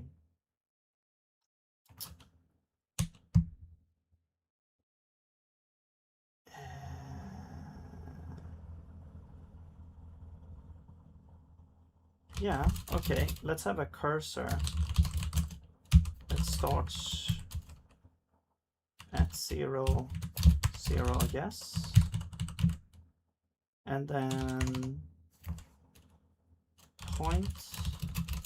So basically, if game random boolean, so 50-50, it goes up. So then point is going to be cursor and actually we need like the world size. You are gonna start at, and then the max height. I'm gonna say it's gonna be like over 2. The cursor will start at, because 0 is max, 0 is like up, you know. And so ground level is gonna be max, it's gonna be world size Y -1, I guess. Okay, so this will start at the ground. You can also start wherever, but let's just do that. You can also start at a random point, I guess. Random float times. So start Y is random float f32 times ground, or times world size Y, but then we also add max height, and then this needs to be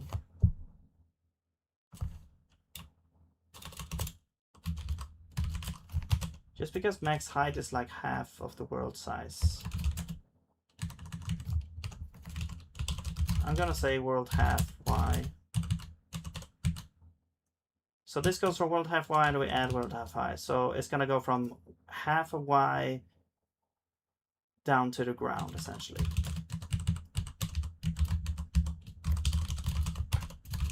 Okay. And then if we wanna go upwards, we also wanna have like step Y.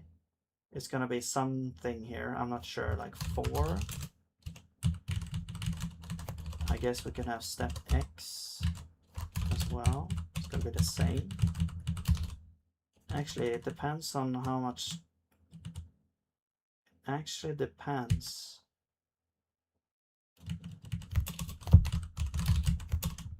It's gonna be like world size X over points length.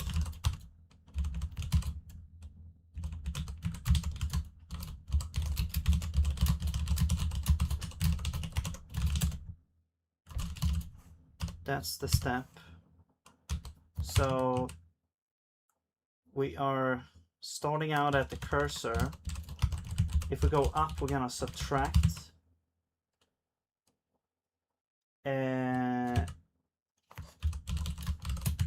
We're gonna go step, step.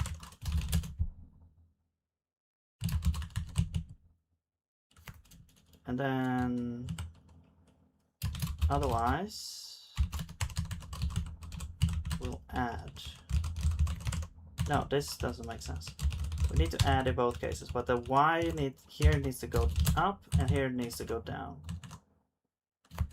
And then cursor needs to get updated with the point. Yeah.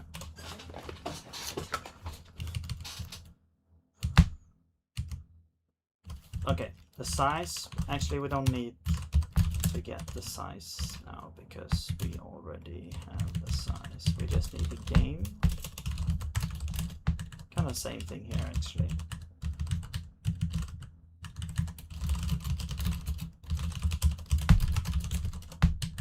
Okay.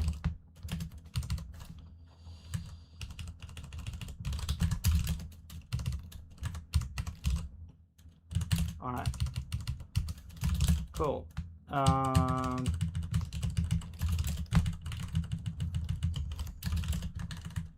Now, the thing is, like, if we're at the ground, we can't go down. So, or cursor Y is more than or equal to ground. If we're more than or equal to ground, we can only move up.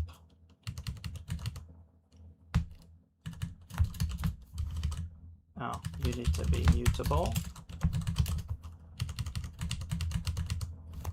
Okay. So there's our points. Now I want to create an image.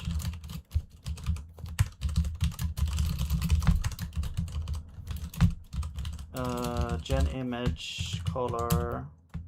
The color is gonna be, I think it's gonna be like transparent, I think. And it's gonna be world. Yeah, it's gonna be world size X, world size Y. I think I need to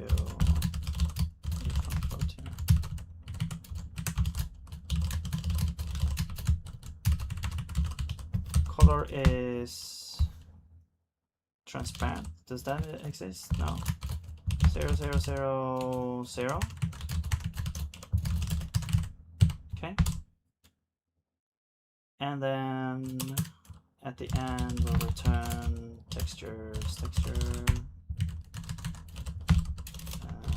Texture is gonna be texture.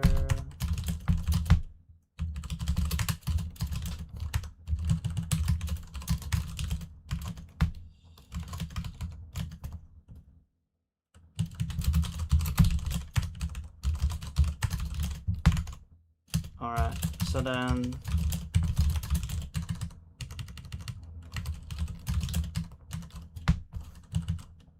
okay, so now during this texture generation, we can draw a bunch of lines. So we can go through all of the points.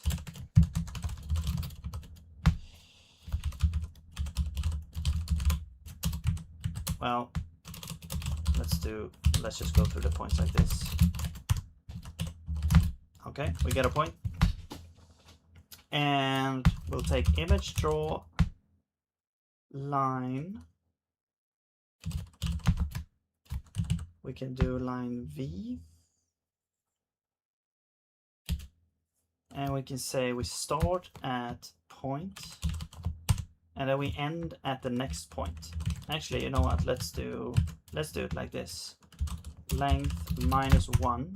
So the last one we don't draw because actually here start is going to be points I and it's going to be points I +1 because then we would overflow.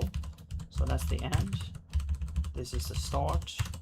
Color is, I don't know, let's just do brown for now. Okay. And then we'll draw one more line that is from the last. Okay, this is gonna be interesting because it's gonna be like we need to draw two lines actually. We need to draw one line that goes from the last to the first and first to the last. However, they need to kind of be offset a little bit. Also, this shouldn't start here. It should start at like X. It should start at like step over 2 or something like that. Okay. So let's start by drawing from the end. So points length -1 to the start.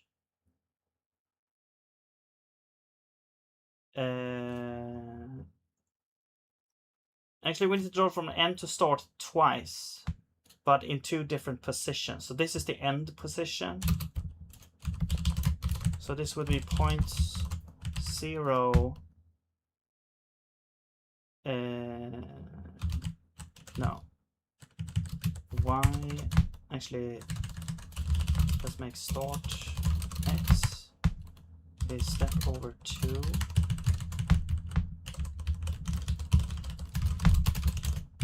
Okay. So you should be drawn to start X. No, wait. The end to No. It should be points. The last point x plus step. There we go. Okay, and then the beginning is going to be, so that's the end line, and then the beginning line is going to be from the start, no, from the end, but it's going to be like dot init. The x is actually going to be like negative. It's going to be start x negative step to the y of the last one, and then you're just going to be the starting point.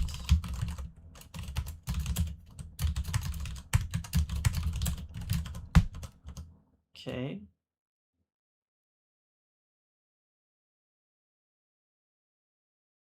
I think that should be good.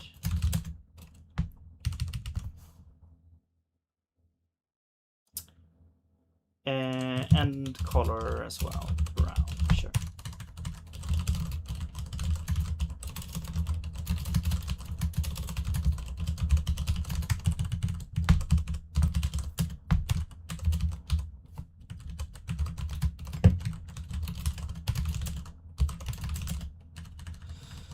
Okay, so I think there's our initial draft of the terrain. So that should now be generated. If we go now to draw, then we're not actually drawing the thing, but let's go to draw world. So we're drawing the background here.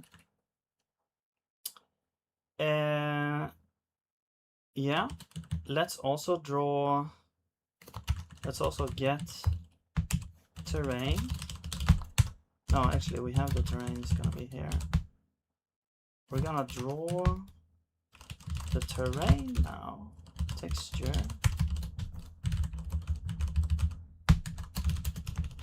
And yeah, basically the same thing. We're just drawing both. And there's going to be one weird thing about this that I'm anticipating, as that's either the alpha is not going to work or the stars will be actually drawn on top of the terrain. But what was the issue now? Left shift of negative value 29. Oh.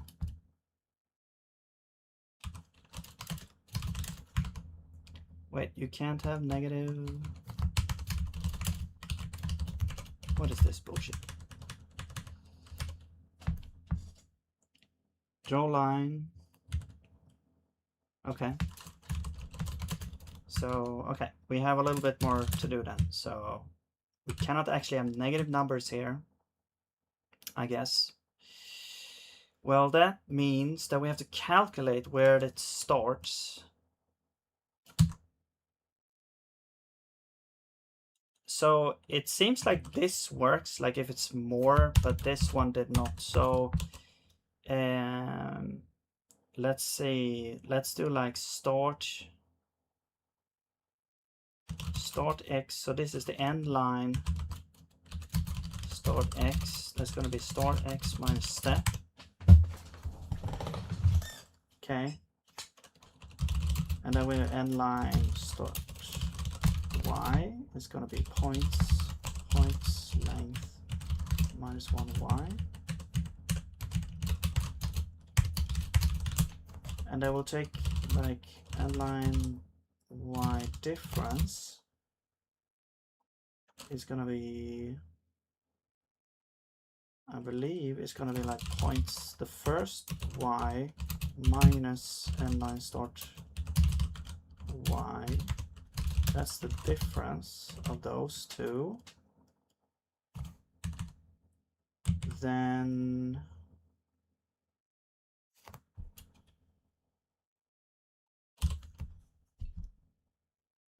what's this going to be here?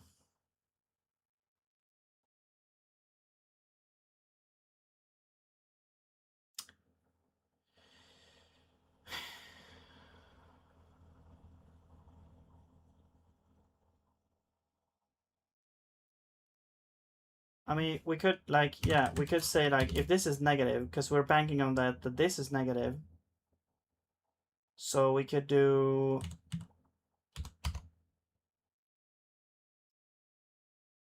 we have to count we can't so endo let's do like ratio.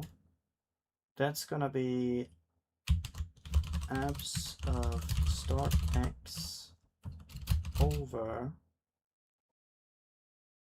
start x, I believe. Maybe, or step. I think.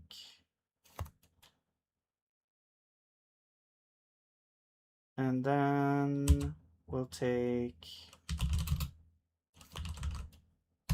and I'll start y adjusted is going to be no, not y adjusted, x, yes, at y adjusted is going to be start y plus, no, it's going to be difference times the ratio plus y plus the start y, and then x is just 0.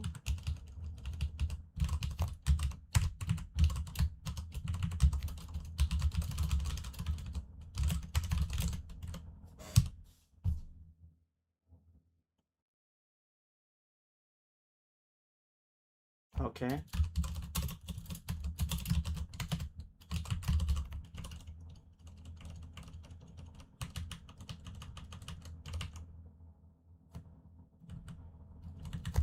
$31. Oh, it's here already. Oh, you know what? Actually, you know what? Yeah, it can get negative. That's right. So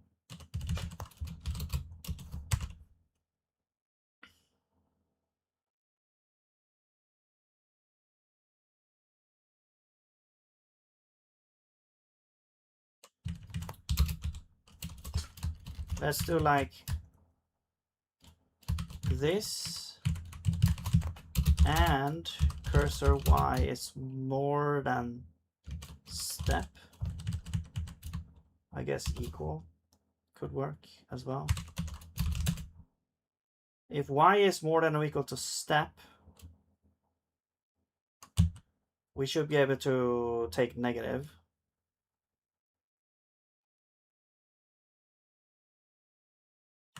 Yeah. Or it's up to the maximum, which is the ground. And then we force it to go back up.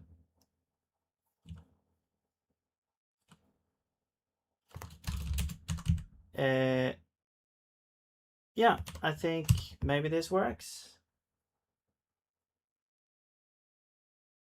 No?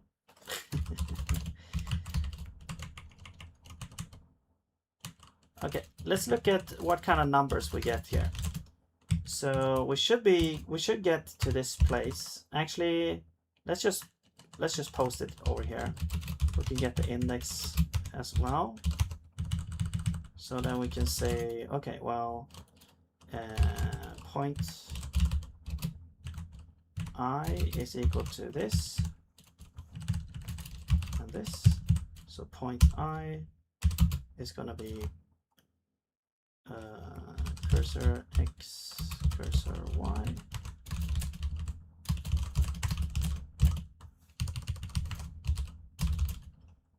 And then if we run this, we should be able to see in the logs what became of this point. Right, so it goes up and down and stuff. X increases.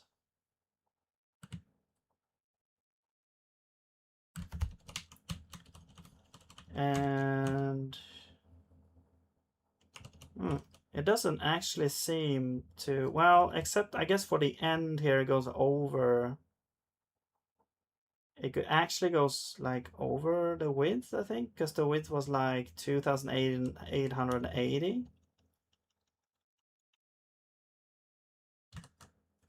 or something like that.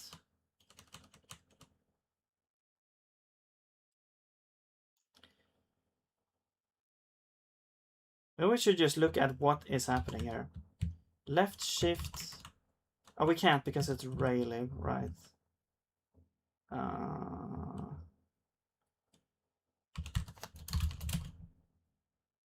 But this is where the issue is happening.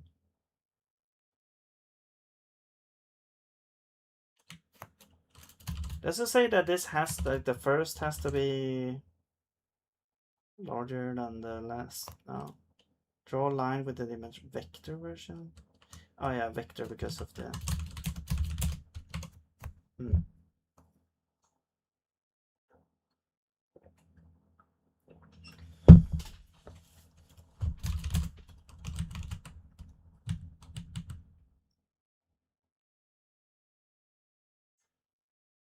Man, I really want to make this work here.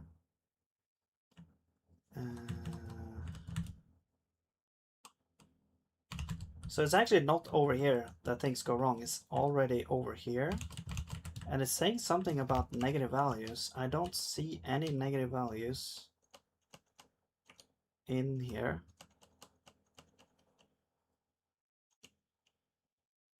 So I don't know what's happening here. I mean, we could go and check the source code, I guess, of raylib. I could actually just go in here.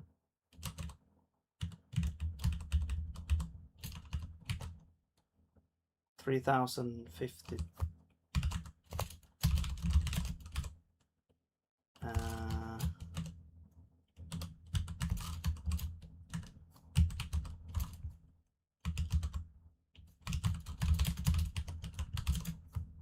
Was it here? No. 3,520. Yeah.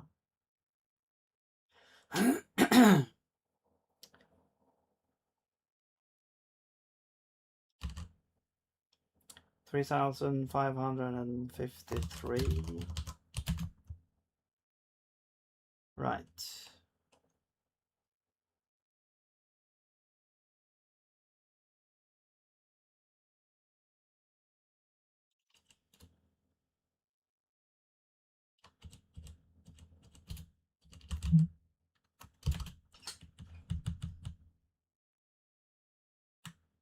So this is where it goes wrong.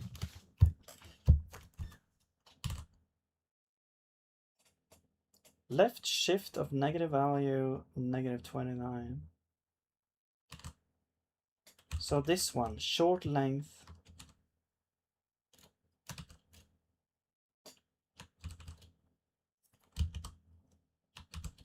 End y minus start y. But then it switches if depending on that. So it's not absoluted. It's just a difference. So there's I mean, this should happen like almost all of the time. I think it might be like raylib, or I mean, it might be a shortcoming of zig that this doesn't work. I don't know. This feels very strange.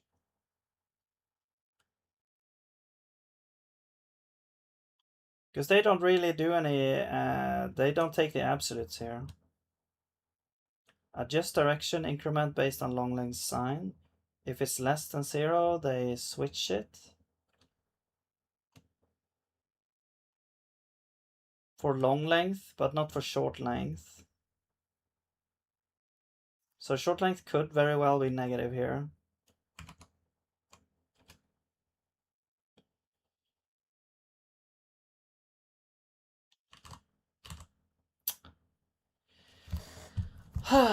Okay.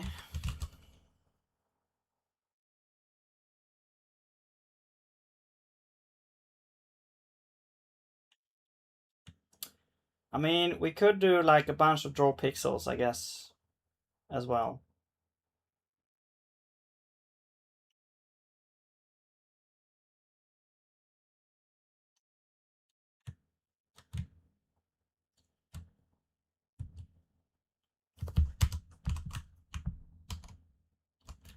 Yeah, I think I don't usually generate images like this, so I was just like thinking, okay, I should have encountered this before if this was the case. But then, yeah, I usually don't like draw lines in an image like this.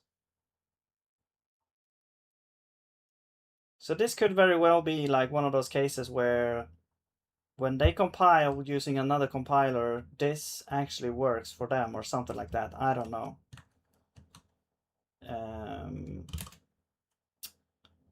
Yeah, I mean, I guess we could.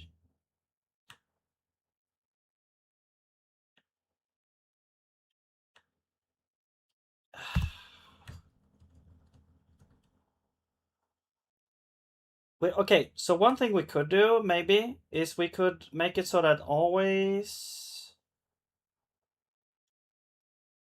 they are always positive. Maybe can we guarantee that? I'm not sure.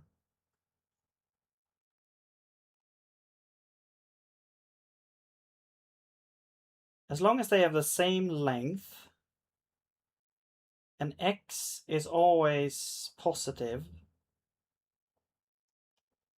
this should not be an issue, I think.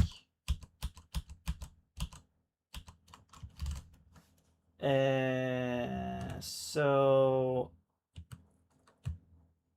x should be positive. They should have the same length actually, so I am actually a little bit confused why this is happening.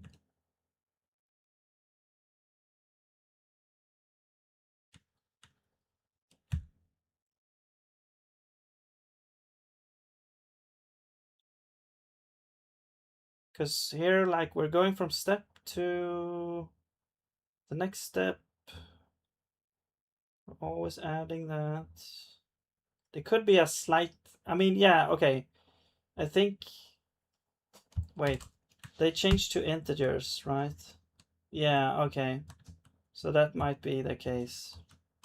They switched to integers and then that's the issue. Okay, maybe we should also do integers.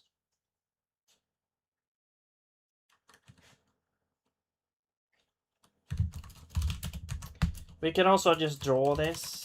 Like instead of generating an image, we could draw the image. We could loop through this every frame and draw the line. No, but that okay. You know what? I'm gonna quit it here because I'm out of time.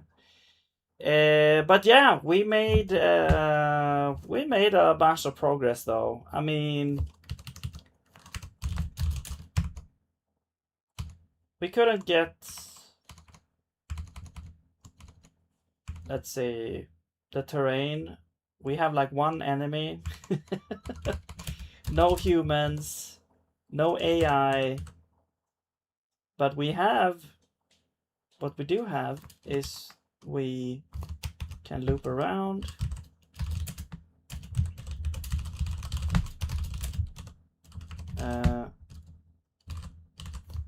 Oops.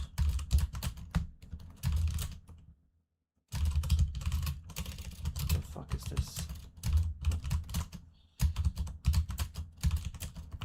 We can loop around, we can do all that crap.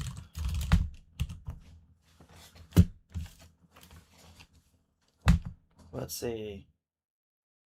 Yeah, we can go around, we can loop. That's pretty good. Things get like, you know, can loop around here. We can kill this guy from the other side. And yeah, we get a little bit of laser effect going here. So there's like a lot of the time that takes doing these things. It's like getting all the little tiny details correct, I feel like. I mean, I did spend a lot of time like setting up this project, but I feel like that's also like a pretty good exercise because I could, you know, I'm trying to find also a good base to work off on and to get used to working in. And I feel like that's pretty good to have, to make things more convenient, finding good patterns that work. And but yeah, sometimes like the whole point of this series also is trying to be able to be more productive as well. So maybe I don't know. It's like so either you could like throw away everything that's like ECS, or only do like Raylib, only do like very simple game objects, and do the things like that. Uh, but then yeah, and in order to try to be more productive, maybe I don't know. Well, anyway, that's gonna be it for this time. So thank you very much for watching, and I'll see you later. Have